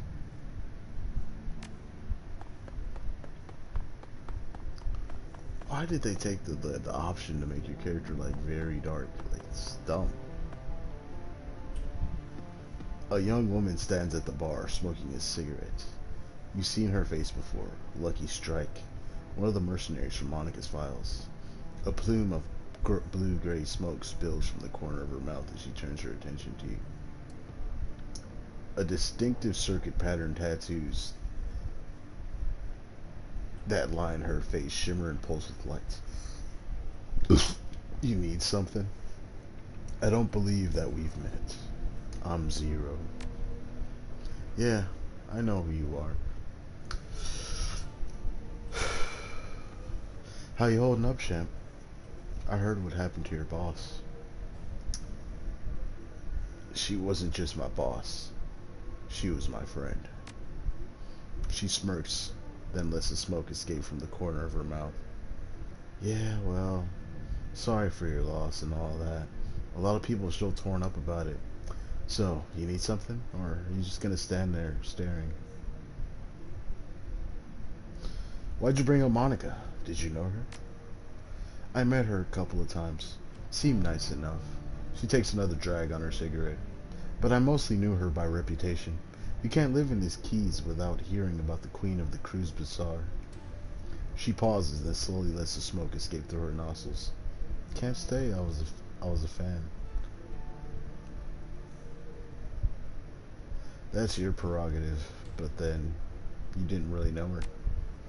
That's true, but I do have eyes, and I can see what's been happening to the Cruise Bazaar ever since she's got geeked. Whole place is falling apart, isn't it? And why do you think that is? Monica helped a lot of people. Now that she's gone, she can't anymore. Simple.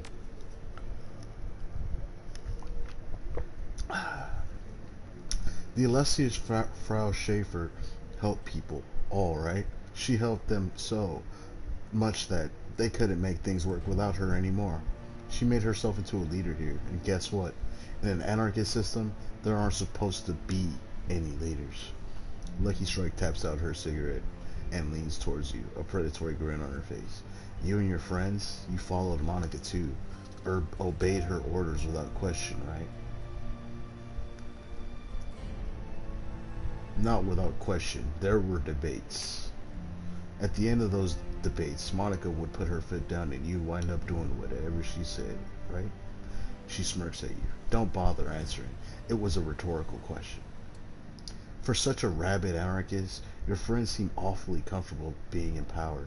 Kind of a contradiction in terms, don't you think?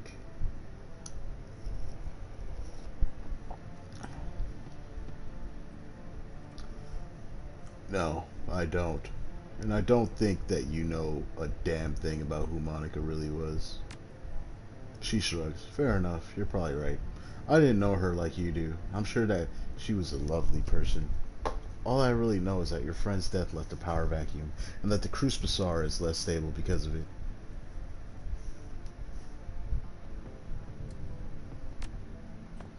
Alright. So we got Lucky Strike over there. Cool. We met a new person. Let's go and look around.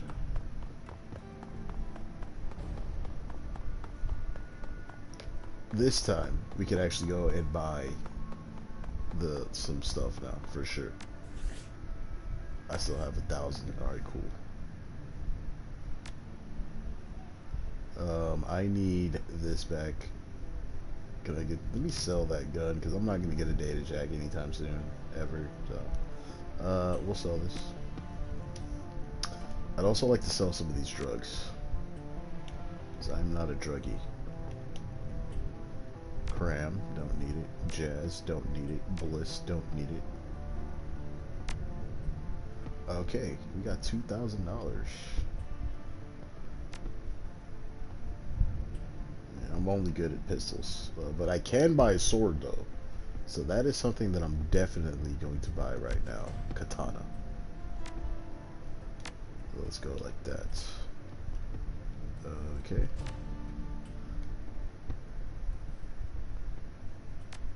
I'm gonna sell the machete that I have because I don't need it.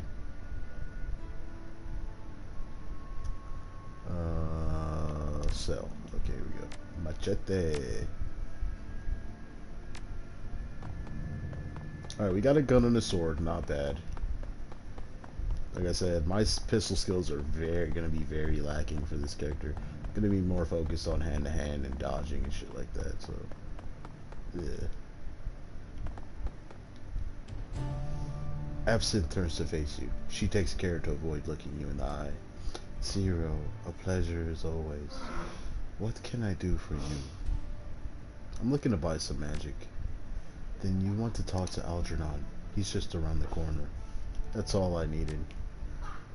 Be well, human. Hello again. May I help you? I have a question for you, if you don't mind. You are in luck. I have a great many answers. Can I see what you're selling? Alright, let's see what we got here. He still doesn't really have anything for me. But I can buy this again, but then I'll be broke. But I don't have any other... Yes, we're gonna buy it. I don't have any other responsibilities to take care of right now, so we'll be okay. For sure. Yeah.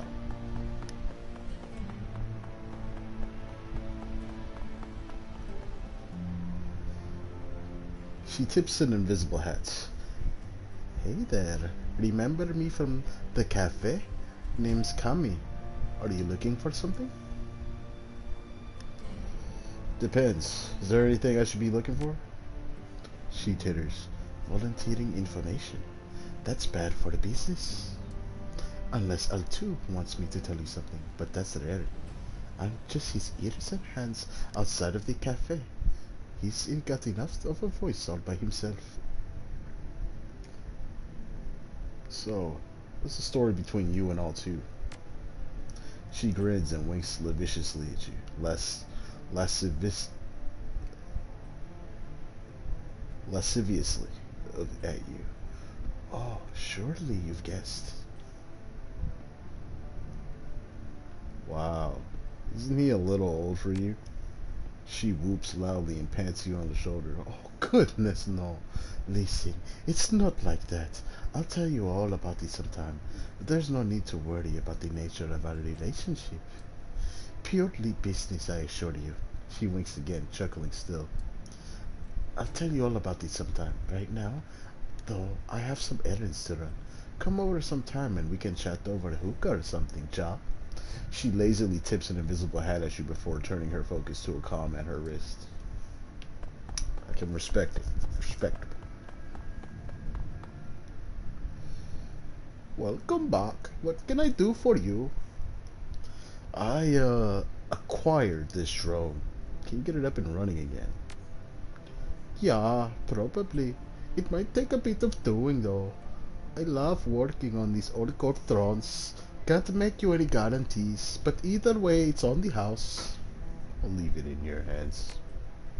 I'll start on it right now. See you later. Later.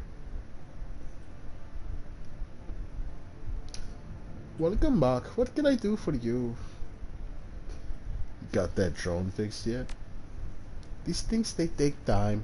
I am making progress though. Give me a little more. No problems.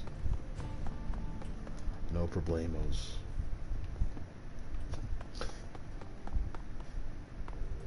Why does my dude look white? It's like the lighting. Blitz looks up as you at your approach. The table beside him is littered with cigarette butts. A data jack cable dangles from a portable terminal set up by his side.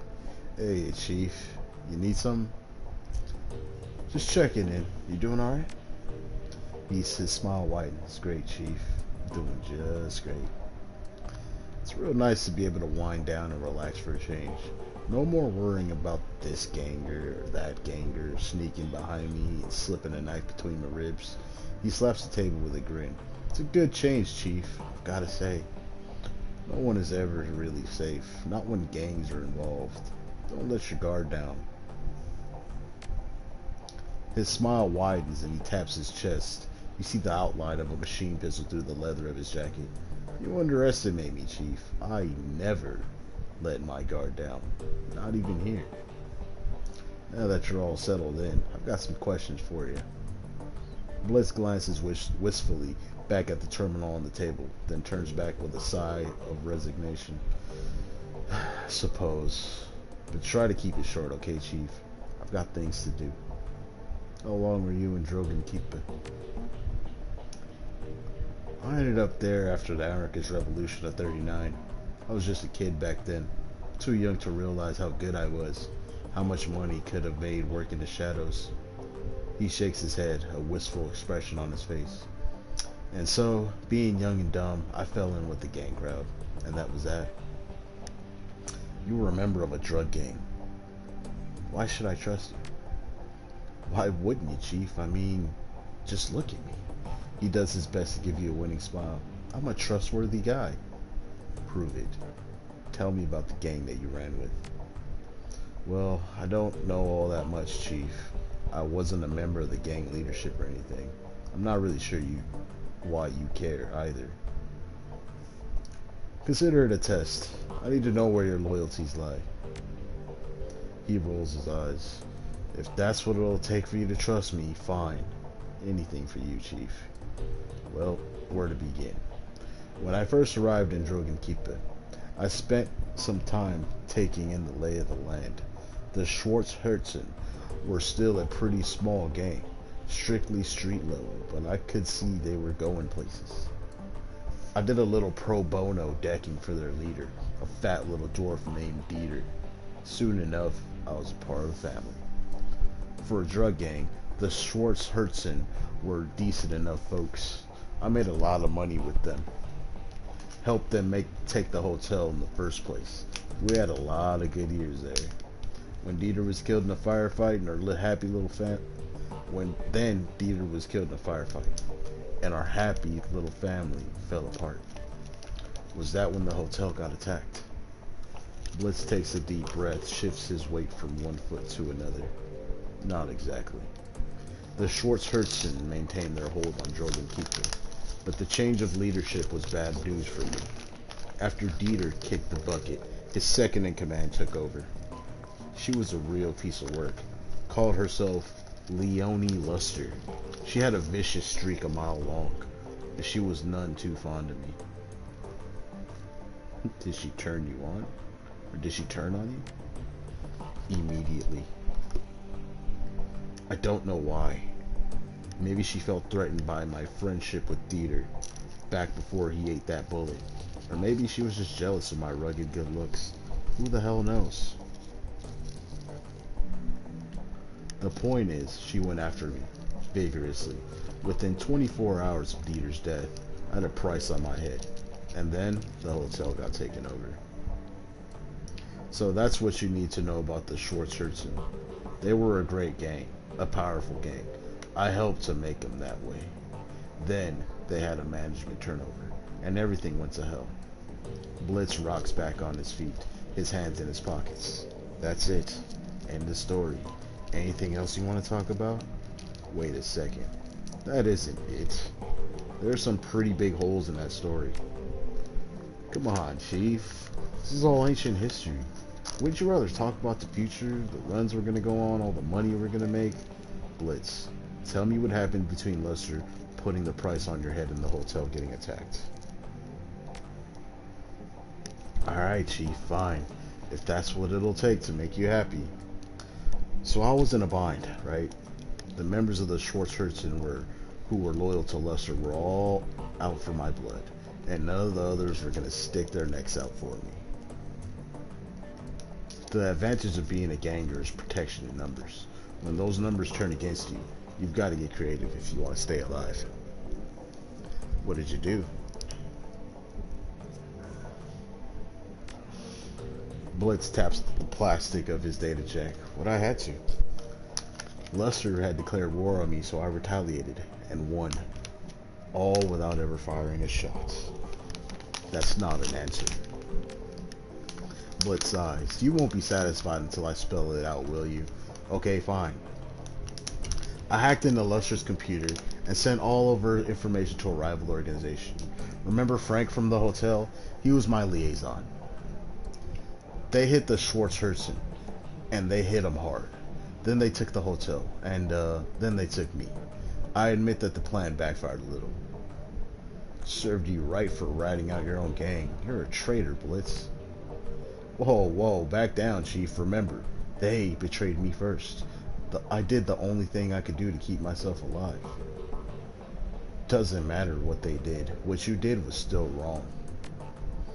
If you're going to be like that, I just as soon go back to my terminal. He waves his hands in a dismissive gesture. Get lost, Chief. I've got things to do. Okay, Blitz, you fucking asshole. Well, Chief, I wasn't around for most of it, but you've got me at a hotel, and for that, you got my eternal thanks. Talk to you later, Blitz. Yeah, that was not the way to do it, bro. At all. You look down and see a pair of bright eyes.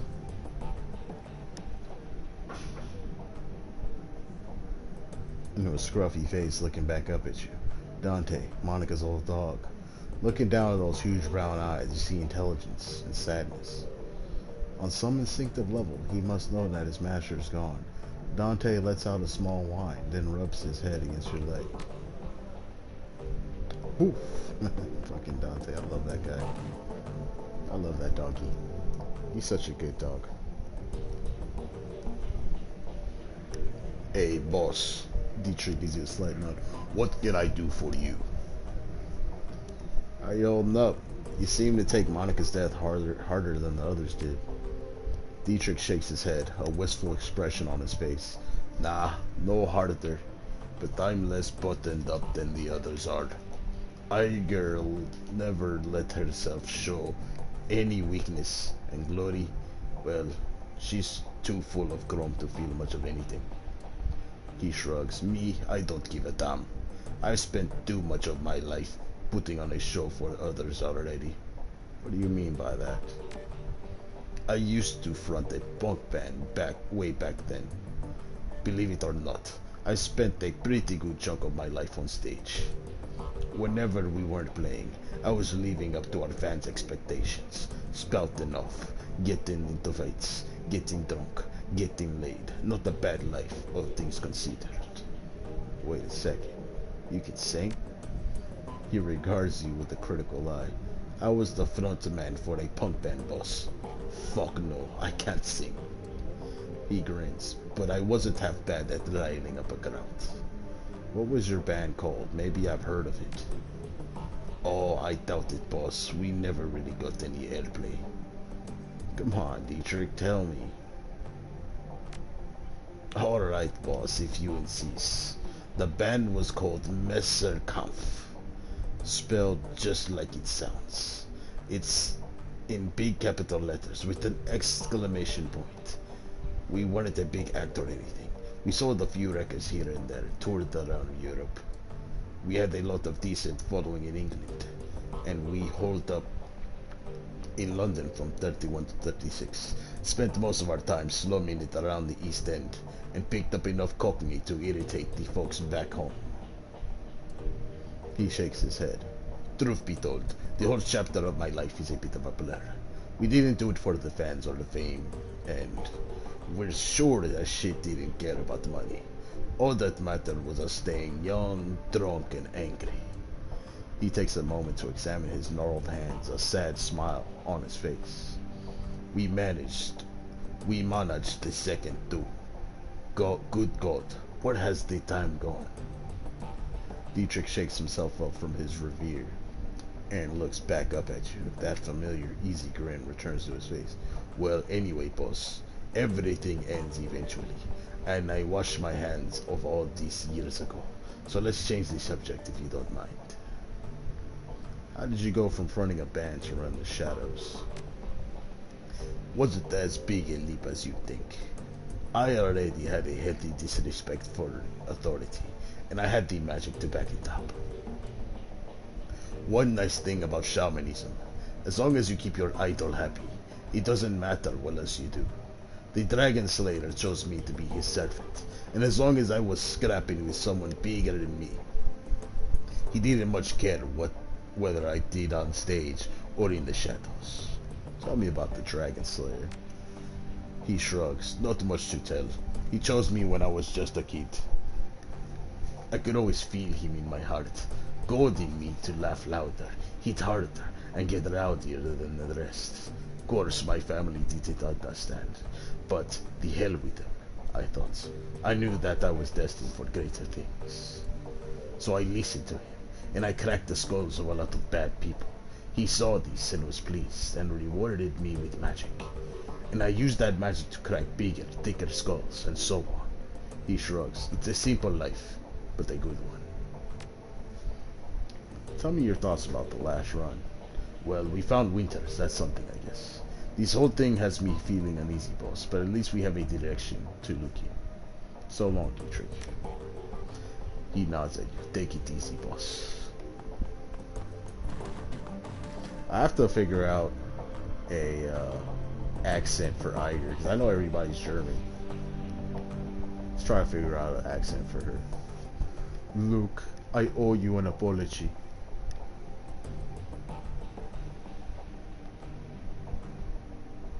I'm listening. When Monica died, I was pissed. That probably doesn't come with a huge surprise, but I took that anger out on you, and I shouldn't have. Seeing Winters' body like that was enough to convince me. You couldn't have done anything to help Monica. I couldn't have either. We're dealing with something new. Monica was a good friend of mine. Her death hurt. I got carried away, and I said some things that I shouldn't have. I want to apologize for that. Her body relaxes. She begins to turn away. Anyway, that's all I wanted to say.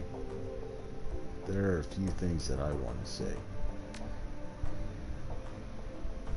She stops and turns back to face you. You can see the wariness behind her eyes. Go ahead. Nobody's stopping you.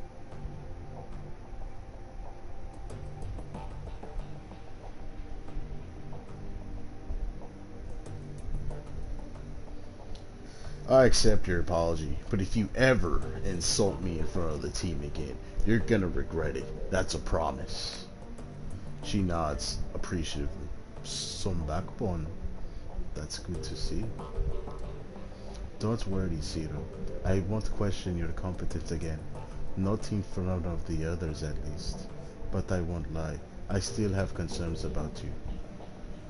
That's your prerogative, but don't forget who leads this team. Don't worry, I won't. She turns away. You should go, fearless leader. I've got prep work to do for our next run, and you've got more important things to do than watch me pack my gear. Gloria's expression remains distant, but her lip curls upward into a hint of a smile. Zero. Needs something. Everything's still okay with you? You never need to worry about me, Zero. I'm fine. I'd still like to know more about that chrome you're sporting. That's not a story I'm interested in telling you out of context.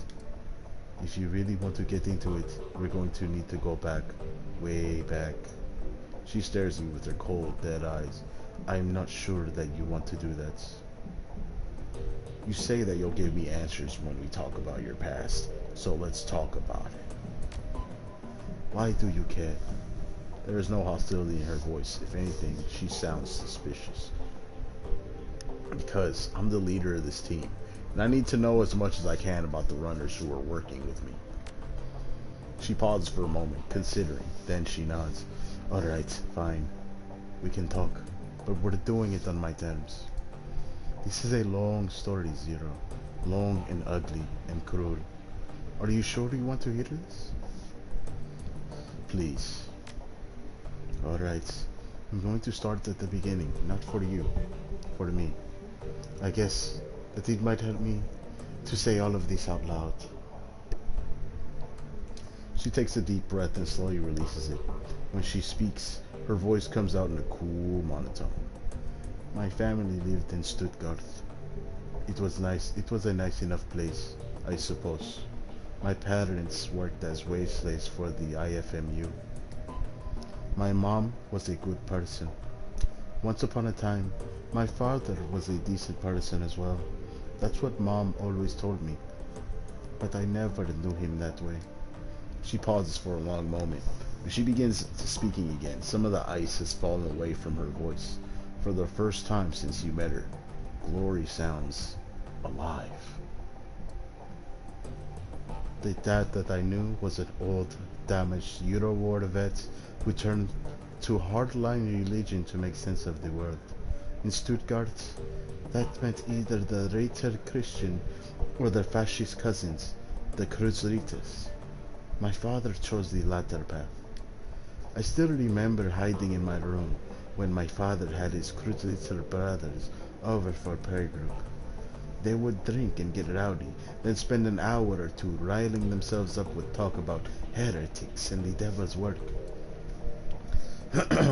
Then they'd go find some poor elf or dwarf, stomp the living shit out of him, and drown him in the Neckar. Meanwhile, I'd be holed up at home with Mom, who wouldn't commemorate the event by drinking a bottle of wine and crying herself to sleep.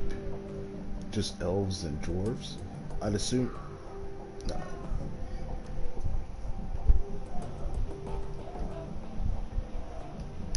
Yeah, I'm probably gonna cut the stream after this because I got my neighbors playing music loud for some reason and shit. It's okay. I'd like to get my hands on your dad and his crusaders.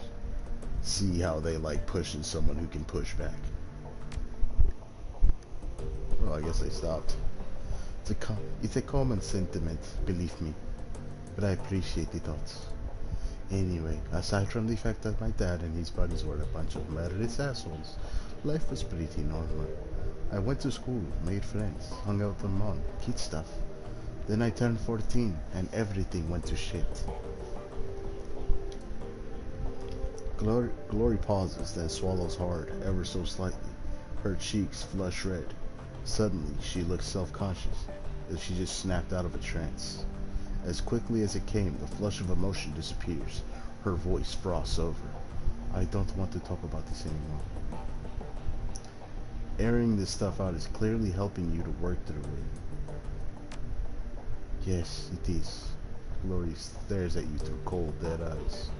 But I'm not going to be able to get through this in one sitting. You need to understand that. She turns away from you, her movements mechanical. Now, let's get back to the job at hand, shall we?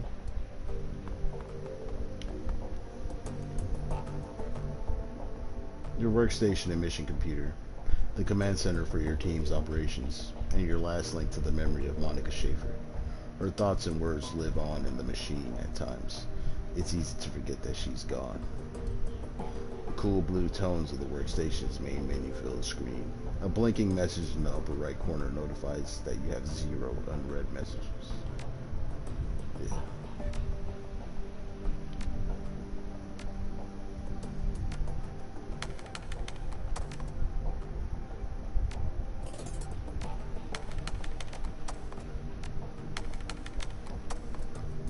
Where to find elves?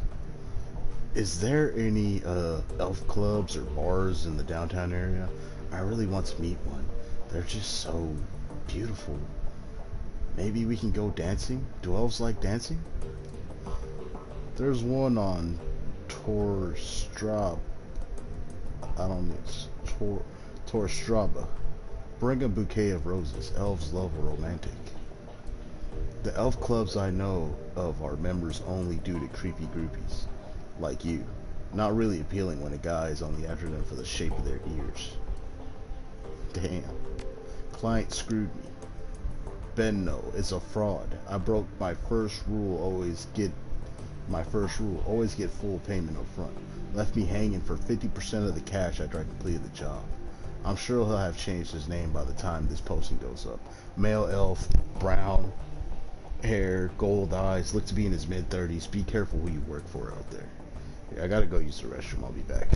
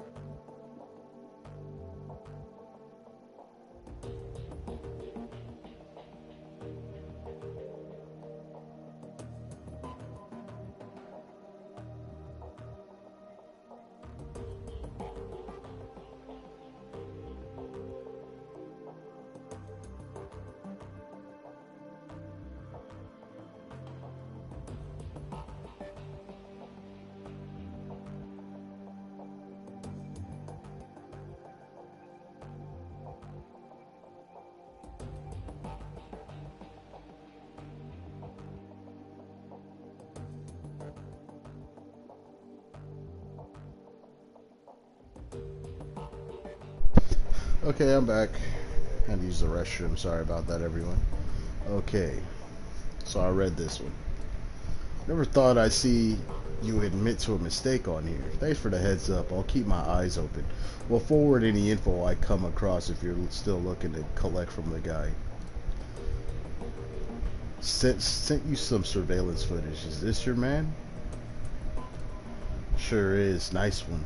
I'll split the take with you if this lead pans out. Good to find there's still some honor among runners. Okay, that's it.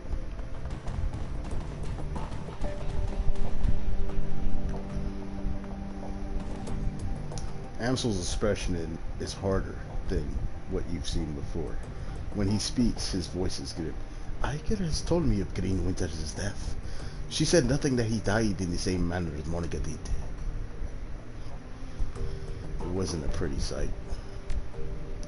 Amsel nods gravely. I know that you and Iger have had your differences. I will tell you that she was badly shaken by the sight of Winters' body. She also mentioned that you found something in Winters' safe, a package full of video discs. May I see them?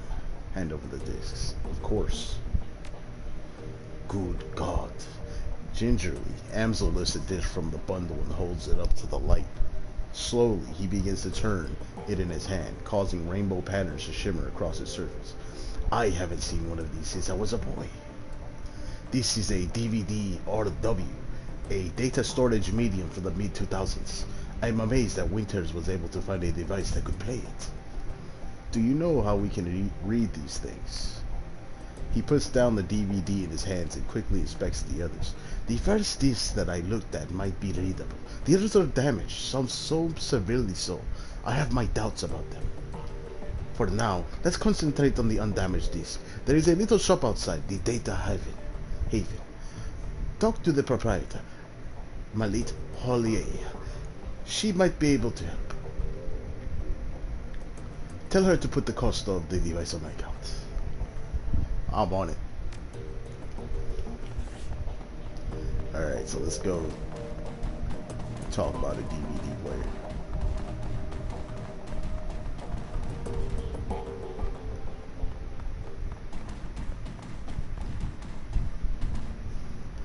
Welcome back. What can I do for you? I'm looking for something that can play back a DVD RW. Really? That is old tech. Very old. In fact, just a moment. I will go and look. She turns to rummage through a bin of obsolete components at the back of her stall. Ah, yes. Here we are. The dwarf wrestles a mid-sized flat-screen display out of the bin. This display has old enough hookups to connect the DVD player. RCA, you know, vintage. The player itself, though, this I do not have. You may wish to try your luck down at the junkyard. There is a scavenger there, a primitive man with a crude disposition. If anyone here in the Cruise Bazaar can help you find your DVD player, he can, but he will almost certainly attempt to overcharge you for it. She takes a deep breath and smiles up at you. But you're not here for gossip. Shall we conclude our business? I could give you the display for, say, 200 yen. No yen? Paul Amsel said to charge it to his account. Ah, very well. I will have it packaged up and delivered to El Amsel right away. Best of luck finding your DVD reader. I wish you well. Thank you.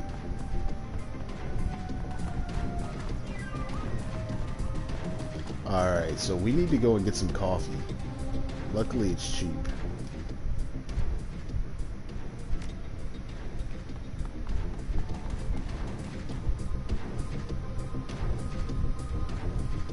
The Turk leans in you, keeps his voice low. I have information regarding that matter my people were looking into and defending.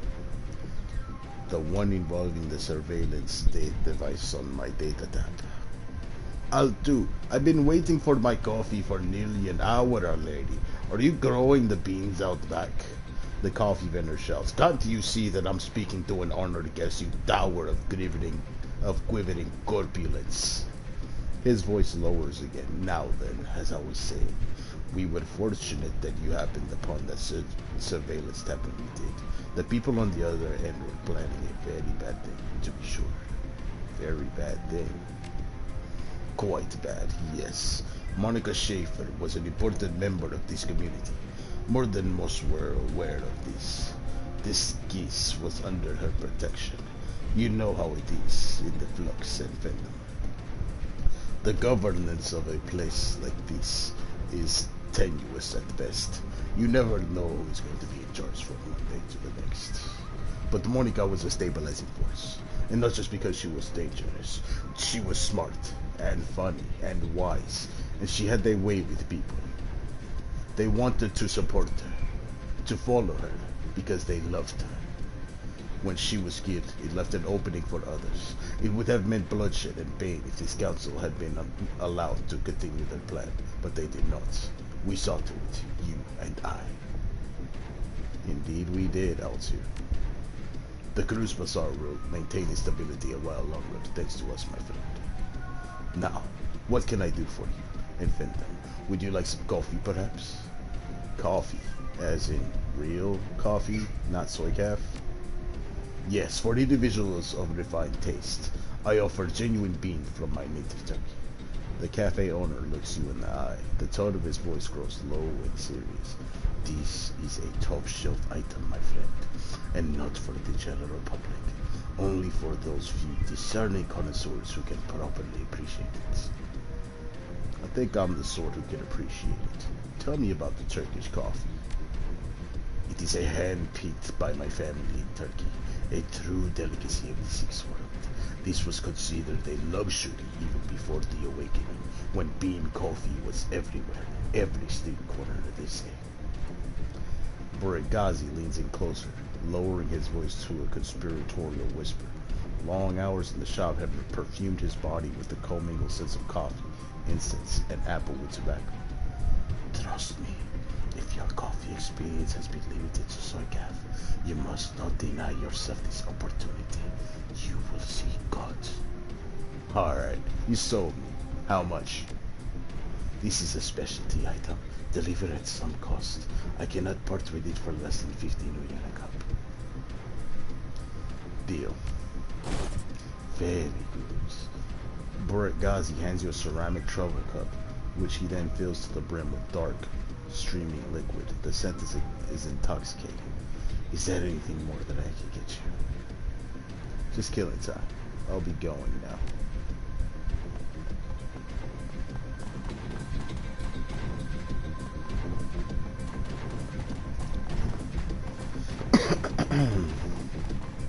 Alright, so now we need to get a DVD player. We have the monitor, but we don't have the player.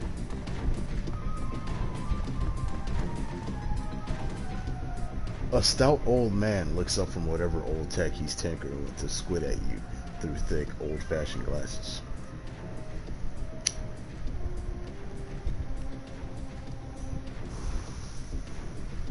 He pushes them up with an oil-stained figure as he straightens up to nod at you. He speaks with a gruff, but well-meaning tone, heavily accented with German tonality. Guten Tag, what can I do for ya? Malitz tells me you're the man to speak about DVDs. That little shoe sent you my way, huh? Shradi smiled broad. Will wonders never cease? Well, introductions are in order, I suppose. Shorty Bunchman, at your service. The old man raises a grimy hand in salute. Need something salvaged? We have some old components. Village. I'm indeed your man. Wonderful. How about that DVD player? I know my German accent sucks. I'm not German. Don't speak German. You know, I'm sorry. Well, let's see. I think I've got something that will work for you. Shradi rummages through the junk heap on the table behind him. A few seconds later, he snatches a battered plastic lodging-shaped pile. Battered plastic lodge shape from the pile. Ah, here we go. An old Korean player that I dug up last week. 2010 model. A real beauty. Shradi's smile broadens, and he gives you a conspiratorial wink.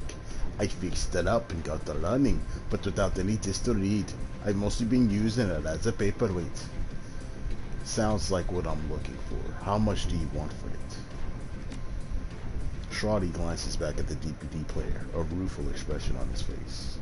Well, I'll admit, I'm a little short.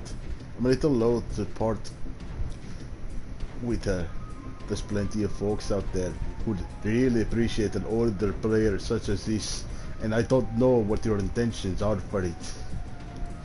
I suppose, given time and trouble, I took putting her back together, and I'd be willing to part with her for, say, Shroddy's eyes dart over your gear, a calculated expression on his face. About 500 million. I'm short on cash right now. Could I offer you something in trade? The old man paused for a moment, considering. I'll tell you what. A few months ago, I had we'll call it a difference of opinion with the Burek Gazi fellow from the Soykef shop.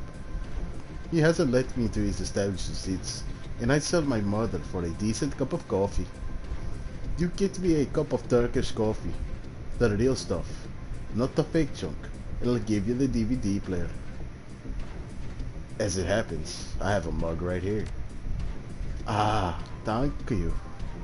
Shoddy gratefully accepts the coffee, then snaps the lid back and inhales deeply, wiggling his mustache as he processes the scent. Yep, that's the real stuff, alright. Shoddy gingerly picks up the ancient device from the table and presses it into your hands. The plastic is scuffed and worn, and it rattles a bit when you move it. Give her some good use, okay?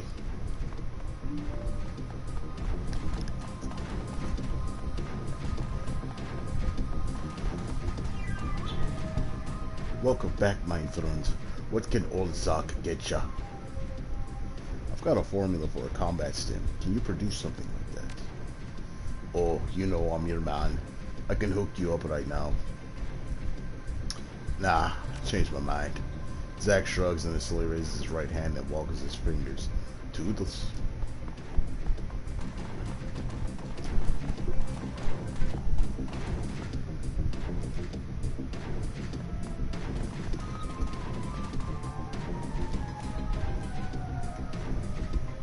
As you approach the elf, you notice that he's in mid-conversation.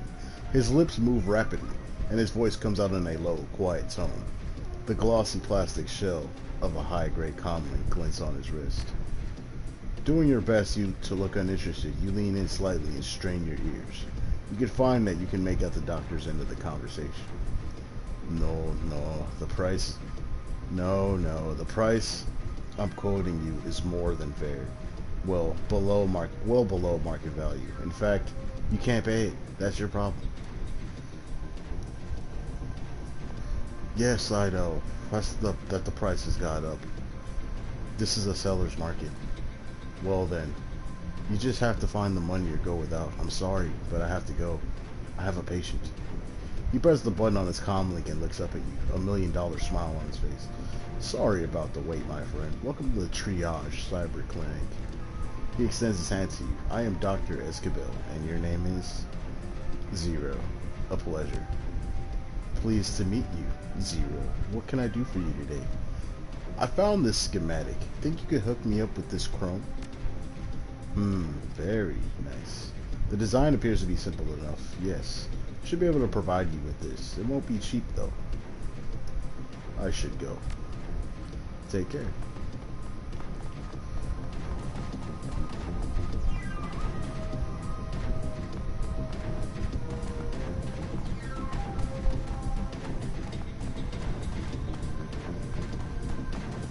So how much money do I have? 691 million. Into this thingy.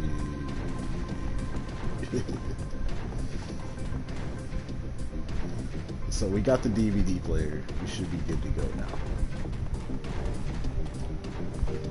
Nerfer Mitar Bitter. What the fuck does that mean? What does that mean?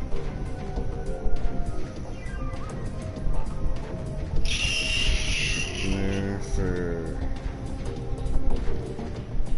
Mitar Bitter.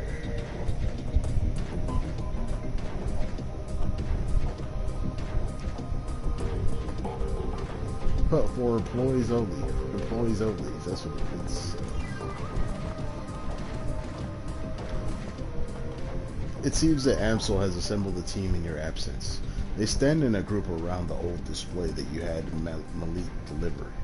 On their faces, you can see excitement and apprehension, curiosity and dread.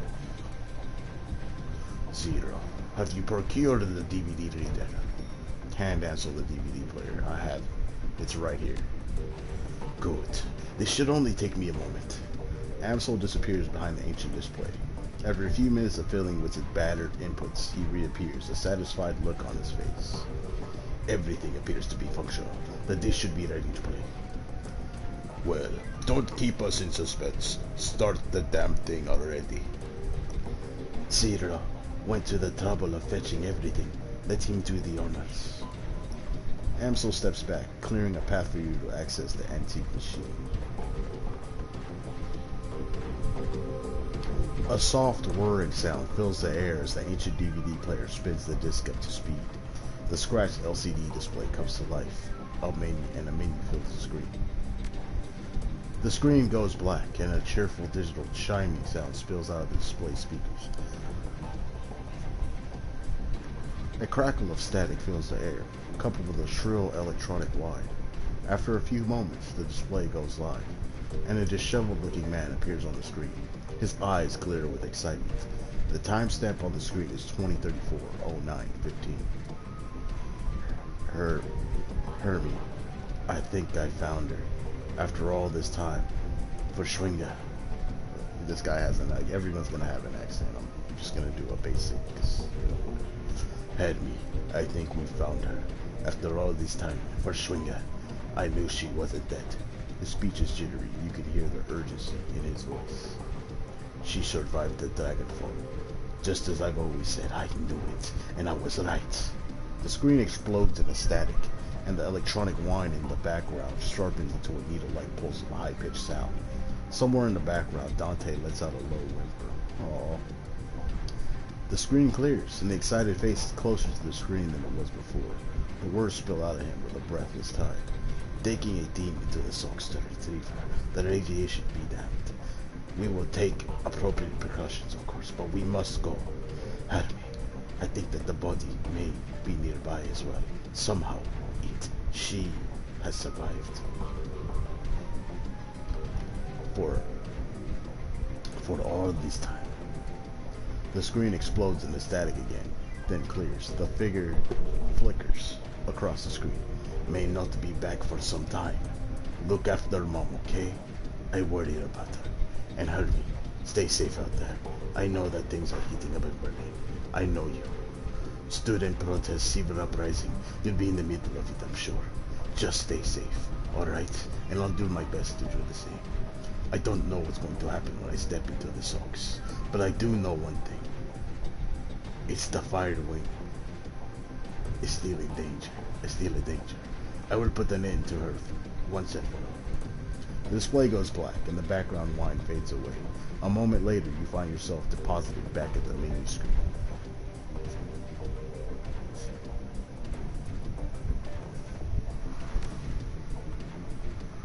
The screen goes black for a moment, then a figure appears on the screen.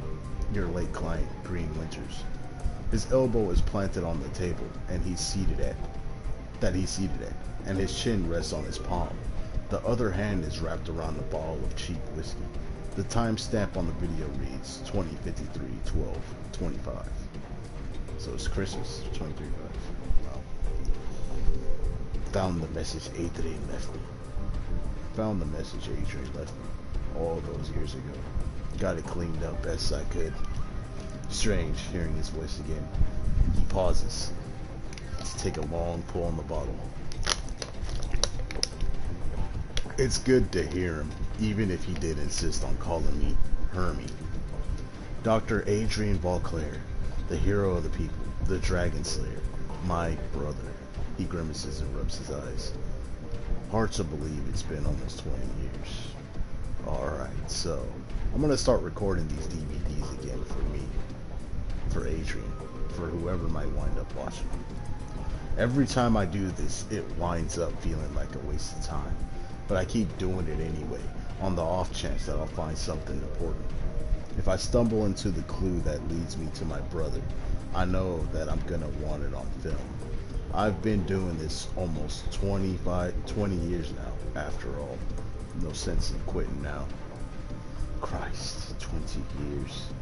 All this time is still no leads, even with all my contacts and my resources. He takes another long swallow of cheap liquor. Even with my legendary bullheadedness, I've made no progress at all. I haven't turned up a single goddamn thing. Oh, excuse me. Want to hear something funny? The closest I've gotten to a clue was a rumor. Apparently, a team emerged from the Sox a while back. Nobody's clear on the date, but... And get this. He leans into the camera and gives a conspiratorial wink. Supposedly, they vanished without a trace. He upends the bottle, drains it, slams it back down to the table. His eyes are rimmed with red. Not much of a rumor, considering I already know that you're gone, big brother. I live with that every day. Abruptly, Winters leans forward and reaches for something off screen. The display goes black. A few seconds later, the main menu returns. There is a grinding sound from the DVD tray, and Green Winter's image appears on the screen. There is an eager look on his face. The timestamp on the video reads 2054-10-12. Stumbled upon this archival footage of First Swingy's original attack, months before the Dragonfall. Easy to forget how devastating it was. Adrian saved a lot of people by bringing her down. I've got the footage all queued up to play. Starting it now. Additional comments to follow. The slow whir of the DVD player shifts to a high-pitched whine. A distorted, wavering image blooms into being on the screen. A timestamp in the upper right corner of the screen marks the date, July 6, 2012. It's difficult to make out what you're seeing at first. The scene is dark and smoky, and the telltale flashes of emergency vehicle lights flicker on the periphery of the screen. The camera pushes in, and you can make out two figures standing in a ruined landscape. All at once, the sound cuts in. Again, for those of you just joining us, we're coming to you live from Stolberg. A few hours ago, the Dragon Verschwingi launched an unprovoked attack on this Sleepy Hearts mountain town. And you can see the results behind me: fire, ashes, and blood. We are joined tonight by a survivor of this latest and most horrifying attack. The reporter turns to face a pale man standing behind him. Sir, I understand that you've been through a terrible ordeal. Thanks for taking the time to speak with us tonight. The camera switches focus to a middle-aged man with a haunted look in his eyes. He stammers out a reply. Yes, of course. If you could, sir, could you please tell the people at home about your experience of the attack? It was horrible, just pure chaos. So many people are dead, people I knew, roasted alive or trampled to death trying to escape. My own house was burned to the ground during the attack. My family, we have nothing now. You all made it through the attack though. Your wife, your kids. Yeah, we all made it. Thank God. We rode out the attack in a small shelter. Me, my wife, and our 2 daughters. The shelter, it protected us, but the heat was just unbearable. We couldn't have stayed in there much longer than we did. How long were you holed up in there? 3, maybe 4 hours? I don't know. We just stayed inside until the heat died down and the screaming stopped. And what happened after that? When it was over, when the air cooled down, the reporter nods and the man continues. We stepped outside. There was nothing left, just smoldering wreckage, and this dense cloud of black, oily smoke, and the stench in the air. God, that smell. It smelled like roasting meat. There is a long pause from the tortured look on his face. You can tell that the man is struggling to decide whether or not to continue speaking. Eventually, he does. My girls, they found what was left of their nanny outside. Her body, what was left of it, was slumped against the shelter door. I kept telling myself that I could hear her pounding to get in, but that isn't true. I just couldn't bring myself to open that door. I couldn't risk my family like that. Not for her, not for anyone. Thank you, sir, for taking the time to speak with us. Yeah. You heard it here. An absolutely chilling account of tonight's attack. Again, the town of Stolberg has been reduced to ash, another victim of the fire wing. Stay with us for more up-to-the-minute reporting of Schwingy's reign of terror. Green Winters' face reappears on the screen. Okay, it's time for a new approach. Adrian's a complete dead end. That much is pretty clear by now. I'm gonna do some digging on Schwingy's instead. Let's see where this goes. The DVD player ramps up to speed, filling the air with a shrill whining sound. Green Winters' image appears on the screen. The timestamp on the video reads 2054-10-31. Well, that was a bust. Little progress on Verschwingy either. He shakes his head. I don't know, it's weird. The information is there. It's just wrong. Somehow. It's too well laid out. Too simple. Real life is messy, and this feels just a little too neat. Well, not the only thing that's nagging at me. I'm getting that tingly feeling all up and down the back of my neck again. Feels like I'm being tracked. I'm no Matrix hotshot like Clockwork or Schaefer, but I'm good enough to know when someone's on my scent. Gotta install some new security measures. Can't be too careful. Winters' image disappears. The display goes black. A few seconds later, the main menu returns. The display goes blank for a moment. Then, the face of Green Winters winks onto the screen. He is seated in a computer seat off to his left. An enormous monitor fills the screen. His voice carries an edge of panic. This timestamp on the video reads 2054-11-09. Christ, I'm getting too close to something.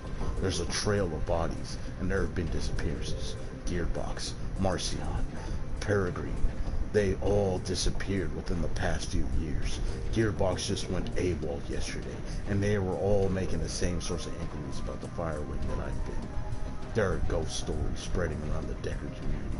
Stories about Deckers disappearing and then showing up again later, but wrong somehow. Scary stuff, and I'm starting to think that it's true. Blitz leans in to whisper to you. I know the stories he's talking about, Chief.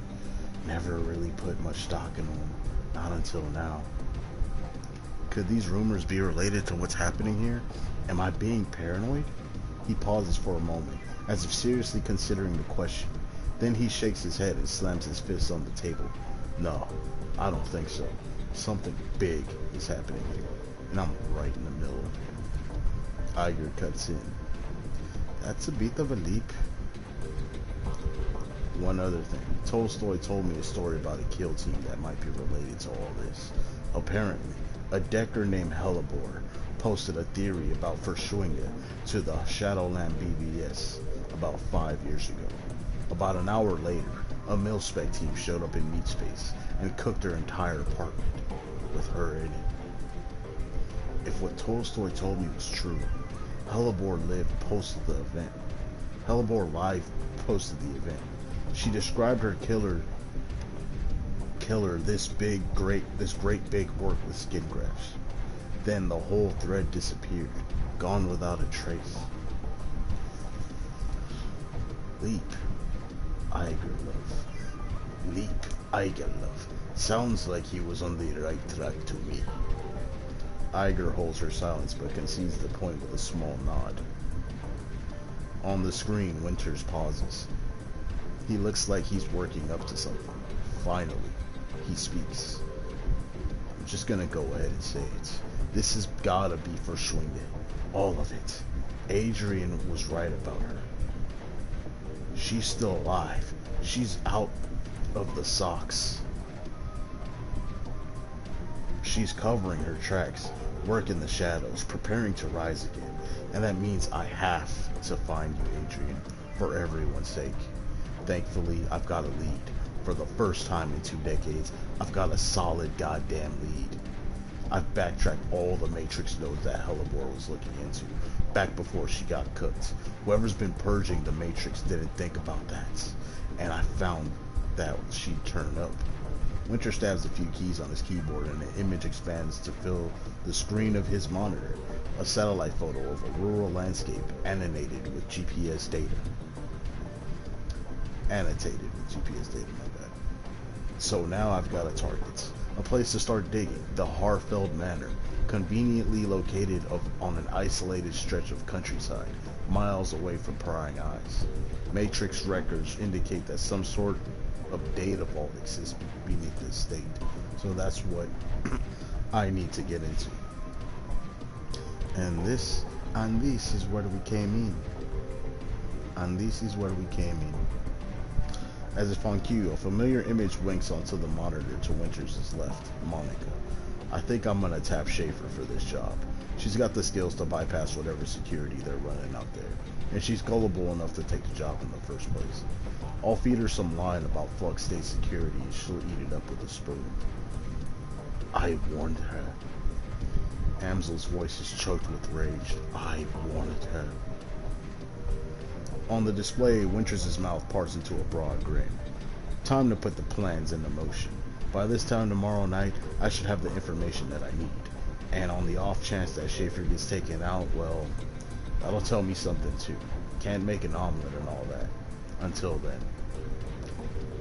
Winters' image disappears. The display goes black. A few seconds later, the main menu returns.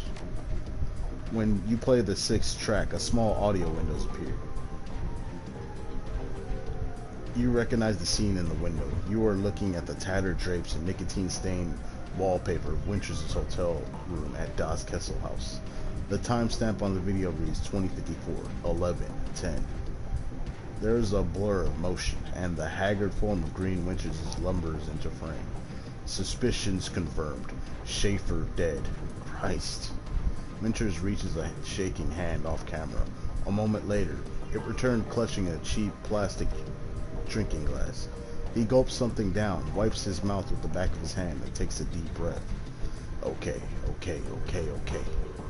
Back up, slow down, start from the beginning. Winters closes his eyes and makes a visible effort to calm himself. When he speaks again, his voice is steady. Got the call from my contact in the cruise bazaar, Schaefer, killed on the estate run. Matrix security at the estate cooked her brain. Considering Schaefer's skill and experience, on-site ice must have been extreme, even by Berlin standards. Security of that kind costs money. Real money. Given the evidence uncovered so far, corporate involvement unlikely. The connection to the fire wing is too strong. So let's come out and say it. The dragon is what we're dealing with here, and the smart money says that she's coming for me next. Well, I won't go down without a fight. I've still got my contacts, still got my connections, and the Flux State can be a hell of a weapon for the man who knows how to manipulate it. Winters takes another long pull from his glass, grimaces and swallows. Time for me to make my play. Ghost stories or no, missing Deckers or no, I've got to jack into the Matrix and start pulling strings. The countermeasures that I installed earlier should be more than enough to keep me safe for the 20 minutes I'll be in there. Winters drains the rest of the glass and then tosses it back over his shoulder. A moment later, you hear the dull clattering sound of hard plastic on linoleum. Schaefer's death was tragic. She was a staunch supporter of the F-State, but still, all things considered. Winters fishes for something off screen. A moment later, his hand reappears, clutching a data jack cable. Better her than me. He plugs the cable into his head and screen cuts to static. As your fingers near the eject button, a black screen cuts over the static. A moment later, Green Winters' haggard face appears. If you're watching this, then I guess that they caught up to me. They will be after you two now. Blitz whispers into your ear. Again, more harshly this time. What the hell is this? Why didn't you warn me about this before I came here? You didn't know. Not exactly. Not exactly. I didn't come here to get hunted by a dragon. I'm not even a part of this. You are now, whether you like it or not. So quiet down and stop bothering him. Whoever you are, whatever you think you're after, you need to find Dr. Adrian Beauclair. Not because he's my brother, Because if Verschwingi is rising again, he's the only one who can stop her. You've seen what happens to people who get too close to this. I'm dead, and dozens of others have died. You'll be next unless you can find Adrian. The screen cuts back to static. The message is over. The DVD tray slides out of the reader.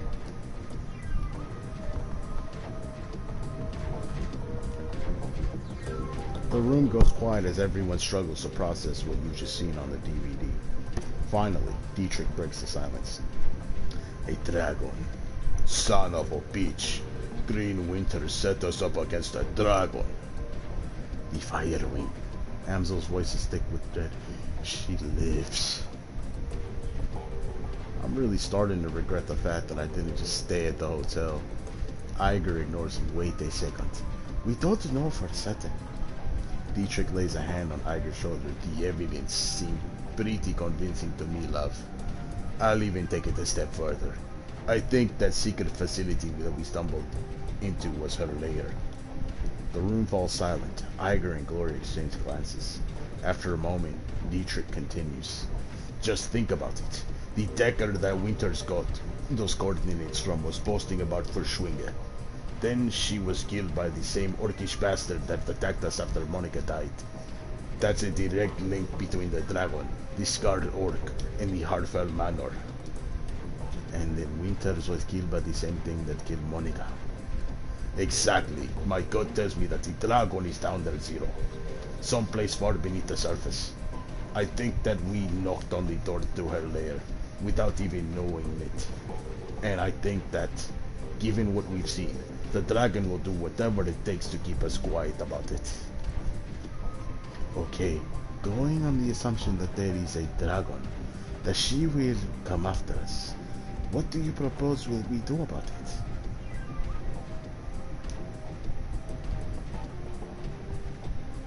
I'll tell you what we're gonna do. We're gonna follow Winter's advice. We're gonna find Beauclair. Yes, Zero is right. Finding Dr. Beauclair should be our priority. If we're going up against a dragon, we need to find ourselves a dragon slayer. Winter spent 20 years searching for Beauclair, and it got him nowhere. How do you propose that we find him? With the help of an information broker. Do you have any suggestions? For a task of this magnitude, we need to make contact with the premier information broker in Berlin. We need to talk to Alice. Who is this Alice? A most prominent figure in Berlin's shadow community. Ex-Schocken will learn later. She provides information retrieval services for the F-State. Amsel turns to the computer console behind him and runs his fingers over a virtual keyboard. The machine begins to hum. If Winters was right, if Beauclair is still alive, she can help us find him. The console spits out a stick of black plastic. Amsel plucks it from the computer and hands it to you. Here, your key to speak with Alice. A cred stick. Amsel nods. An encoded cred stick, yes. 10,000 million. Alice will not show her face for less. This represents the last of my personal savings, Zero. Make this count. Where do I need to go? Take the U-Bahn to the Altstadt Spandau. There you will find a connecting tube that the locals refer to as the rabbit hole. You will find a method of contacting Alice there. Don't call it that in front of her, though. Word on the street is that she hates it. Please hurry. While you're out, I will work on acquiring new contracts for the team. Alice is the best there is at what she does, and her services carry a price tag to match.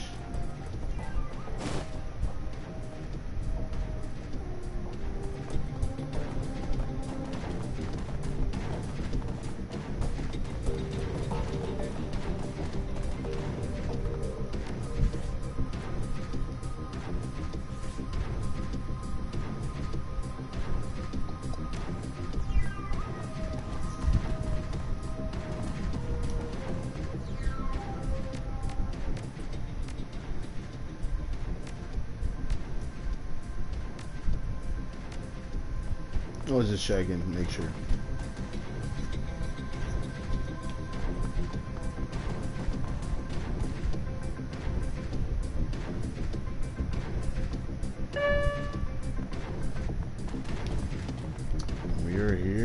rabbit hole.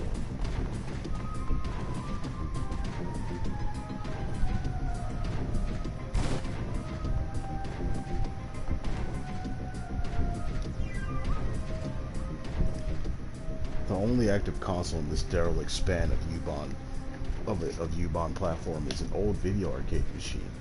The CRT monitor set into the machine's cabinet glows invitingly. Cheerful, pixelated graphics swirl and dance on the screen. At the base of the controller panel, you find a cleverly hidden input port. The port is shrouded in black plastic, and it appears to be the appropriate shape of the typical cred stick. So, let's put the cred stick in. Internal motors grip the cred stick and pull it into the machine. It disappears into the port and the screen goes black. Moments later, a video image fills the screen. The picture is dark and grainy, a far cry from the bright, colorful sprites that previously inhabited the display. On the screen is a dimly lit office. The place looks like it was pulled straight from an old detective movie, from the Venetian blinds on the windows to the great swaths of shadow that paint the walls black. Center stage, sitting behind a large mahogany desk, is the silhouette of an impressive-looking woman in a charcoal gray suit. The tip of a cigarette glows cherry red in the shadows. She leans forward into the light, and you catch your first glimpse of Alice. Her face is all hard panes and sculpted ankles with high cheekbones and almond eyes. Her lips are painted a frigid blue, but the look in her eyes is even colder. A head of lustrous black hair is interspersed with flowing streams of cyan light. Alex exhales a plume of smoke, then tips her cigarette into a nearby ashtray. She fixes her eyes on you, and her lips curl into a humorless smile. Well, we're on your dime, friend. Tell me what you're looking for. I need to find someone for me, Dr. Adrian Valclair. She raises an eyebrow. The Dragon Slayer? Interesting. He's been missing for a long time. I'm surprised that you recognize that name. Trivia is a passion of mine. She taps a painted fingernail to her temple. In my line of work, it comes in handy. Charming. Alice steeples her fingers. Alright, here's how this is going to work. When you give me the go-ahead, I'm going to start gathering information for you. Once I've finished, you're going to bring me a cred stick encoded with an encryption key that I'll provide you. The cred stick will have 50,000 new yen on it. When I get my cred stick, you get your information. This is the deal. Take it or leave it. Alright, you've got a deal.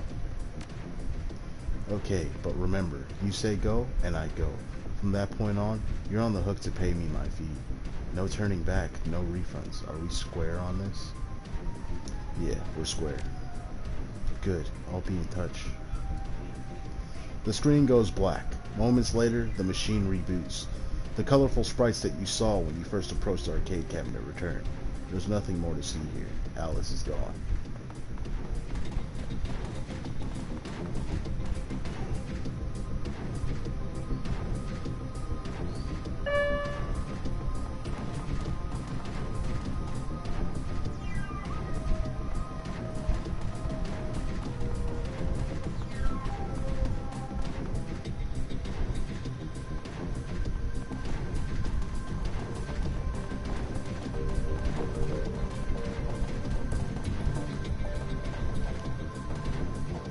Zero. Did you make contact with Alice? Yes, I did. She accepted your payment, and I ordered the search for the information we need. Very good. I can't imagine that this will be cheap. What was Alice's stated price? You're right on that count. 50,000 new yen. He shrugs. It is about as I expected. Thankfully, we are prepared for this. I have established contact with a number of new clients. You can find the information on the jobs logged on your mission computer. One job file is on there already. While you're working to earn Alice's fee, I will continue to dig for clues about Verschuya, if she is in fact roosting under the Hartfell Manor. Then there must be some evidence to support that fact. A dragon is a large thing to hide, after all. Be careful, Paul. Remember what happened to Monica. I will never forget. Don't worry, Zero. I'm going to conduct my investigation the old-fashioned way, through context and deduction and careful observation. I will not check into the Matrix until this entire sorting episode is finished. It's probably wise. Speaking of doing things the old-fashioned way, Malit is working to recover the information off of those other DVDs. It is a painstaking process, and it will not be quick, but she is optimistic that she will be successful in time. Finally, I've been checking up on our friend, the orc with the skin grafts. I have not heard anything back yet, but I'll keep you appraised as the situation develops. Sounds good, Paul. I'll go check up on those jobs. One last thing before you go, Sarah. Samuel Backenbauer wanted me to pass a message to you. Do you know him? The orc who runs the shelter across the way. Yeah, we've met. Ah, well, he has a job for you. He wouldn't discuss it with me, but he promised that it would prove worth your time. I'll keep it in mind.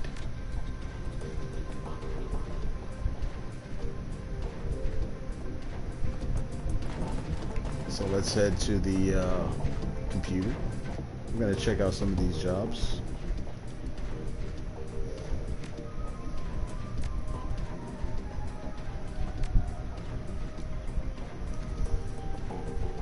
One word of caution before you proceed. Hold on, let me try to go back.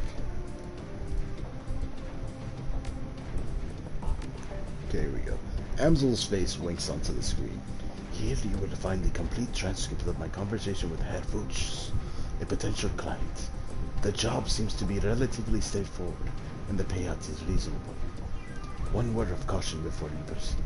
There are aspects of this run that you might find morally troubling. Be sure to read and understand the specifics of the job before accepting. If you do accept, you'll be expected to carry out the requirements of the job in full. After reading the transcript, you may choose whether or not to accept the job. If you respond in the affirmative, my client will be notified, and I will make all necessary preparations for a run. Herr Amsel? Yes, I am here. To whom am I speaking? You may call me Herr Fuchs. Very well. Please describe the work that you would like to have done. Straight to the point.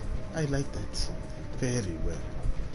I would like to retain your team's services to clean up a mess. Go on. My employers dispatched a team of operatives to conduct a quiet operation at the local Shadowrun Pharma AG lab. Unfortunately, they botched the job. The team was eliminated, but we have reliable information that one of the operatives has been taken captive. If this rogue agent were to spill information leading back to my employers, it would lead to a corporate war. A great many lives could be lost. My employers would like nothing more than to prevent such a tragic turn of events. Ah, I see. And you wish to retain my team's services to tie up loose ends? Exactly. The captive operative is a rigger by the name of Thorvald Enstad. We need him to neutralize before he can inform on us to his captors. As Enstad and his team have already put the facility on high alert, stealth will not be an option. Your team will need to shoot its way in, eliminate Enstad, and exit the facility. A straightforward enough task, and well within my team's capabilities. What are you offering in terms of pay? 15,000 new yen. This offer is non-negotiable. Very well, I will pass the offer on to my team. Very good. Good day, Herr Hamsen. The text disappears. A single line of text pops onto the center of the screen, taking its place. Accept job, yes or no? And accept. Run accepted. Client notifications sent.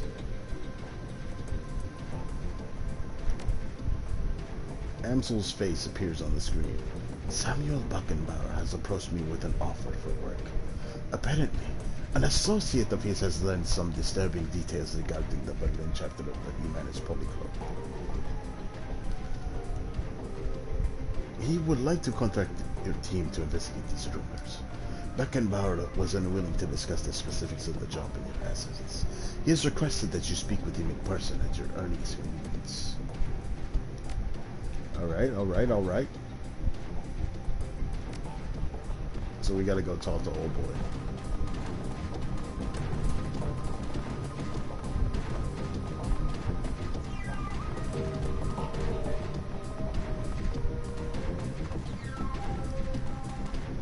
Hello again, my friend. What can I do for you? I heard you wanted to talk about a job. Yes, I do. Thank you for coming so promptly. He takes a deep breath, slowly releases it, and looks you in the eye. Tell me, what do you know about the Humanist Polyclub? They're an anti-meta-human hate group. They're monsters. He nods. A label that I would not apply to many people, but the leadership of Humanists are deserving of that title. They corrupt angry young humans into bile-spewing hate mongers. Their bloody rhetoric helped to instigate the Night of Rage. A worldwide race riot that took place in February of 2039. Thousands of innocent metahumans were attacked, beaten, and killed. Women and children were corralled into warehouses for protection, and then burned alive when the structures were put to the torch. This is what humanity stands for. This is the agenda that its leaders strive to advance. They will not be satisfied until all metahumans everywhere are driven from the face of the earth. Disgusting. And this job of yours has something to do with humanists. He nods. Yesterday, I overheard one of my assistants talking on his comm. He was yelling, clearly agitated. I questioned him, and he confided in me. What he told me made my blood run cold. What did he tell you? His brother, Tuck, works for a smuggling operation based in Shadowrun. Apparently, the smugglers have accepted a contract from Volker Stahl. Stahl is a vicious ideologue and the leader of the Berlin chapter of Humanists. The cargo that the smugglers are delivering includes a large quantity of an extremely hazardous chemical agent. Naturally, this fills me with unease. Whatever Stahl has planned, it can't be good for us. I want you to infiltrate the smuggling operation that is delivering the shipment. Once you arrive at the Humanist compound, you will find out that they're planning to do with the chemical and put a stop to it. Why wouldn't it be easier just to hijack the shipment? Why allow it to get to the Humanist compound at all? He shakes his head. No, stopping the shipment would not stop Humanists. They would merely acquire another. For the pack of snarling races, they are extremely well funded. Let's talk compensation. What does this get paid? I have contracted sister organizations across Berlin and taken up a collection. Between us, we have raised 22,000 million as a payment. I trust that this will suffice. I'll do it. Count me in. He nods. Excellent. I am relieved. I will make the arrangements for your meeting with the smugglers. Their leader is an elf who calls himself Maxim. Take the U-Bahn to Shadowrun, and you will find him waiting there. Best of luck to you, Zero, and good hunting. Know that you are doing a great thing for the metahumans of Berlin.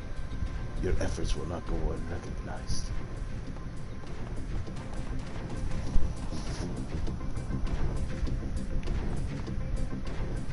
A lone figure stands in the U-Bahn station. Dietrich. He raises a bottle at your approach, then tosses it away. Figured I'd run into you here, boss. Wanted to be sure that I caught you before you headed off. He takes a deep breath, then slowly releases it. He looks you in the eye. Zero, we need to have a talk about this Humanist gig. Go ahead, Dietrich. I'm listening. Well, I've got a history with Humanists. I fought them back in 39, during the Night of Rage. Hell of a thing that was. I remember the terror, the senseless violence, the murdered children. I remember this little dwarf boy. They stuffed his body in the gutter, Zero. I can still see his face, all bruised and broken. To this day, it makes my blood boil. Anyway, long story short, we beat them. Berlin's punks and anarchists all came together, and we stopped the living dreck out of the racist pigs. A lot of good people died that night, though we put down some of the bad ones too. Why are you telling me all this? So that you'll understand I don't like Humanists. I hate the swine. But there's one of them that I've got to try to save. My nephew, Alexander. He's a good kid, Zero. I don't believe for a second that he's bought into that bullshit. But I have it on good authority that he signed on with Humanis all the same. Why would he join a hate group if he isn't a racist? Can't say for certain, but I have a pretty strong guess. Alexander's dad is a miserable sack of a man. Wouldn't put it past him to look at Humanis as a boarding school. They feed and house their recruits, and that's money that he'd rather spend on himself. So I'm asking you, as a personal favor, to let me come along the run. I have to get into that compound, Zero. I have to find Alexander. I have to turn him around before those animals make him do something unforgivable. Of course, Dietrich. I wouldn't keep you away from something like this. Thanks, boss. Never doubted you bring me, of course. You're too good a man for that. But it's good to hear it, all the same. I'm counting on you, boss. So we're going to go to take those guys out for sure.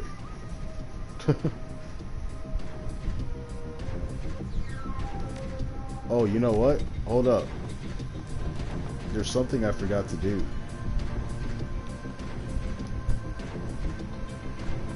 One thing I forgot. Unless it's, she ain't had time to work on it yet with all this DVD player nonsense.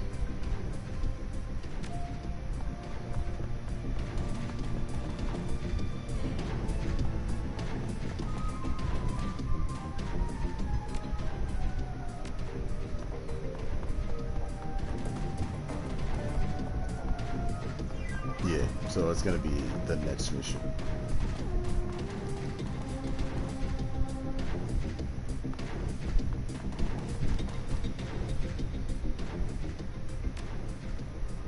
Alright, so we're gonna bring along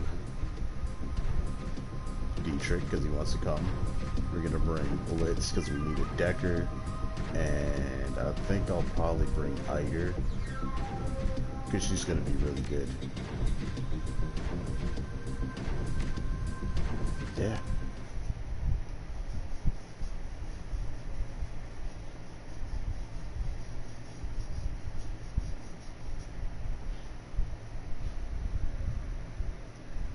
So once the game autosaves, I think I'm going to cut the stream here because we've been streaming for a long time, and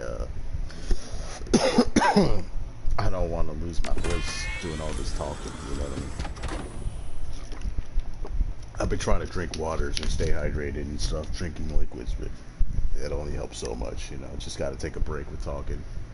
So yeah, game's autosaved. I'll catch y'all in the next stream when we get back to Shadowrun Dragonfall. And also when we get back to Shadowrun Returns. So this is Gamer Zero, and I'm out of here, y'all. Deuces.